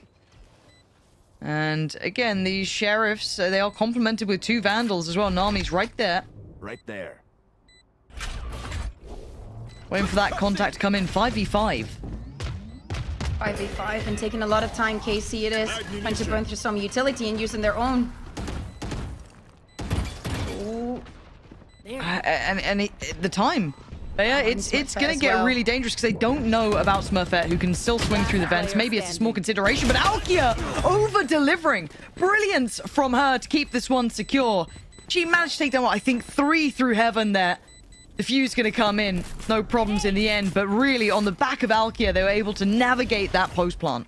Yeah, I think that for a second they were thinking like, you know, give it to Alkia so she can get one closer to her ultimate, just putting her one orb away. Beautiful retake for the side of KC. It was so important there that they were patient, that they waited until, you know, they had all the players on the side, that they could actually play to their advantages, that they could take favorable duels, that they could force Giant X to use up some of their utility. And do not get me wrong, the positioning from Giant X, just having 2 players on heaven, like, it was looking pretty good for them, but Alkia showing up in this situation. Absolutely necessary. This is where things, you know, start, and I need to see Giant X actually chaining up some rounds. Because yes, they are starting here on the attack, and KC have been brilliant, absolutely brilliant on their defenses here on split. But after what we saw in Lotus, Giant X got 3 rounds. 2 of them were the pistol and the next one, and 1 of them was the thrifty. So I need to see this gun round actually being ferocious. Oh, Glance going for a re-clear on middle. It looks like they want to try and take the fight and take Smurfet away, and with confidence aplenty, it's Alkia to remove Smurfet, who'd managed to dive towards those vents so early into the round. So cautiously now, Giant X stepped through the rest of this. Yeah, there is the ult for Ness there, but no real opportunity to use it. Nice work again from Safia. Safe pair of hands with that camera to play from. Sarah going to get caught on that lurk up. It looks like they're just going to leave Ness posted here and slowly creep back towards B, putting GX in the firing line. 3v5. They're obviously willing to fill all that space. Oh my god. Knife out. And she probably did not expect that Ness actually have all that info. And position GX alone to battle up against 2. Yeah, good luck now trying to hold that site. Now it's a 3v3. Things are looking much more possible for GX. Yeah, look at Ness's position now suddenly comes into effect, right? Really rewarded with that late presence through middle. Now Glance dealt with quickly. Nami clean with it as Safia a 1v3. Impact player for sure. This is tricky though. 2 on pillar. 1 towards main. Nothing really to give her much of a step forward in the form of util. Spotted on the drop down too. Oh, this is rough. Yeah, I think she knows this one's done. Nami going to secure it, but a lovely pivot at the end. And again, it is so hard to hold on the site with that Teo utility coming down. There's just nowhere safe to be. As it stands, just flooding through perfectly. Yeah, but I feel like that was also a mistake from KC. You already had 1 player on A, 2 players had rotated over to that side, and maybe being too eger when you're in that 5v3 situation, because that small mistake just triggered on Giant X to see an opportunity to go onto B, to just rush up onto the side, actually isolating the kills magnificently. And what it started off as a 5v3 ends up in the hands of Giant X. I wanted to see their gun rounds, and actually, if this is what we're going to get, absolutely brilliant. Alkia again is trying to define what's going to happen on mid, but she needs to back off to spot in a player. Yeah. Yeah, this is nice. They should be able to kind of take this one forward. I'm sure they could get it a little chaotic, but Smurfet feeling confident in this. Taking a lot of space, catching a drifting Alkia, completely none the wiser as Glance had already taken a couple of steps in that direction. But Smurfet's not really willing to let this one go. Still 1 bullet. Puts it into the body of Glance. Beautifully handled. And the last 2 should be noted on this drone, or at least 1 will be. And again, you've got ult, you've got util, you've got everything you need. There'll never be a threat here. And GX, you're not making it out of there alive. Sarah going to secure, and Giant X looks solid here with a flawless round. Flawless round off the bat of Smurfet, getting that first kill and also performing this aggression. Good for 3. And just a brilliant display of, again, do you find a mistake, you find a small gap, and that is where you go. Smart 7 now going back on the chopping board, because it's not only the fact that they've gotten like now a couple of rounds in the bag, it's also this ultimates coming online, both for KC and Giant X. Things are starting to get very, very tense between these 2 teams, and of course he needs to keep KC in line and check for what is going to be one of the most important maps. Because right now, if you're Karmine Corp, you're thinking, okay, we're 2-1 up on maps, right? Yeah. Are we going to forget that Haven was a 15-13 that Giant X barely won?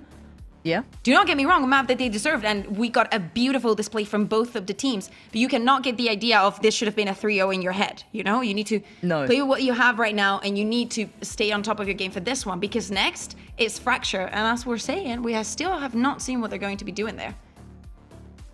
Do they know what they're doing there? Who knows? I mean, if I assume that they do know.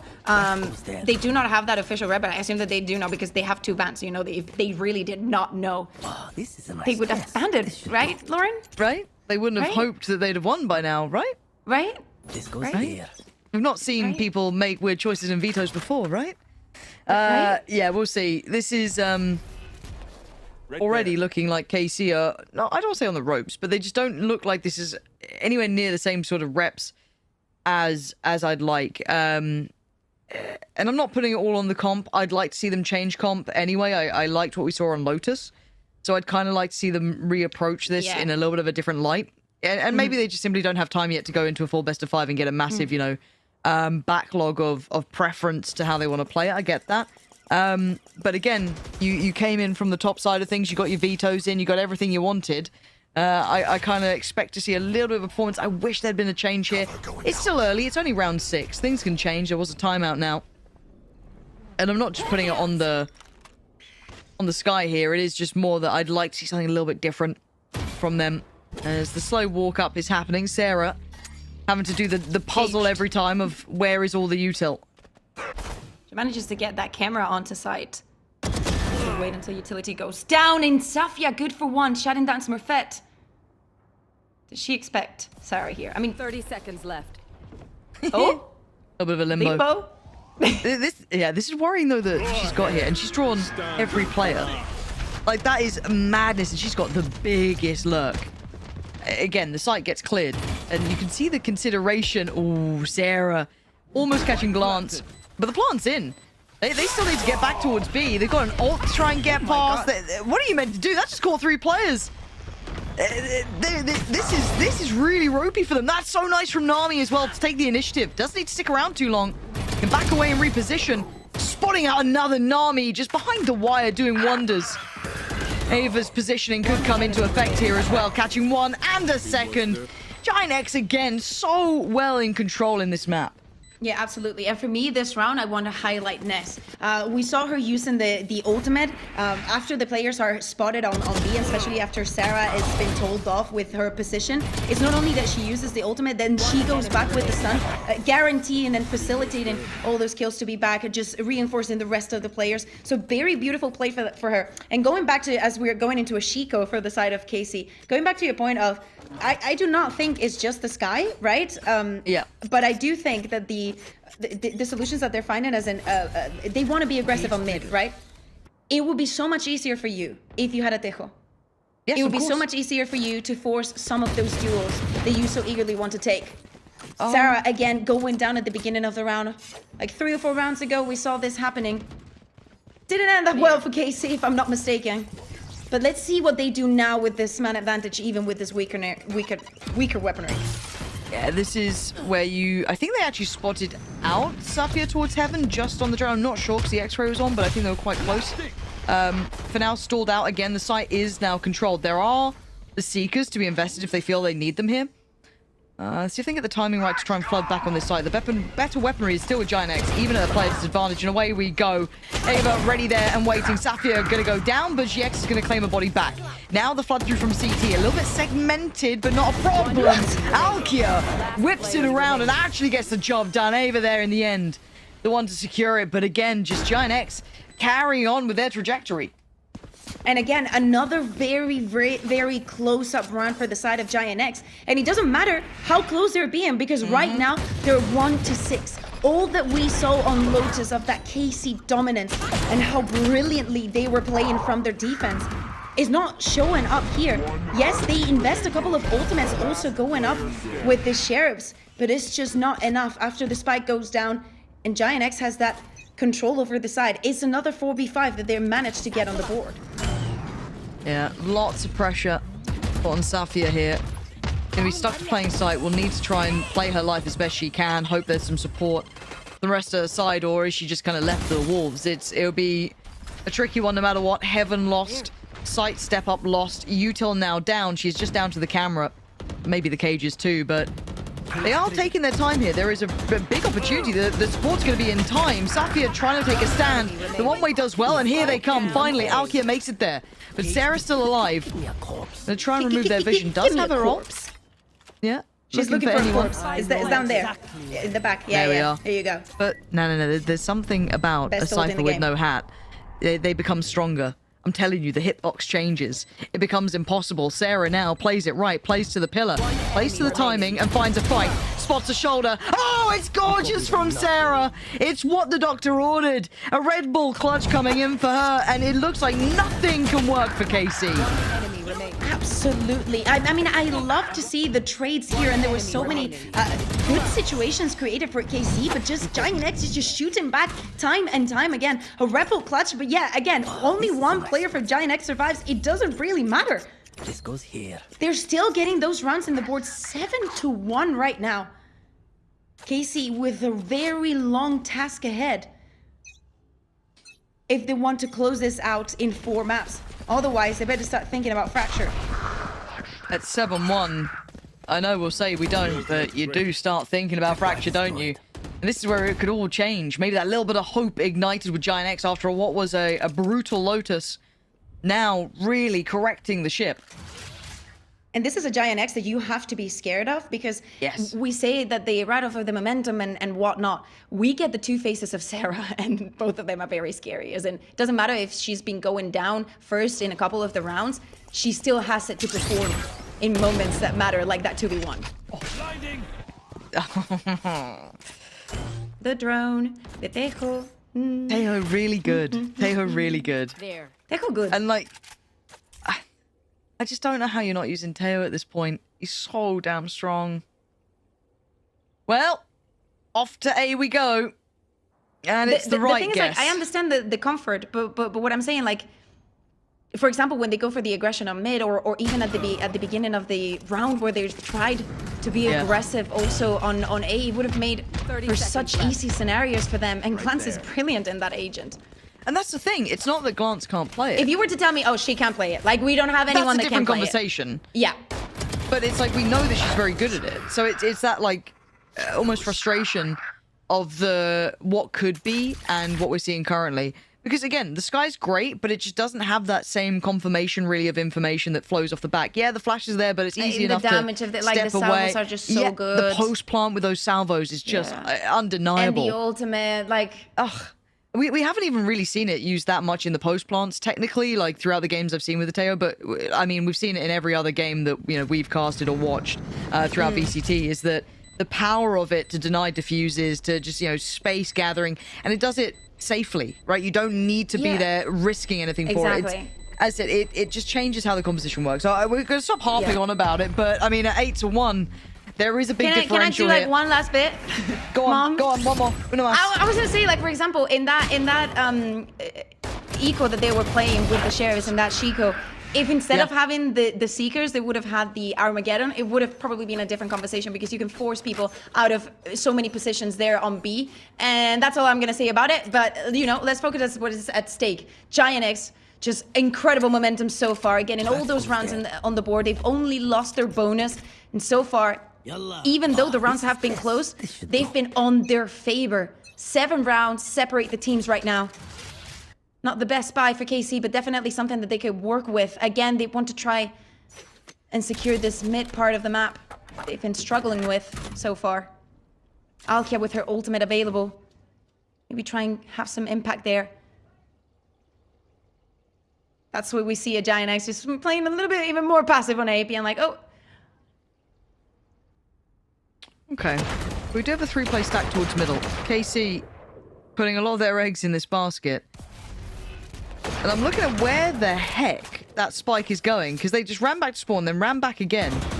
They're a little unsure at the moment, and Sarah can sell them some misinformation almost by still showing presence towards middle. It doesn't really indicate where they're trying to land. Now, we are seeing a rotation from Anasilia working over towards A to try and support. Safia's been here. Oh, wow, Safia, there we are. I was going to say, at minimum, we know Safia is so good mechanically, but we hadn't seen much of an opportunity for it. She's been putting a damn good going, you know, putting a decent showing and trying to hold the site, but this is the best opportunity they've had in a really long time. Yeah, I mean, she has good setups. Like, she really has been trying her best. I cannot, you know, give a highlight of, no, like, this was wrong, like, or this could have been better. Like, even when she's been playing from within the sides, just on screens, she's been pretty good. And this finally looks like a round that KC can get on the board. I mean, in my mind, that from GX was everything. If they'd gotten a little bit more space with the back of Sarah controlling the stairwell back up towards heaven, that could have changed. You know, maybe not ideal. It would have been still like a 3v4 then, but it could have become a bit more possible. Here, it's just gonna be a save if possible. GX just gonna hold on to what they've got, and KC given a little bit of glimmer of hope. Again, we want to see them have a competitive game. It hasn't really been so far, but Safia gonna give you at least one round, it feels like. Yeah. And let's see what this creates on the side of Giant X, right? Like, they were waiting for that ultimate, given them, you know, being very passive at the beginning of the round. But KC did not need to use any of that This goes here. for that round. Not that showstopper whatsoever. Oh, this is a nice. Still on an 8-2, you're more than comfortable, and Smurfet decides it is the time to rock out the operator. I was really worried where you were going with that sentence, Bayer. But you know what? I appreciate it. We've got them reacting to Nami's audio cues here, trying to regain some control over B main. GX and Glance going for that. Little birdie flash does go in, but it's just a trade-off of util. In the same time, Smurfet's still trying to make some work here, and oh my god, Safia! There's your operator. You're just so good. I mean, literally giving them the previous round might have once again given them a spark of life here. Sarah can tuck into this position. Hold it for a little while, let it simmer. Okay, definitely wants that MVP. So he's going to get the position. Let's see if he decides to give that up. But now with Safia using that ultimate, her position is going to be spotted. Yeah, but can you still deal with her? Safia, 3 bullets to play with. Any more kills would have been ridiculous. No. Ava's going to try and put things back in place. Glance going to try and play through the smoke. Ness is still here on the site. 3v3 now. 35 seconds and the pinch comes in. Sarah drops down. Gets the spike across as well. Glance trying to follow that pathing. GX just caught Sarah. And now they don't know about Glance on the site. Yes, they do. Ness turns in time. 25 seconds and 1 player left. GX used to be super clutch. Some of those previous maps, maybe not so much here, but the right read, trying to beat that smoke. The IGL and one of the difference makers, but down to 26 already. Nice little TP. Could set this up. Lovely to isolate, but Ness sitting pretty on 92 HP. Surely has enough, and she does. Giant X, again, a close round from KC, but no conversion. No conversion again for their side. I like how they're trying to challenge in different tempos, but again, so many kills are isolated for no possibility of trading, and Giant X has been so good in that. Like, even if we get a player down, there's going to be an instant response. Even if it's not instant, we see someone like dropping from heaven or just going to help and just trying to get the most advantageous situation for you. Ness on 13-3, closing up that round. Yeah, Ness is having an absolute go of things. 9-2 now. KC still held on those 2 rounds. I mean, it's the last round. Ultimates available for the side of Giant X. That's showstopper. Ness won from that Rolling Thunder, and also Eva with the Armageddon. KC needs to give up the sides. Yeah, I don't think you can contest this one. I think they know it too, right? It's Safia might be tempted. Oh wait, they're going for it. They're going in. Alkia has a go. Takes down Smurfet. That's huge. Safia going to spot the players coming up towards ramp, taking over heaven, but they don't stick around. They actually back away. All going to go in towards site itself. They need to close the gap and make the most of that stun. Nami does it. Works off it perfectly. Alkia gone, and now the flood through from CT. That's nice from Safia again. Still digging in on this one, trying to desperately give KC a couple of rounds here to play with. Give them a chance into that second half. But a 2v3 is still doable. HP is low on Nami, though. They want that plant. I know exactly where you are. Best ult in the game. Spike planted. I mean, it just motivates Sarah. Last time she got the 1v2 clutch. Safia now starting to heat up, though. A little bit of a different beast altogether. Nami on the trade, but Anasilia there with great spacing this time. Tightening up some of those screws that were really looking a little loose in those first couple of rounds. Now, they carve out a tiny amount of buffer, Bayer. It really isn't much. But do you believe there's even a chance here? I mean, yeah, absolutely. I want to see what they have prepared for the attack, and I want to see if they are able to bounce back mentally also for such a half, for so many close rounds that always go in the way of your opponent. So, you know, let's take a minute here, and let's also give them a minute so they can have a chat to see how they're going to face up this attack.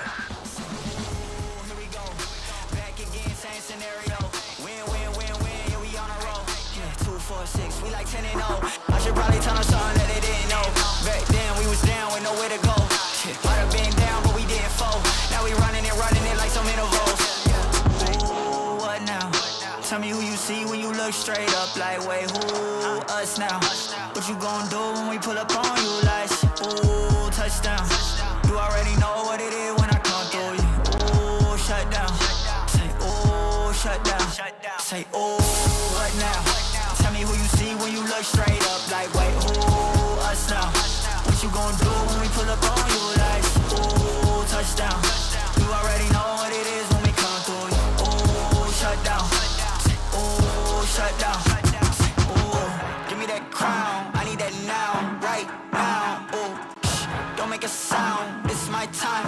You hear the crowd. Hey, we need that rain. Me and my team. Deja vu. This here a dream. We done all seen 100 times over back when we was just teens. Now we going dumb. Told them we the one. They would count us out. Now we counting up the funds. Now without a doubt, they be throwing other ones. The scoreline, I mean, it ain't pretty if you're a KC fan. For Giant X, it is a necessary lifeline after what happened on Lotus. It was 13-3 then, and it could be now. At 3-9, Bayer, do you think the curse is in play? Yeah. I think they could. Like, KC have been good on pistols, and they've been good at bonuses. So, ask me again in 3 rounds. Okay. Because otherwise we'll have a Giant X that is almost closing it out, or a KC that is, you know, has managed to bounce back. As I say, I think initially it's like mentally from the entirety of the day, because again, you need to think about fracture and what that entails. Started up here, Nami. a little bit of chip damage onto Nami. Nice being paranoia, forced though. out for that paranoia. Yeah, this is so far so good. It's the re-hit that's going to be interesting to me. And they can't quite clear that backboard of the site so easily here. Nami gets to play in a bit. No. Ava, a little isolated as well. They couldn't really close down a good fight together. So KC kind of dividing them up and making it really manageable on that one. Alkia trying to catch a little bit of that heal. And Ness instantly down at 8 HP. Hitting shots here. Sarah on the late lurk, but Safia's is later. Okay, You cannot 2v4. lurk into Sarah, apparently. Apparently not, but I mean, the combined health of 18? Surely not. Surely not. I think they know it's done for. Yeah, GX is going to get Ness down, and Alkia going to find Sarah. First step taken. Yeah, not just a couple, you know? I want to see this kind of like comfort coming from them. Having a lot of players, like, I like the individual level is still there. We do not have someone that is like lackluster in their individual performance. I know that the scoreline might say another one, like the scoreboard might say a little bit different, but it's what matters. Like you just focus on this half, forget about the other one. You just need to attack. So far. Safia back on that sniper, that of course she loves. And especially with her being alone in that position that she's taken, it's pretty good for them. As the rest of KC, she's looking to go on to B again. Okay. That's step by step. Said it before. Long old road, the classics, you know, bringing out the real vintage casting lines, but they're there for a reason. KC need to be near on flawless. Not easy. GX have looked out. Pretty solid, yeah. Going through the motion. All those corners. And spotted. One player spotted. Yeah, back pillar. Oh, Alkia. Oh. That's a easily picked up weapon too. That's right into the hands. That's a nightmare. Absolutely. Sarah just expecting Safia to show up eventually. And the rest of KC is just joining it. And Sarah's hearing all of this. The squatting. Cage triggered. Why do I feel like this could go either way still? One of the teams, Smurfet has a bulldog with no armor to it. They've got classics, a shorty, and that's about it. Smurfet gets caught. Okay, that's Smurfet now has that's no kind of buildup. tilted it, right? Yeah, and they don't have a Smurfet either, so they're down pretty low on numbers, but they are going towards a stack. 25 seconds. They can't really pivot here. They got to keep going this direction. This is where it gets tricky. 20 seconds. You got to try and make it, and there's still Nami on the site. Net's going to find Anasilia. This is still on the cards. This is not over yet. GX doing well, but Nami does better. 13 seconds. It's down to the wire, and Glance with the fake. Eats the paranoia. 10 seconds now. Options are closing in. The map's closing in. Nami down to 30 HP. Oh, she couldn't quite find it. But the recovered Bulldog, maybe a chance, but GX sitting so healthily. 100 HP, and Ness needs to get this right. One spray and they're out. Can she find him? Trying to eye it up. Takes a gas, takes a head. Did she see a touch of GX there? She certainly got a tag. 7 bullets. She made such a valiant effort. But GX closing in there in the end. 4 for her. And correct me if I'm wrong, but is this not what also happened on the second round after the pistol? Not this. Not this. Why did we put a slow-mo on that? We're mean. We're mean. Sometimes we're mean. But yeah, a very close-up round for KC to even close out. It does fall into their favor. And we see the investment also coming in. Yes. Just trying to balance out, just getting some weaponry back on the board for them. Because otherwise, if they're not able to convert this bonus again, they're going to be struggling for what is left of Split. Giant sitting very comfortably. Smurfet going on that outlaw. Okay. I've been there too. Alkia, gonna get vent control. That's a tick in the box. Early progress from Safia. We know that sitting on the site is Sarah. We still also have Nest towards Heaven. Neither of these positions fully challenged yet. We have the passive cam, catching anyone's feet kind of coming up, or, you know, seeing if anyone's made it towards ramp. No one's there yet. Nest waiting to work off the back. Yeah, this is all very much considered. As much as it feels like they have no idea, the dog 360 in towards site actually causes an issue here. They could maybe try and isolate Sarah and put some real pressure on. Not the case, though. They do expect also that stun, so they just take the opportunity. So, looking at that Nami smoke to go onto site and onto Heaven. I thought they were gonna go. Glance is dead. Yeah. 40 seconds now. They look a bit hesitant here, Bayer. They're looking for an ideal dream scenario way forward. You may not get the dream, but they still need to try and deal with sight, deal with pillar. They don't have a plan in mind, and Sarah making light work. 3 back to back. Don't challenge Sarah here. She's just too solid. GX, I mean, eventually makes it here, but it's redundant. 10 for GX. And KC, it looked like they lost their way, Bayer. It didn't look like they really had that kind of direct approach in mind. Yeah, I think that also, like, Alkia going in with the judge, you're only, like, conditioned to that close quarter if you can find it. And for the position and for where she was going, we can understand the value that she was trying to find. But Sarah is a force to be reckoned with.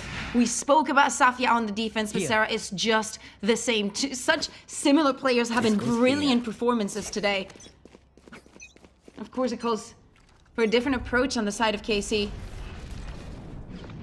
And also the impact that Eva was able to find there with those salvos. We're not going to go back into it, because I do think also that Glance is finding the impact with this dog and the reclares that they're able to get. But GX is not giving anything away. No, they're sitting pretty deep here. Flash going to find nothing. It almost kind of lulls them into this sense of security, but you can see them trying to clear a couple of question marks how far that drone can go. Bluminek doesn't actually find GX waiting super passive, but it is Smurfet on the angle. This is an outlaw. Now, GX has full armor, as does Anasilia, and so does Safia. The other two, Glance and Alkia, don't. Or you just hit back-to-back shots and you're good, apparently. So maybe trying to springboard into this, but they're being halted. Smoke's in play now. Gonna have to bank on the pressure from Heaven, but that's gonna have a counter too. Ava's on the way. Gonna catch her waiting. Yeah, Nami's got it dealt with. Anasilia the one to hit the shot, but still, it's a 4v3. Safia, Glance, and Anasilia. Where are you going to go now? 35 seconds. It's a stopping force as well. Safia with this position 30 might be the game changer into all of this. Yeah, but they can't get to the site.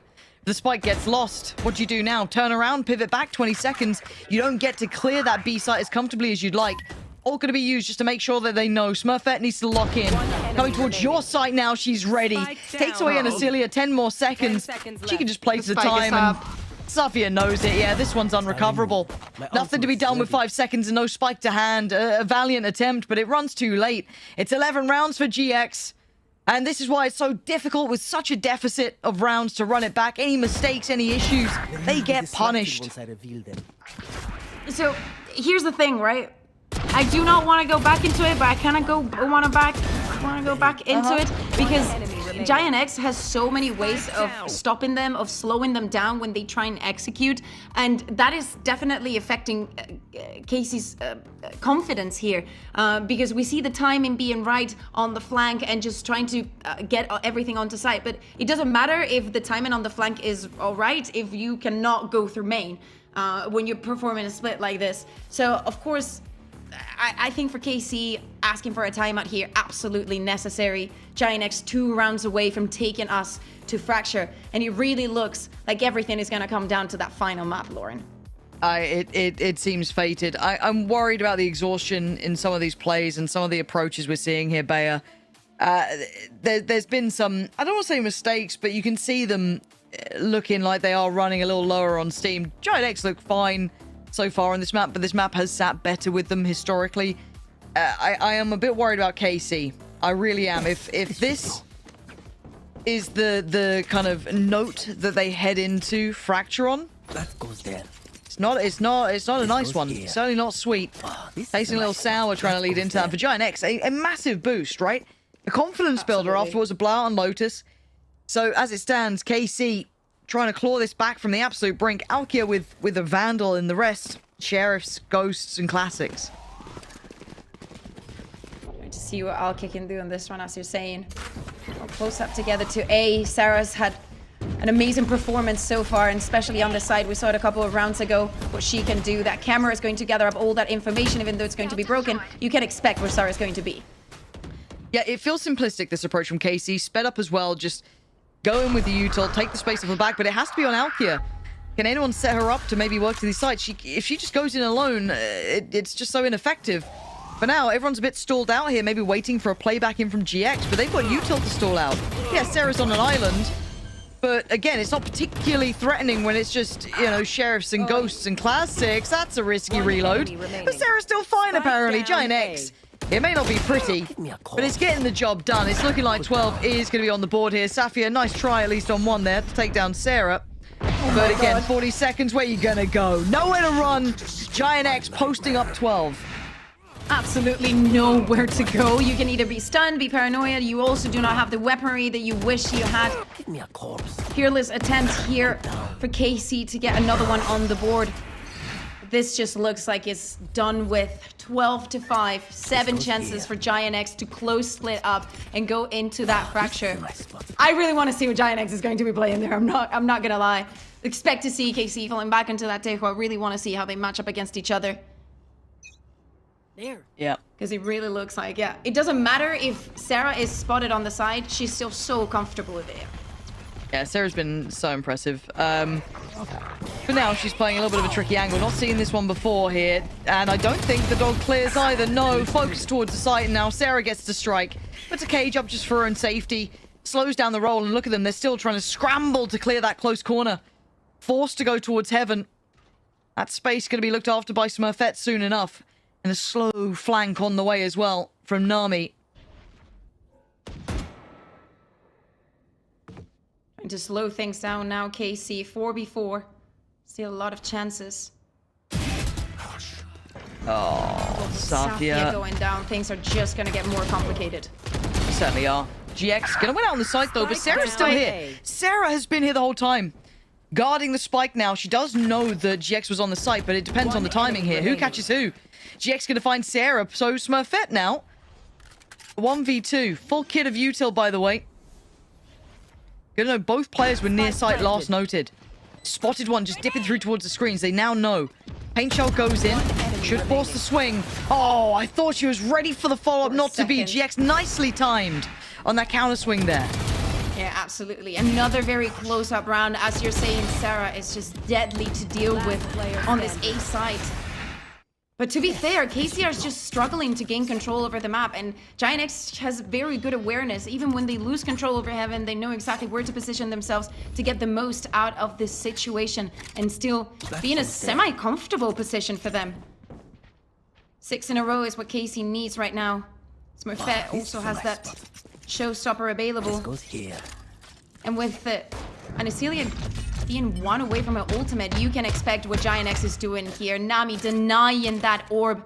Same thing Sarah is doing now on A. Cage triggered. They do not want to give that facility. They do not want to give that easiness for KC. Sarah. And that's all the information on where everybody is. Still a minute and 20 seconds to work with. And the thing I want to highlight here as well is Sarah's just speed up through spawn. They're both doing it. And even if they do go split, maybe they pivot through sewer. But that's why you're going to see someone like Ness just holding here for now, keeping that space secure. Because this is big info, right? Look how small this map becomes. They just have B main. They're going to re-clear middle with the drone just to make sure no one's here. Decent information. Exactly it feels like it's heading towards B. Giant X on the verge here. This could be the round. This could be the moment. The flash is going to go in. Not going to do too much here, but can they maybe make anything happen towards the site already? Smurfet going to pop the ult just to make sure no one's coming through. Sends it to the smoke, still claims the body. Alkia going to be dropped. Glance and GX, the last 2 alive. And the ever-creeping death from Sarah coming in. Pulls the trigger. Perfect. And the trade for Smurfet. It's 13-6. We are indeed going the distance, Bayer. Go into distance, and I really love the fact that we are seeing peak level from both of the teams. We could have seen a KC that crumbled under the pressure, that after the performance that they had on Lotus, and a KC that looked undefeatable, they're able to swing back with this performance. As we're saying, we do not know what we're going to see on Fracture, but I have a feeling that we're going to get the best out of these 2 teams. Love to see also the individuals showing up. Sarah, absolutely deadly. Yep. Throughout the entire playoffs, throughout the entire split. Definitely a force to be reckoned with, but I think that we can say the same for her counterpart in Safia. Brilliant moments, very, very close-up rounds for Giant X, but again, it's the same Giant X that manages to ride up on that momentum, and that is what's taking us to the final map. And this is where we walk into the unknown, isn't it, Bayer? It's really not something that we know too much about. It's the last map for a reason. Will it be close? Will it be a blowout? I kind of hope we get to see a little bit of something kind of from those first 2 maps rather than the last 2 that have been a little bit one-sided here. Obviously a great display though to course correct from Lotus that would have left a really bitter note with them, but now the shoe's on the other foot, right? Can they, the other side of KC, claw it back from probably a pretty devastating loss? You know, very uncomfortable time for this to hit in the best of 5. And the first real opportunity in my mind to finally see if Giant X can push themselves to being that winner. Almost perennial second place team, always losing out to your G2s. And we were wondering, you know, with a different team now here, is there going to be a different result? We're going to find out after this break. We're going to go back to the analyst desk in a moment as well. So stick around. Fracture is coming up next.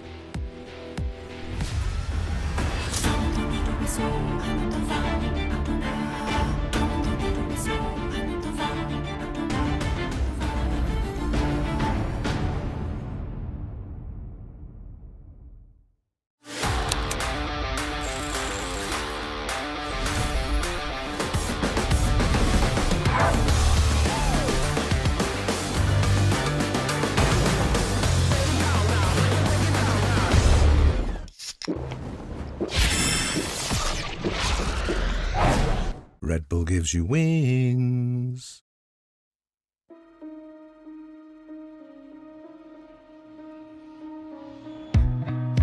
Time slows down when it can get no worse. I can feel it running out on me. I don't want these to be my last words. All forgotten, 'cause that's all they'll be. Now there's only one thing I can do. Fight until the end like I promised to. Wishing there was something left to lose. This could be the day I die for you. What do you see before it's over? Blinding flashes getting closer. Wish that I had something left to lose.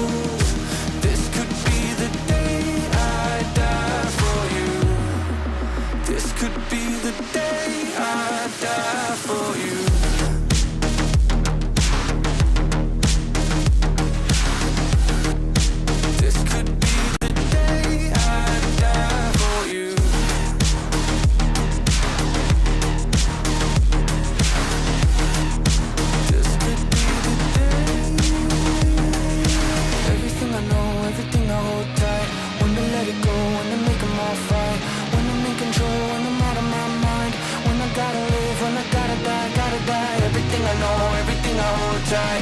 When to let it go, when to make them all fight. When I'm in control, when I'm out of my mind. When I gotta live, when I gotta die.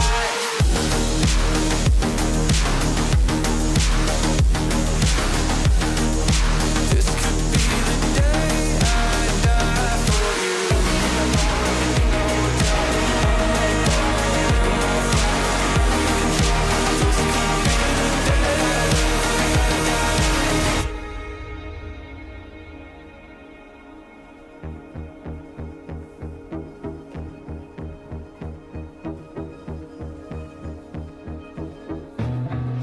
Feeling like there's nothing I can do. This could be the end, it's mine to choose. It's taken me my lifetime just to prove. This could be the day I die. Don't let it be the day.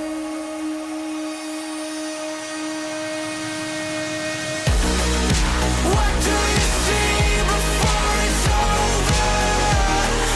Blinded flashes getting closer. Sacrificing everything I knew. This could be the day I die for you.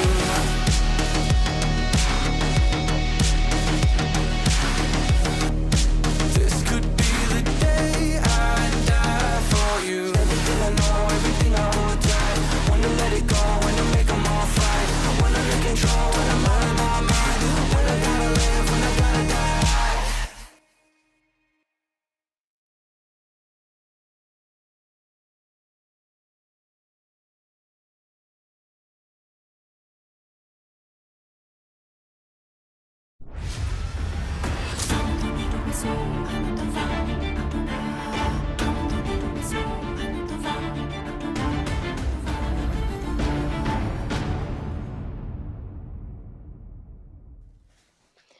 We are going the distance in this grand final best of 5 between KC and GX. GX, they take Split, which is a map that we expected them to do well on. But as I bring back Mac and Billy, did you guys expect them to do as well as that, Billy, considering what happened the map before?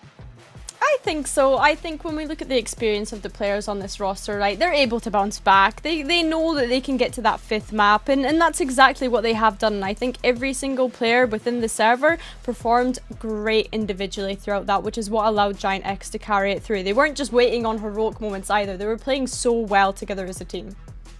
Yeah, look, on the top of that as well, the fact that you've got both the Cyphers outperforming pretty much each other. You're looking at Sarah, 19 and 14, just doing so much work, especially in that first half, which is funny to say because you'd expect Cypher to do more work in the second half on the defense than usually, you know, lurking up a storm on a map like Split. But yeah, KC just couldn't deal with the aggression from GX. We said on the desk before going into the game, GX needed a really good start on the attacking side, and they couldn't have asked for too much more in that first half. Let's take a look at some of those rounds because, Mac, they really set the tone, right? And we saw some clutches coming through. We saw some very intelligent play from the side of GX. And it was because of these kind of plays that they kind of just ran away with the game. Yeah, I feel like, look, Sarah just going absolutely crazy in this particular round. One of the definitely the turning moments as well, locking in 7 on the attack on a map like Split is not only insane, but the fact that she's able to do it in 1v3 manner and just separate the troops like this, manage to find a nice little play, nice little lineup, and then, of course, just isolating every single one of those fights, even after getting paranoid. And then, look, for the rest of the half as well, moving into the second half even, this is going to be that big play out of Smurfet, even though, again, look, maybe not topping the statistics for the team, but still managing to find impact in many rounds.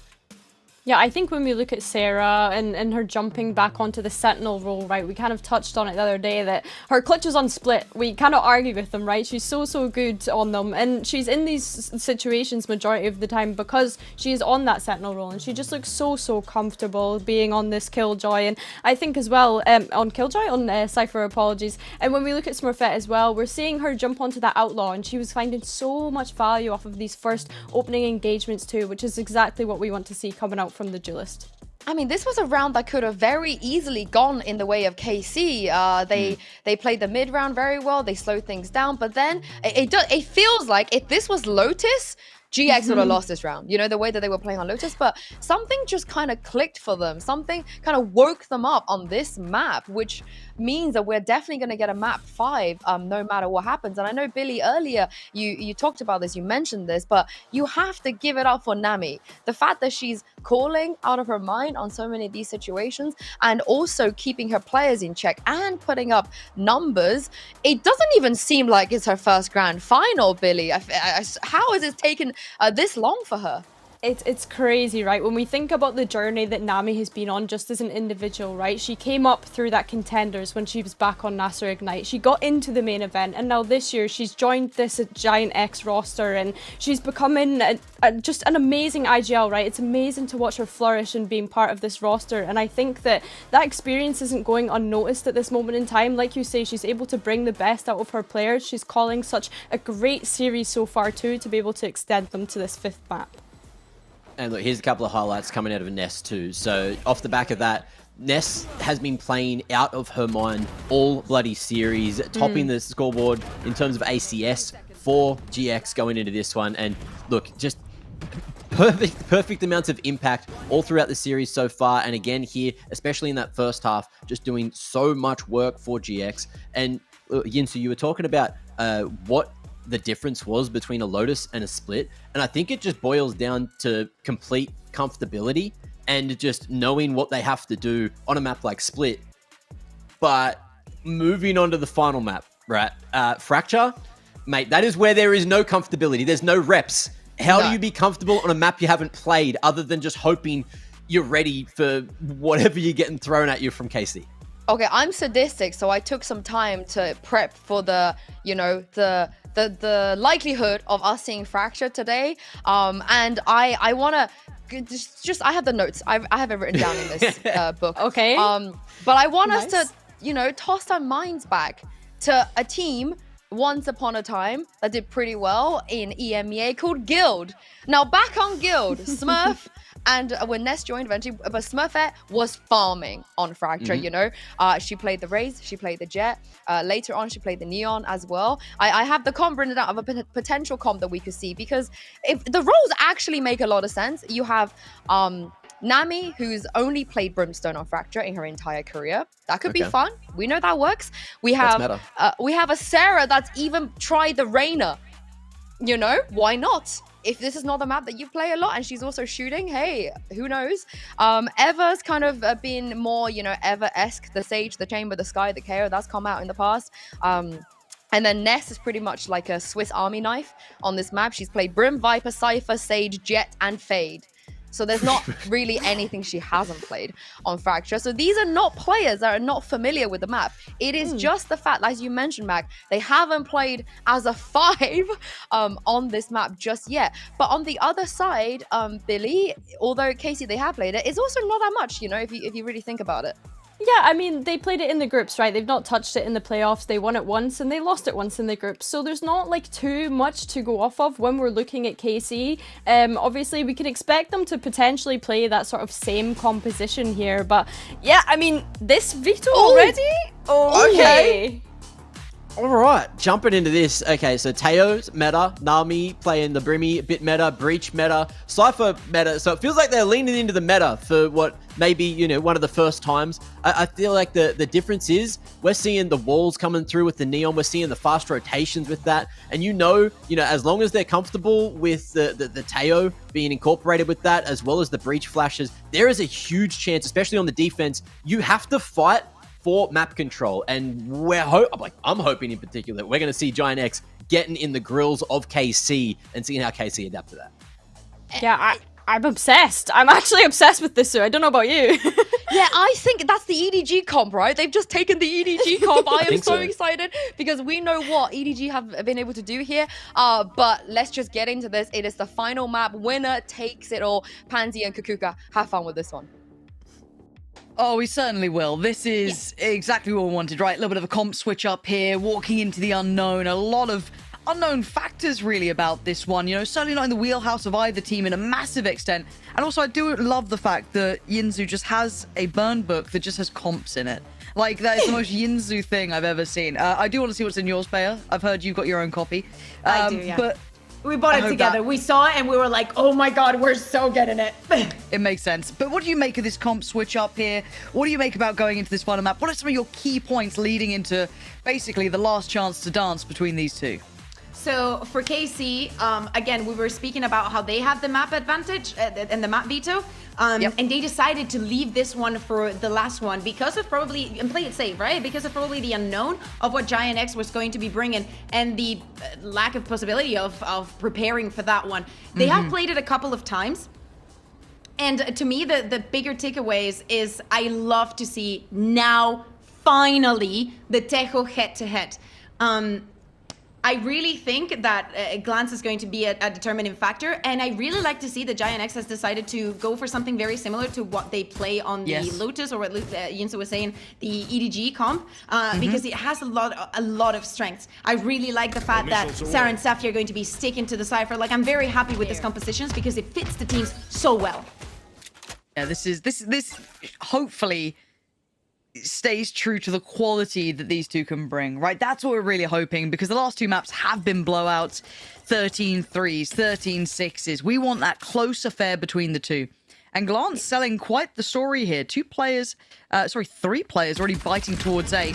We do see that crunch towards B now coming in. Lovely stall from the Tejo, though. And a pivot through the underpass.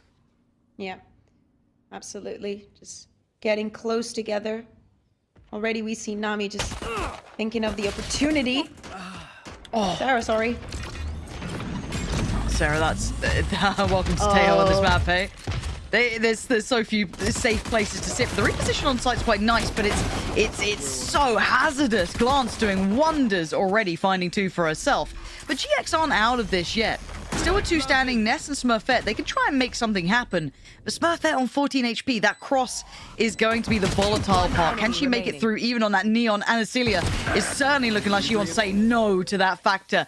KC with the first, and you're seeing some comfort here, it looks like, even in all that chaos. Plan in mind. Yeah, exactly. And we're going to be seeing a lot of stunts here. It's going to be a little bit like we saw on Lotus as well. And I want to see more for Anacelia. She had such a good map, and she has here another chance to have that amazing impact that she's been having with her utility. We saw a little bit there in that first pistol round for KC on this map. Definitely something needed in terms of confidence after the 13-6 that they had on Split. Yeah, this is all just waiting and watching. We have no kind of pre-decided or pre-made notions about this. We are learning as we go here. GX looking to fight for the space, try and fight for what they can, and they take down Safia. That's pretty imperative. Brings back Alkia, who gets outdone. Smurfet quick on her feet and quick on the thinking, draws the fight in. It's a 1v2. Now a 1v1. Sarah, you are outrageous to find that.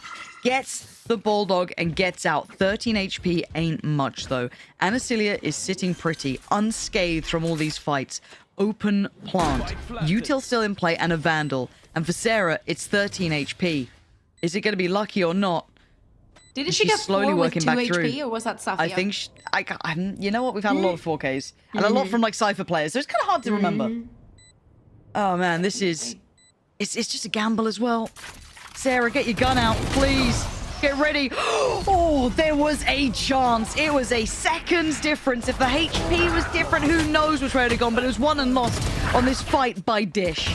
Yeah, exactly. This aggression is something that I expect to see from Giant X, from the defense, running with that Neon, also having the possibility to set her up, to just have that extra utility coming in from Ness and Eva. Anacelia does a good work in stopping them. Maybe I was missing a little bit of, I think the glance was caught off guard, not being able to follow with the salvos and whatnot, and actually finding a lot of damage. Look at the buy now for KC. They want to take this one step at a time. Only getting that Vandal out from the previous round.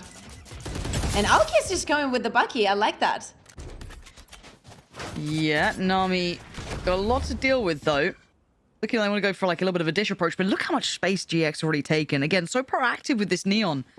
Smurfet taking wonders, taking heads. Glance gone down. Now they're worried. Now they're under threat. They've got... How are you getting a plant here? There's no way you get a plant here. Zero chance. No. Alki are going to go down and the net gets smaller. Zafia, the last one alive, and not in the position to do much with it. So you're going to have to try and make something out of nothing here. Have you heard of the 1v5 from Zafia? On Fracture, you mean? Yeah. No, it was on Fracture. On their bonus round? It was. Playing the Cypher, slowly walked up towards Dish. It was crazy what happens up against Ava. It was clean enough, right? But 45 HP, you'd think not enough. And you might be right. Because then how do you... The thing she did about dealing with... Sight. Yeah, that's the bit that really keeps you guessing. This Again. little time, I assume she Yeah. just wants to save this Vandal. If anybody else wants to, take up on the duel, she'd be happy to take it, but it's nearly impossible. And Giant X is obviously just sitting, waiting on side. Just look at the angles. Yeah, normally I like to lie to the audience, but normally I like to tell them lies, I love really lying. committed lies. Of course, who doesn't? It's the best thing in the world. Right? But this one I can't even fabricate something for. They are sat in like high-low crossfires. They're like, don't start with me, folks. I say folks, observers. The cheek of it, but still, yeah. So the round's just going to dwindle out.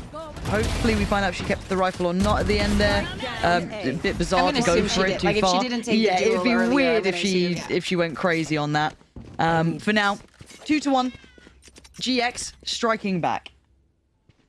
Striking back and being so proactive in doing so. Again, Glance was literally with her knife out, not expecting how fast Smurfet was running on towards her. And of course, I think that is going to keep them guessing for the entirety of the game. How are they going to respond to such aggression? If they're going to be waiting, if they're just going to be very decisive onto the sides. Side. Smurfet just wants to keep pushing.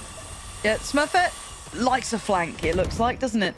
Already pushing out a B, but you can see Karmine Corp have eyed up that A site. They got Alkia out towards Sand super early. The rest now trying to pour through main, looking towards that plant. Still got the smokes in place, so now's the time to do it. But GX might want to try and get back into this a little early. The drone going to go down. You've got already Smurfet on the way. They're holding these battle lines drawn, I was going to say, in the sand, but for now, Alkia trying to back away to some safety, but really good read. Zafia knows that timing, that clock ticking. She knows it to the second. And now the three remainders. How are you meant to get back towards site here? You've got no entry points. Oh, well, that would have been the one. That would have been lovely. Sarah can't quite do the damage on it. That would have been brilliant if she could have found it, but no, it is going to be time to save. KC locked in on that A site, Bea. Yeah, absolutely. And I think that they're going in fast, also not leaving Glance being the last one behind and just leaving Zafia in charge of it because she's so absolutely good at it. I think that if we go back to the beginning of all of it on Haven, she was absolutely on it when it was about catching off that flank and actually shutting it down. So right now, this is kind of the response that we expected from KC. It's not like they're going to be aggressive onto you and they're just going to die to it time and time again. But this calls for a very early timeout for the side of Giant X. And probably Sasuke just saying, hey, we need to measure where and when we are aggressive, when to fall back. Because at some point, you cannot just keep pushing in every single round. You become too readable. And that is something that KC, again, is not going to struggle with. Yeah, this is... I quite like an early timeout in this regard because it also kind of indicates the gravitas of the situation, right? This is the final map, best of 5. You've learnt your lessons while you've been going through the maps. You've had highs and lows. You've had strong wins, strong losses, and then 2 close maps. You've got to keep their heads about them here. And you're right. Maybe that flank timing, maybe that pressure on these aggressive plays. If anything, it's just encouraging KC to go for those sights hits, 5 players strong, right? So I do want to see what they do as an answer here for Giant X. They have a lot of options. I mean, this composition gives you so many different looks, so much versatility. It doesn't have to be singular in approach. But I do think this is also one that you don't want to let the momentum slip away from Giant X. You don't want it to feel like, some of the previous maps that have been absolute blowouts. You want to feel it competitive. You want to feel it close. Now we've got a couple of ults nearby. Smurfet very near. We do have an Acilia with hers, though, which is worrying me because that is so huge on a map like this. Yeah, absolutely. And the way that she has been performing, I think just granting off those first rounds, she was extremely close to getting it. Now with 3 on the board. She's already looking towards it, but I was gonna say, girl, you still have the spike in your hand, maybe you do not want that the drone is coming in. And they're spotting something that Giant X definitely was prepared and is like, do not be on the inside. Do not be on site. Ooh, one and a second hit by that. It should be the go signal. Get on site, get the plant, and also apparently get a kill. Alkia's gone down in the same sort of breath as that. Anasilia gonna just drift off the site, and here comes the flank. They now know it's coming. Anasilia needs some support here, needs some help, surely, but she's on an island. She's on her own. Support's finally coming in, but it may be too little too late. Safia trying to save the day, but Smurfet is on the case. Giant X pulling off the retake. This time, the timing was just right.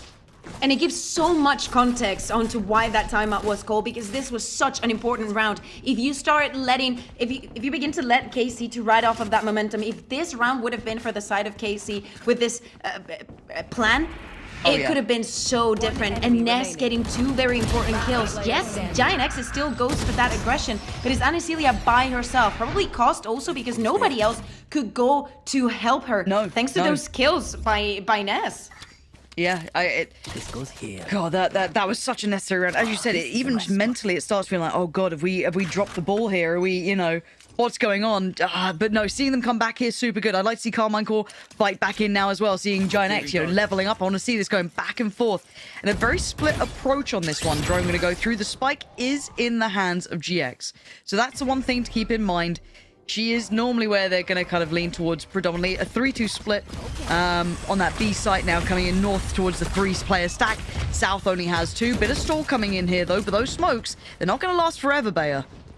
Yeah, absolutely not. And you also have the utility from Sarah still waiting on site. She's going to activate the cage, making everything so complicated. Oh, my word, here comes the ult. Yeah, sends him away, buys some time, but Alkia trying to overwhelm, but GX still in control here. Ult doesn't mean anything, apparently. Glance with it all to do after a team kill as well. GX are right back in the driving seat. I do not feel any sorry for our servers right now, because that was very difficult to keep an eye on. Many things happening onto the side at the same time. We have Smurfet running onto it, just going with this duels, held by Sarah, just moving away from that ultimate and actually having a double stance just by the end of it. Safia goes down to that ultimate, and all this chaos has to call for now KC asking a timeout after losing those 2 rounds in a row. Little bit of mayhem going there on the site. GX and Eva still to find a kill, and especially like for GX with the rounds that she's had, with how impactful she's been. And the thing is, like, GX on that Omen, I love watching her work, right? In the first couple of maps, you see it especially so much, like, individual stopping power. And it's kind of one of the, like, IGLs you can frag we were talking about. I need to see how well she handles the Astra here as well, see her activate on this one too. I don't want her to fall into that, just like, you know, plays the smoker, does the role, does what she can, because she brings so much more value than that. I think we've all seen that, right? It's one of those things that she's so talented with, that she can still find mechanical impact. But for now, it's 3-3, Bayer. And this is, again, the tricky part. We know that they've played this, you know, within their own amounts, but how fresh is this in their mind? How prepared are they once there's adaptations to keep up with them as well? Because things change within 2-3 rounds in this game, right? You've got to be able to learn on the fly. And they're going to have to try and do this, KC, with a very broken purchase. Alkia, yes, with the Bulldog. The rest down to Sheriffs. Yeah, and Smurfet is just going to be slowly but surely, again, pushing on from Dish. This time by herself. With that outlow.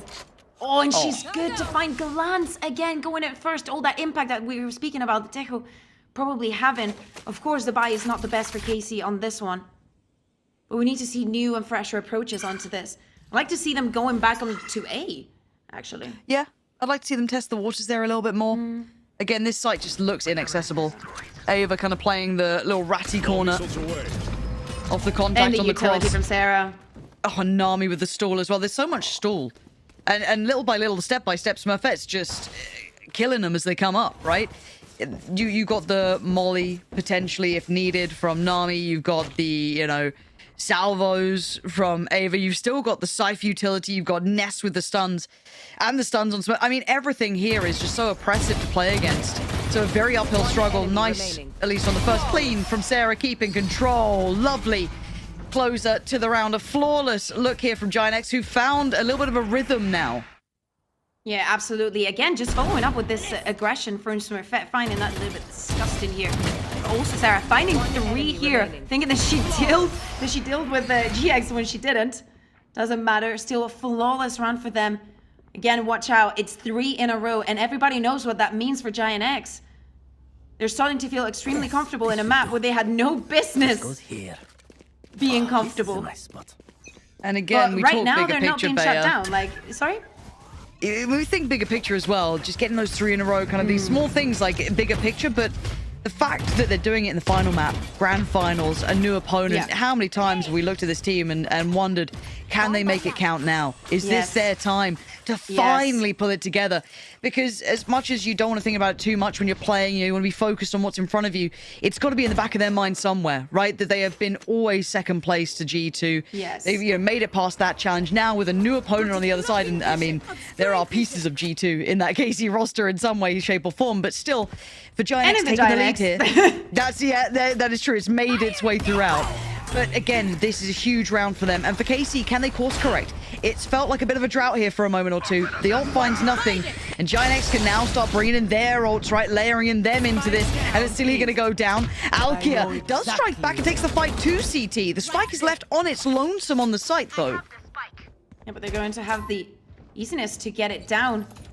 That ult's still not going to go down. Yeah, good for 2 here. Oh, that's that dreamy definitely from changes Alkia. everything. Unbelievable. Oh, and Smurfet getting caught here. Sarah, you've been clutch before. But you know what? It ain't happening now. Safia going to close out the account, and we go back and forth here, tied up at 4 apiece. Try something. Yeah, but this round we have to give props to what it's due. Like Adesilia goes down here to the ultimate from Nami, but it's also off of the back of those ultimates, right? Of the Cosmic Divide and also the Neural Theft. Getting that information, that is something that they're not going to have for this round. This is, you know, this where they have been struggling. So I want to see what the approach is going to be. It looks like they want to go towards B again, but watch out because Smurfet has that operator out. And she's definitely hungry to get this win on Fracture. And finally getting Giant X to win one of the finals that they've been in so many of them. And yes, most of these players have won finals. We have Smurfet, Sarah, Naz, Ava. I think that Nami might be the only one on that roster that has not won one. Now, can they do it together? KC, fancy their chances. That young blood coming in. Glance, the veteran, the one to bring them together, to take them through this. There's players on this A site, Nami one of them, who's been a safe pair of hands here. Smurfet, a bit of an off angle. Going to be rotating around. You can see the commitment now towards Sand coming in.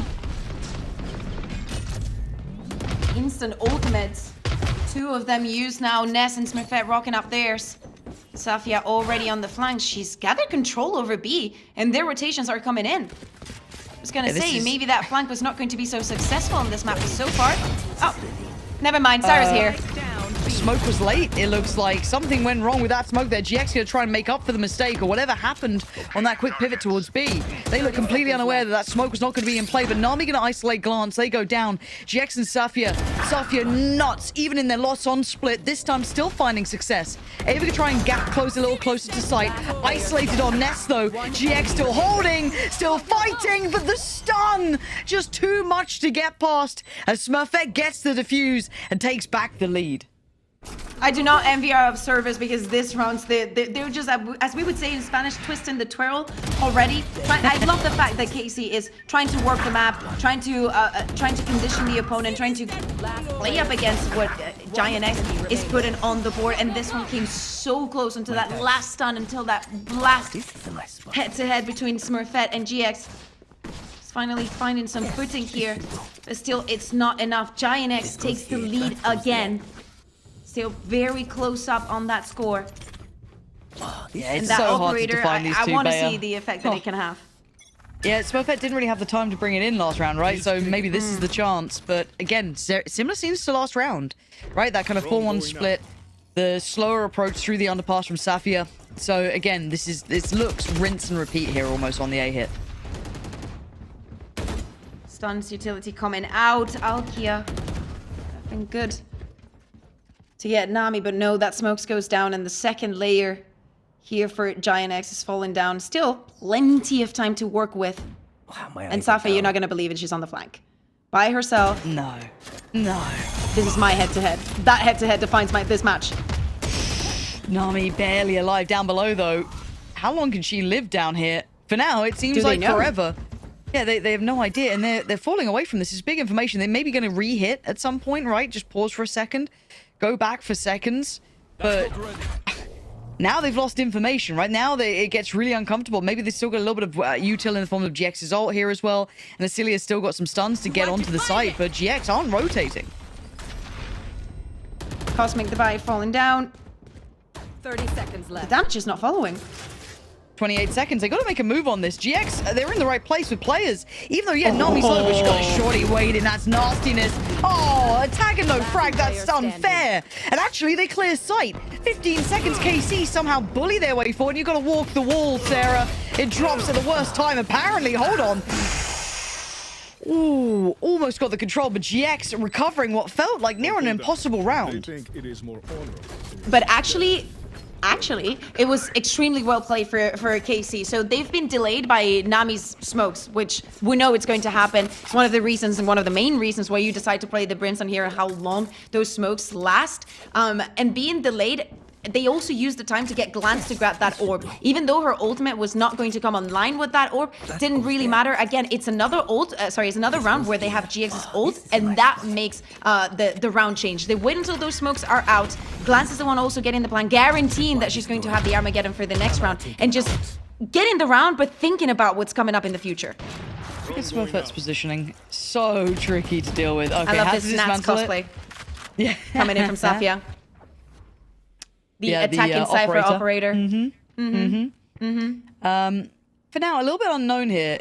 Very much drawn the players over. And the audacity, again, for Sarah to go walking about. I guess in this round, they do have less to work with, so they can be a little bit more risque about what they're choosing to do. For Sarah, there's a lot of players here, and she's being watched by GX. Gets the tag and falls off. That's pretty telling. You don't want to open up that avenue of a pick back on you, so falls all the way back towards site. Yeah, and Casey's read on this is if there's someone pushing, and that was Sarah, probably the site is a little bit weakened out, or she's just playing by herself there. I don't think they've spotted a Smurfet this round, right? No. Mark's still trying to sell. It's going to be this B hit, and well, with the ult on top, Smurfet, you had to do something about that. Don't know what the plan was, but for now, Glance just farming. Absolutely farming. Now, for the rest of GX, they are in the right place here, but sadly, they've still only got Sheriffs. Now, we've seen their Shikos before. It's 19 seconds.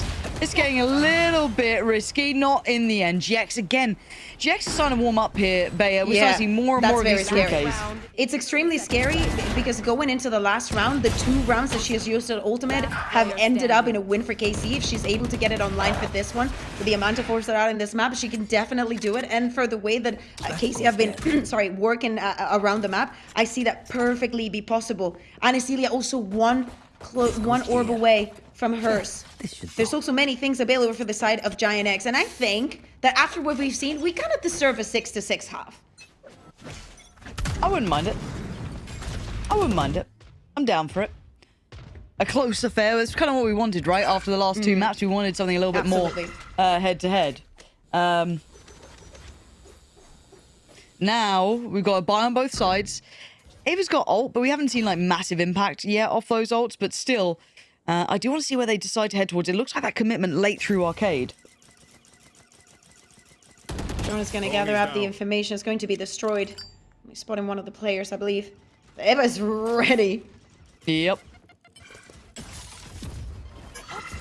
That is going to be a rough wait. Trying to approach the site. There is a lot of... Oh my god, scramble. Scramble. Get out of there. What? Finding a little cubby. They didn't see the little bit of a corner to play from. There was just a little bit of a cutout for Alkia to tuck in towards, but Anastasia is still going to go down as well. Util layered onto this. Down into a 4v4 at 45 seconds.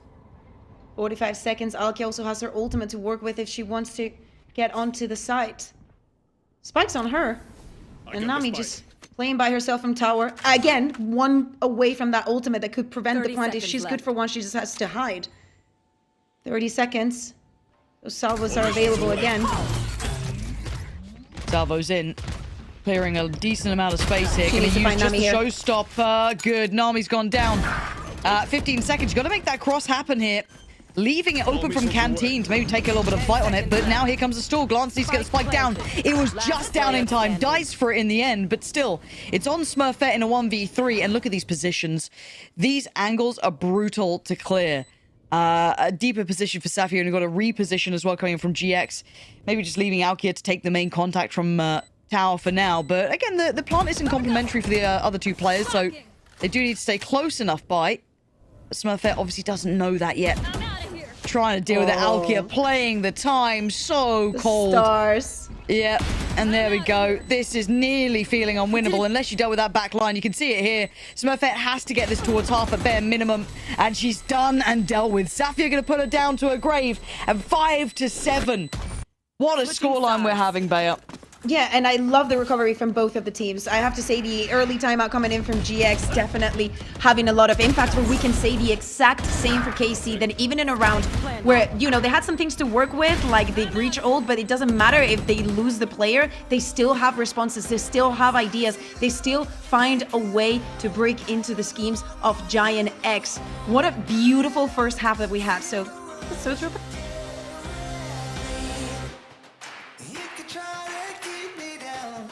But you're never gonna break me. All the years I've known in my heart, all the fears are falling apart. Oh,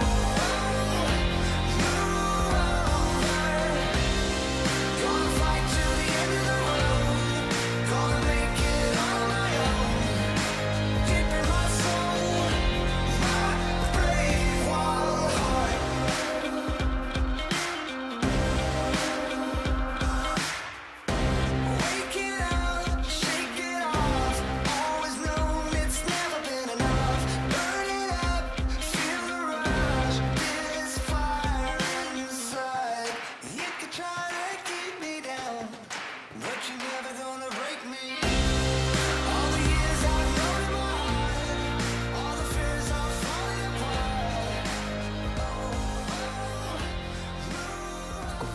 It's 7-5, favorable to KC as it stands, but it's been a close affair, Bea. This one really not having a clear-cut leader so far. Do you remember when Yinso was saying that this is EDG's comp? Do you know Yes. in the final there in Thailand, they also got with this composition 5 rounds on the defense. I am not joking, and that ended up being an OT that they actually won. So let's see if we can have, again, I think that for the sake of the performance that we've seen from both of the teams today, I would love to see an overtime. I would love to see it, you know, down to the very last round, the very last moment to crown a new winner here for EMEA. Giant X have been trying for so long. But KC, now that that crown is up for grabs, they definitely want it. And throughout the entire year, they've been proven that they are more than worthy of it.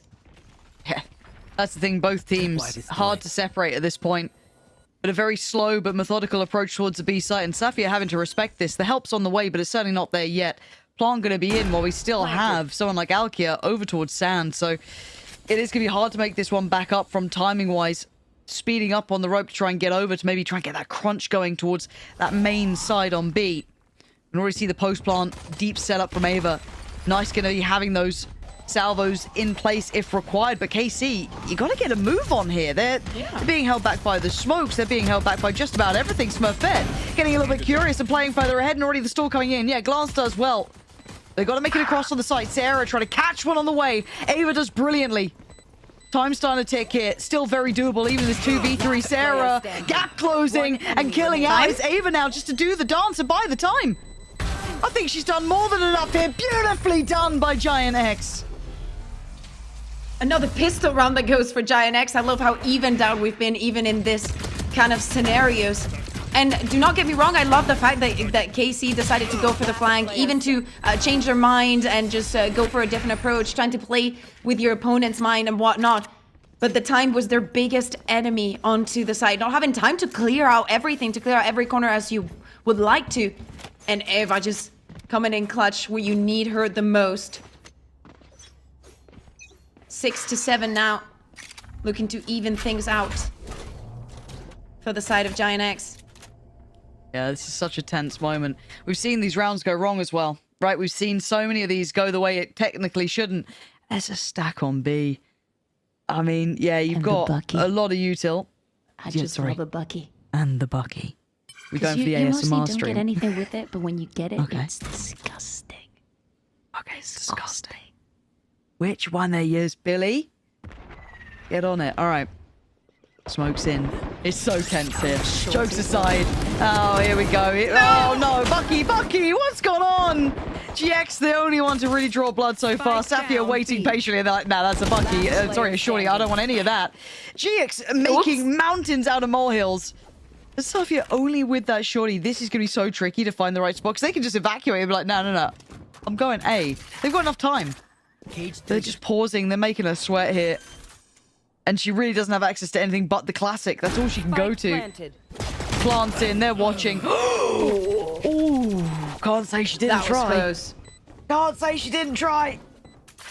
Oh, I'm kind of sad that we missed what GX was doing onto the side because she was definitely creating some mayhem and getting kills just off the back of that classic. This goes here. Little bit of damage as we're saying. And Celia's actually going to be gonna go for the outlaw. What? If only the Bucky worked. Yeah, I know. We really Praise talked to the observers for falling into the madness with me. Just yeah, it's kind of giving your me fault. the You Bucky baited him in. POV. Yeah, that's nasty of you, Bayer. I can't believe you've done that. There's going to be Reddit threads going, oh, I am these so observers. sorry. Oh, but we are into the round. GX coming in with what remains. So the two Bulldogs, we've got one Vandal with Smurfet and the two Sheriffs. Early contact and early intention shown towards A. North-south split, heavier on that northern side. Smurfet looking to be the one to maybe kind of show that pressure early, but healing away from this. You see, just trying to put some pressure onto Hole. Not going to find anything on the other side. Sarah's just going to be staying by herself. She's never struggled by herself. No. But just with that Sheriff.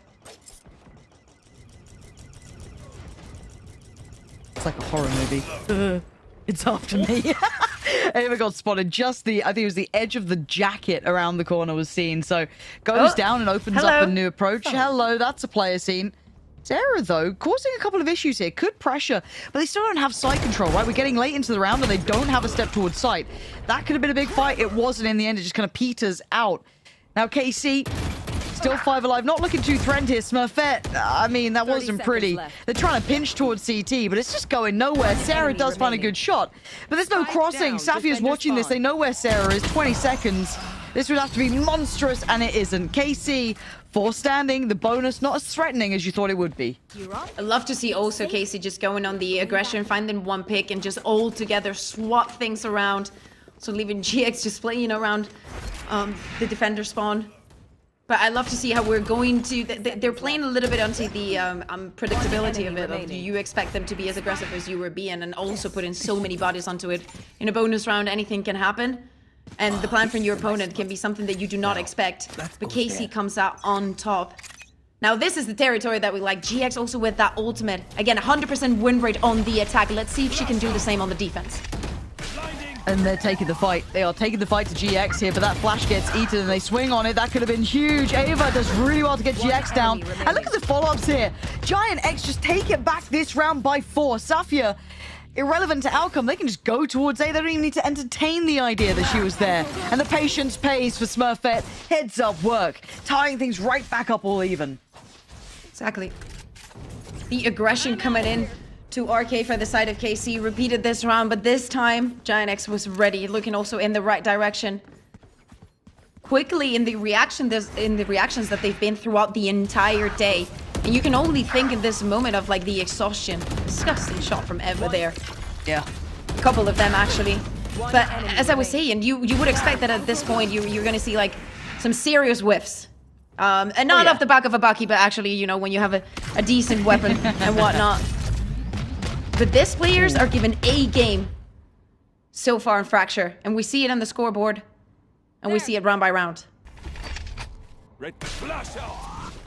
Patient play, apart from this A main show of force here. Smurfet taking early space, managing to avoid all the Teo util. Lance wanting to clear that question mark. Spots out Smurfet. Nothing more. They have a lot of bodies towards the side of the map, and I'm looking at the exploration on the other side, Sarah, right? How much does she get here? The camera? Gonna be heard, but obviously we don't know the full information. Yeah, exactly. Probably because of Ness having her ultimate also to be in the possibility of coming in with Eva, Casey has decided to just leave the B side completely open. Yes, they do have some pieces of utility coming in from Safia, but playing for the retake here, especially having GX ultimate, is the best opportunity that they can have on paper. Here we go. Just got to make that cross. Safia forced to back away again. This space denial and control. Smurfet just tucks in to a little bit of a safe corner towards heaven. Or up towards tower, should I say. Sarah going to get the plant in, and we're good. They've got the time on their side. Now, ult going to come in, buy time, stop anyone working in through from CT, so they take a swing, take a chance. They could gamble down to Arcade, and they get a 1-for-1 trade. Smurfet going to know there's more players there. Obviously, Alkia doing well. Another ult on top. Bayer, they're investing everything. Of course they are. Alkia not going to find anything here. 2v4 scenario now for the side of KC. Glance is good for one. But how much did he want to invest to this? Also, the time has already taken on Giant X's favor.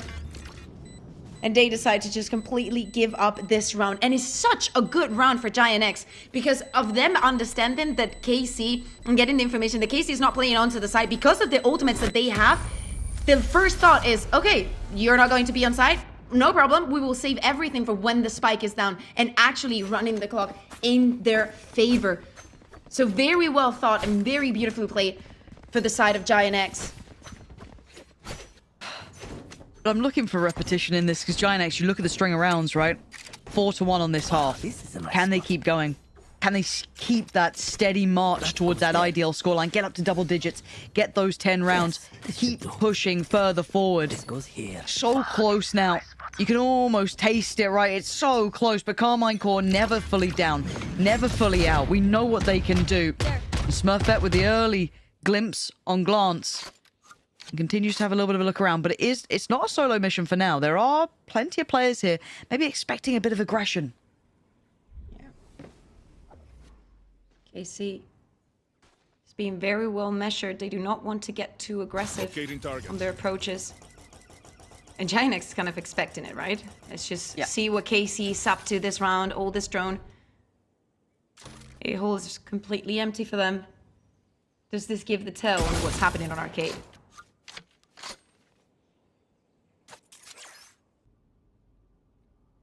Slowly walking in towards that Cypher setup. Gives me such anxiety. Still also have GX nearby, who's currently leading the scoreboard for the KC side. Here comes the util clear on site. Still got a lot of work to do here, though. Still not easy. That one-way cage going to hinder them initially. Maybe focus their approach through from Sand, but another trip in play. A lot of stall here. We're down to 30 seconds, Bayer. This is getting down so late in the day. They've broken through towards main. Nami carefully sliding through by Sand, but now just down to the molly. And the rifle in hand takes a fight towards heaven. Going to try and buy the time with that molly there. Look elsewhere. Looks down below the drop. Finds GX, but it's traded in by Smurfet. Good work in the end. Oh, the showstopper didn't actually find the full target in the end. Just chip damage, but it's Alkia with a pain shell on the follow-up. Oh, it's gorgeous from Alkia. 3 out of nowhere, leaving Ava irrelevant to the outcome. Karmine Corp with the right place at the right time. 4 kills for Alkia this round. What a performance. Shutting down, using her ultimate, and then the pain shell to guarantee the kill. Also shutting down Smurfet, just running on towards her. Yeah, you were absolutely amazing, Alkia. You have a lot to celebrate onto that round. To the best of their ability, playing for that retake, not even needing to invest more than that showstopper to get the round on the board for them. Again, the back and forth constant that we're seeing from this teams. Giant X feeling, again, very comfortable to leave everything down onto almost the very last second. Alkia, the moment that you said the GX was leading the charge, Alkia was like, no, not gonna let that happen. Also, surprising to see that GX... I mean, I think it took her like 4 or 5 rounds to even get 1 in the board, and now she's up to 14. Finding back that comfortable situation for her. 9-9. These two feel inseparable, don't they? At least on the scoreboard. Oh, Safia suddenly shows a little bit of that potential. The double swing almost dealt with individually. Smurfet can't convert. And now we're down to just Sarah. KC suddenly just kicking it up a gear. This A site seems just impossible to approach. And there's not much more to be done here for Sarah. Really, the spike left so deep into their hands. And what a time for KC to really kick it up a notch. This is them suddenly going from what felt like being dictated to being the ones fully at the helm. 10 rounds about to be gathered by them and GX. This is not the time to run out of steam. KC showing that capability now. I think it's definitely the time to take a timeout. And just go back into the drawing board, discuss a little bit of how Casey is approaching them when they go onto this side. 30 seconds We understand, left. you know, how Casey was just preferred the B side, and probably Giant X will end up in the same situation after this round. Also thinking of, again, GX has been having that cosmic divide that is going to come into play, and it's probably, I'm not going to say a guarantee as it was in the first half, but it's definitely going to be a hurdle that they have to overcome. For the side of Giant X, not finding anything off of their ultimates. And this is where we get to really see that metal tested, though, right? This is, you know, what does Giant X have for us here? Because we discussed depth, and we don't know much about them on this map in recent times. Let's say that. The burn book certainly has the history, but this is the time for the timeout, because you can see that swing, right? That pendulum swing here. How much do they still have in the tank? It's been a long best of 5. You know, shout out to every viewer who's been here at the start, watching all the way through. And it's been fatiguing even casting this, let alone playing it. It's a long series when you go all 5 maps, right? This is a long time. So for them, how much is left in the tank? How much more can they bring? What more do they have here pre-made as well? You know, we're starting to see that little turn of events, Bayer. Do you think this is going to stay true, that Karmine Corp now have got a nice old beat on the game? Or do we see maybe that GX still have more to bring? I think that we're actually going to go OT. I am not joking. Do? I think that, yeah. Okay. I think that especially because of both of what the teams are bringing, the success of the timeouts that we've been seeing, I think the Giant X still has it. They were starting off, just look at the scoreboard right now. They were starting off, and it's 4-3 in the half already so far. They're only 1 round away from their opponents. But obviously the conversations need to be had onto how you can create a favorable scenario for you, what's going to be your biggest hurdles. Because right now, if you're on the side of Giant X and because of how Casey have been playing the rounds, it's not going to be easy to identify a weakness because of how different every round looks to be. That goes there. Yeah, you're bang on. Right. GX, can you punch back? You've got a little bit of a lacking by there. Ava is going to be down on just the SMG, so it's certainly not ideal. But you're going to do the best you can. And it looks like going back to what was getting them far more rounds, this B approach, right? This B hit. But that feels readable, especially with no pressure coming towards A main. Headshot. And Alkia positioned perfectly, catching off Smurfet. First time we've really seen that utilized, but it's not. It is kind of a one and done now. But they're already at the player disadvantage, Bayer. Absolutely, with Smurfet now down, to be extremely cautious, maybe leaning on Sarah, but Safia just locking down the kills here onto the site. And look, Ava's doing what she can, right? Fights forward, looks for some more, and actually doubles down, gets GX2, trying to work in through that canteen. It ain't over yet. Hold on. Ness, anything for us? Yeah, okay, still standing. A 1v2, but the ult for Glance is terrifying. That feels like the checkmate here, but for now, it's just going to be those salvos going through. And Asilia going to give away the position, but that's fine. The late creep up towards B main is the unknown. But does Ness put it together? Does she think about it? I think she does. She absolutely does. 30 seconds left. The patience. Van Asilia is there. The right place. Everything lined up well for them. And again, this start going the way it did felt like it was fated to fall apart, right, Bayer? This kind of a little bit of a weaker hit towards the side. Didn't feel as punchy as before. Didn't feel like that chaos was there. And now the money's bad. This could be 12. Yeah. Might as well be 12 for KC, especially when we look at the bias you're saying, Lauren, for look at the side of Giant X. Again, the ultimates that they have not needed so far. The individual performance, and again, the way that they're playing every round differently, it makes it very difficult to adapt. And here is where I think comes the not having reps on the map playing against, is actually playing against Giant X. Oh, that's a double. It's a double every day. Almost getting the triple there for Alkia. Giant X left in tatters. Their chances of really pushing through as 5 together to claim that victory starting to look slim to none. It ain't over, but it's getting close. Smurfet desperate to be the one to make the difference. Does well. Still fighting the good fight for Giant X, but KC singular in approach, singular in the goal in mind. Ava has to pull up a 1v3 on 45 HP. She's got the right start. Can And she also has the Armageddon. She does, and she spotted both, connected with both. She's got all the tools she needs. How does she play this one out? Because they'll want to push. They'll want to try and make a play on this one. Glance still has util as well. So does Anacelia. They still have a lot to play with here. Buying time. That's a sound cue made. That's the ult lined up. That should deny. That's half achieved, forcing them away, going for that kind of horizontal rather than vertical. And now Ava forced in on this, still has that stun, still could do something. No, it slips away. Karmine Corp now in touching distance to being the winners here at GC. Alkia, what a start to the round. 3 opportunities that they're now going to have to close this one out. They only need one of them to claim that crown that they've been definitely fighting for since the beginning of the year. So far, only G2 Gosen have been able to win up against them, and they already got their revenge. Do they have what it takes to close this one out and become the winners of this stage 1? Cage triggered. Because of the form that they're presenting, we definitely think so.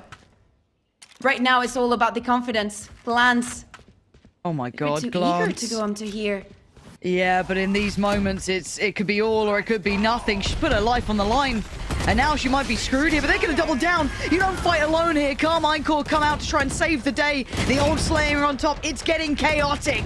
Glance and Anacelia working together. Oh, it's gorgeous from Glance, leaving just Smurfet and Sarah in a world of hurt, seeing those hopes and dreams slipping away. After everything they've done, they're left in a 2v4.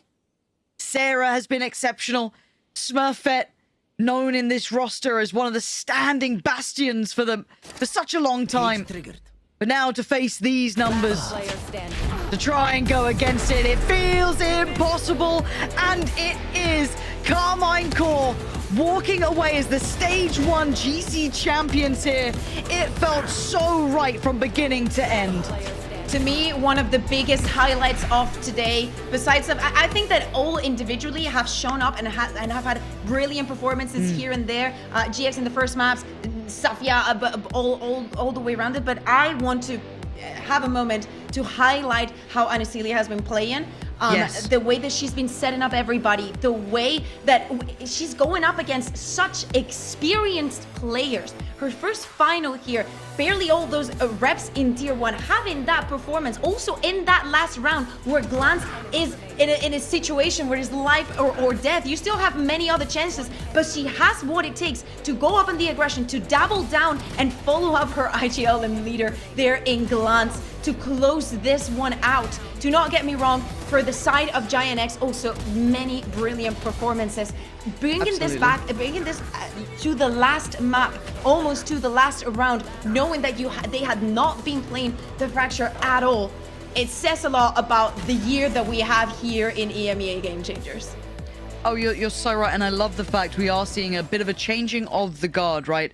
The young blood coming through here, the new players, the talent they've displayed today as well. As you said, Anacelia is an easy name to go to because she's been outstanding throughout this, a clear cut above the rest mechanically and, through util, every other means. She has been on the case, but it was a team effort today.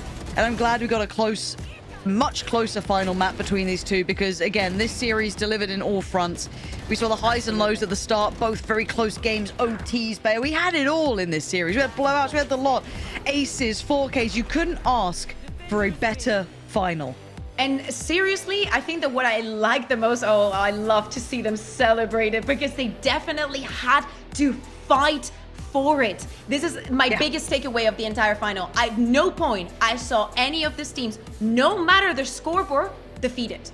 Like, even when it was on Split, when it was on Lotus, and one team was getting absolutely demolished, I never saw them defeated. They always bounced back, and that is the most important thing.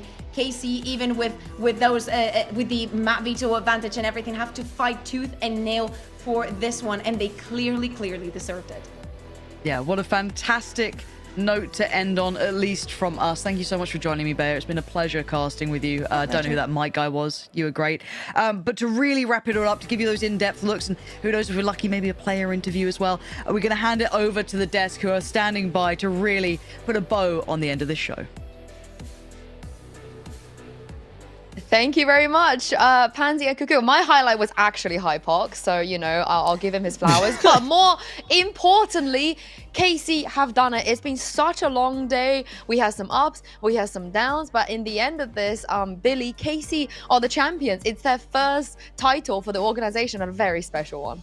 It's incredible, right? Glance has not won a grand final since stage 2 of 2023. Alkia not won a grand finals since stage 3 of 2023. And then a first time for the org, a first time for 3 of the players. You have Safia, Anasilia, and the leader flying that KC banner in GX. I mean, what an absolute achievement for them.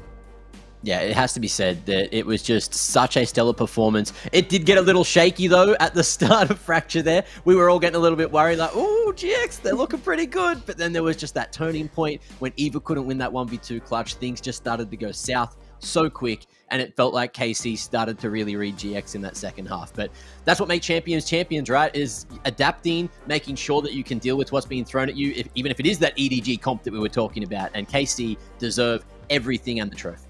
Oh, 100%. Having that much resilience on a map 5, when everything was so close as well, you have to give it up for KC here. I do believe, however, we do have the pay safe card play of the finals ready here. There's a lot to choose from. We saw a lot of amazing clutches, individual performances, even an ace as well, but it has to go to something very special we saw on map 1, of course.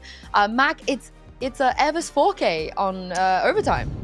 Yeah, it is a crucial play that GX needed. If they lost this, they would have lost map 1 and we wouldn't have gone to 5. It's also, you know, historically this year, the first time that KC has lost, which is huge context to the play. But the fact in a one and done position, you get 4 when there's 4 players, all of which have a gun in hand, that's insane. And a spray down with a Vandal, you know, that's insanity, absolute insanity. Mechanically, beautiful play, and Eva deserves that. Yeah, I mean, well deserved from Eva. I think that really kind of hyped us up from the get-go in this grand finals as well, right? The fact that we get an overtime on the first map and Eva manages to get that 4K to string the team on. Yeah, it was a great play of the week. And we have to also sadly say goodbye to GX for now. They will be back for another split. But for now, I have a very special interview. My favorite thing to do every single tournament, which is to interview, of course, the winners. I'm now joined by Anasilia from Karmine Corp. And I do believe we have some of her teammates there as well. Hello. Hi. I hope you can hear me. Congratulations. That was a crazy final. I don't know how you guys went through that, so I'm gonna go straight into this and ask you, Anasilia, you know, not many players can call themselves the champions in EMEA. It is a very difficult thing to do. So how does it feel that you are now one of them? I mean, I'm really happy to be in this team, be part of this big family, and I have no words right now. When you joined KC this year, did you expect to win a title so soon? I mean, yes and no at the same time. I expected that I'm gonna go deeper than I could before, and yeah, we did a great job. We did it.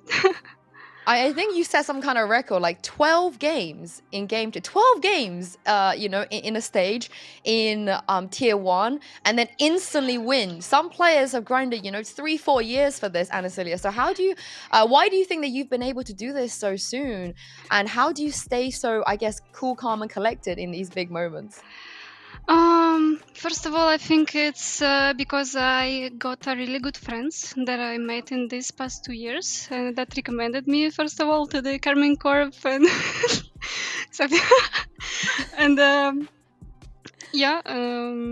there's nothing much to say. I'll just never give up on my dream. Who do we have to thank then? So who was the ones that recommended you to go to KC? It was Drunken Pony, it was Inari, and it was Float Who. Okay, well, they deserve the shout out. They deserve the shout Yeah, out. they I deserve- see that. Mwah. Oh yeah, you tell them. You tell them. I see that Safia is there around you. I just want you to Yeah. pass on a message because she got 100 kills in this 100 grand final. kills. Oh my god, 100 from Safia. Which, by the way, is the third most kills anyone has ever gotten in a grand final in EMEA. So You know, build a new record. yeah, top three. She's the third right now. Before So that, she had this record too. I remember. I need to see you guys to break this record next time, okay? I need to see 110 kills, 120 kills come in. You've set the bar too high at this point. I also wanted to ask you, as this game became, going to the 5th map, because maybe you could have won it a 3-0 if things on Haven went your way. Yeah. What did your IGL GX and what did your coach say to you guys to keep your mental high? I mean, he didn't say anything special, but the circle thing that we do before the game. It's motivating us a lot to never give up and take a deep breath and just focus on our game. Smurfet is dancing behind you. He must be really happy. He must be very, of course, very he's happy. happy. Yeah, his strats might just be better. Do you agree on that? Because when I interviewed him last time, he said the difference is just like his strats are better than the other teams. Did you feel that way? Definitely. He's doing a really great job about that, and I'm really happy that we have him in the team. I do like how you all back him. It's very, very sweet to see. And also, I've loved every moment that Alkia has given us on the camera. I don't know if you know, because obviously we have the cameras at your boot camp. We can see you guys a lot. And I don't know if you've seen the clips on Twitter as well of just Alkia just goofing around. yeah. In front of the camera. Goofy. Did she do this on purpose? Like, you guys talked about this? You're going to show some, cute things? No, we actually didn't know that it's going to be recorded, and she was just joking around. Yeah, that's been the highlight for us. Honestly, a real highlight. I'm really jumping ahead here because, as you know, winning here is a really big deal. You get a lot of points. And the more points you get, the more of a chance that you're going to make it to champs at the end of the year. I think this is a super, super realistic goal for you now. So if you do make it to champs, are there any players or other teams from other regions that you've not had an opportunity to play against that maybe you personally want to face? I would say I didn't have a chance to meet anyone who is not on the EMEA region, and I'm gonna be really happy to meet the girls from the other countries because I'm watching them playing right now, and I really want to face them one day. So Is there anyone specific for you? Any player or team? I mean, I would love to meet SR Shopify. I think they'll be excited to meet you too. I reckon they were watching. And lastly, before I let you go, is there anything that you or your teammates would like to say to the fans and everybody that supported you? Anything to say to the fans, guys? We love you. Oh, okay. I'm joining in. I'll give you one back. From us and the fans. Thank you so much. Go celebrate, and Alicilia, go celebrate your teammates. Thank you. It's been a pleasure to watch you guys, and we'll see you the next split. Yeah. Thank you. Bye bye. All right. Oh, I'm a fan Mac, now too. you're I'm a throwing fan up now as too. well. Yeah. That was so sweet. That was unbelievably sweet. And also, I love the honesty from her saying, actually, when I joined, I kind of did expect to win this quickly. It was like a 50-50. So you have to give that to a Mac that they were just confident. Yeah, confidence got it done. And look, they have to be confident, right? If you're getting picked, as you said before, out of the 70 trialed individuals to make this roster, it goes to show maybe experimenting with different comps, different people, and then selecting the best of the best ends up winning your competitions. It's good to see that they were so thorough with that, because look where we are, at the top. It just makes me wonder, how many more hidden gems do we have in contenders, right? This is literally what I was thinking was, if Anasilia has come up and managed to win a grand finals, then yeah, Lord knows. I think the fact that we've had this grand finals too, and the two teams that have been in it, is such a good change for EMEA. New rivalries going into this year, and I'm just so excited for the girls too.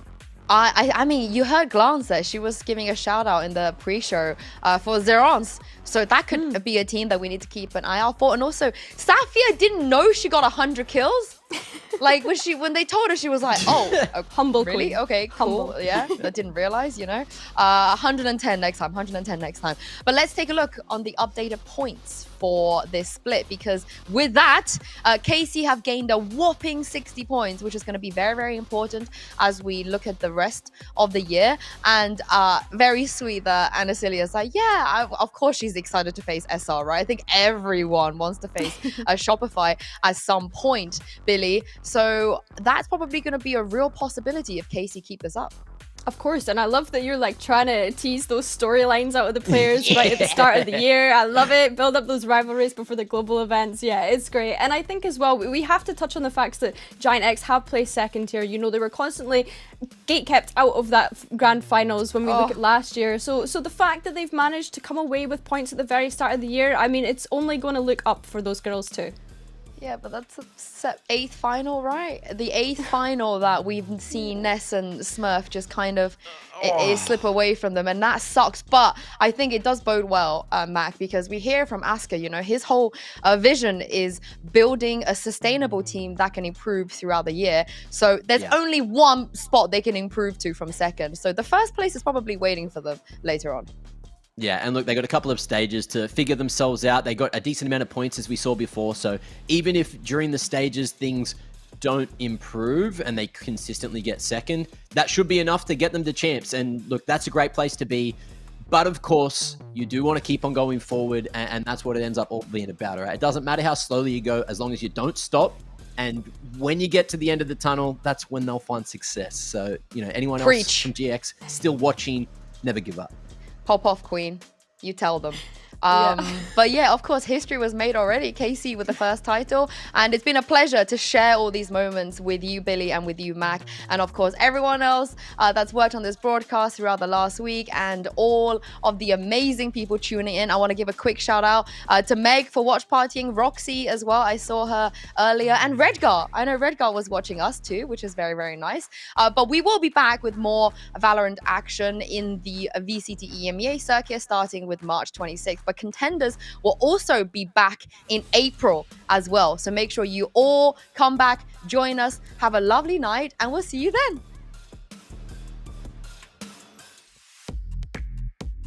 Them into the hands of Nami. Nice work, and completely unawares. My word, Eva. She needs to buy time if she can. Brilliance shown by Eva. That is not what you expect to be seeing. 30 HP. She made the stand. She held the site. Trying to clear through. And it's the Ness? At this, do they check? Are they diligent? Do they clear their corners? Not well enough. Alkia has to walk back into this. Ness on the verge. Stunning round from Ness. Ooh, not clean enough there from GX though. And Acilia, you're right, is the one showing up. You look bad spot. Look at the lurk though from Sarah. It's vintage Sarah. Look at, oh my God. Oh God. You should be fine. You should be fine. You should be fine. Tried to get in too early. KC being gifted. Kills him. Bayer. This is a mess. Oh my God, Nami. This would be a dream come true for bullets. But Nami now gets to work. Should she expect the close? She should. GX has a look from above. And it's death from above. No. Gonna help here. GX, it was messy, but I mean, they overwhelmed. They start pouring through from CT, leaving Ava. Oh my God, nice try. She's mad. Okay, yeah, no, Casey, like, what the hell did you just do? How dare Chico us? Sheriffs?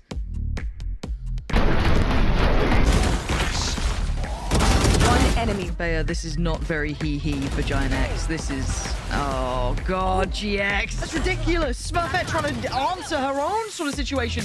Beautiful moves to make it further back, and Alkia hungry for it. And feasts. Smurfet down. It is falling to pieces. Well, Sarah now plays it right. Plays to the pillar. Plays to the timing and finds a fight. Spots a shoulder. Oh, it's gorgeous from Sarah. Did she see a touch of GX there? She certainly got a tag 7. Bullets. And the ever creeping death from Sarah coming in, pulls the trigger, perfect, and the trade for Smurfet. I mean, everything here is just so oppressive to play against. So a very uphill struggle. Nice At least on the first clean from Sarah, keeping control. I was gonna say, maybe that flank was not going to be so successful in this map so far. Oh, never mind, Sarah's here. Closing and killing out. It's Ava now just to do the dance and buy the time. I think she's done more than enough here. Beautifully done by Giant X. On top, it's getting chaotic. Glance and Cecilia working together. Oh, it's gorgeous from Glance. But now to face these numbers, to try and go against it, it feels impossible.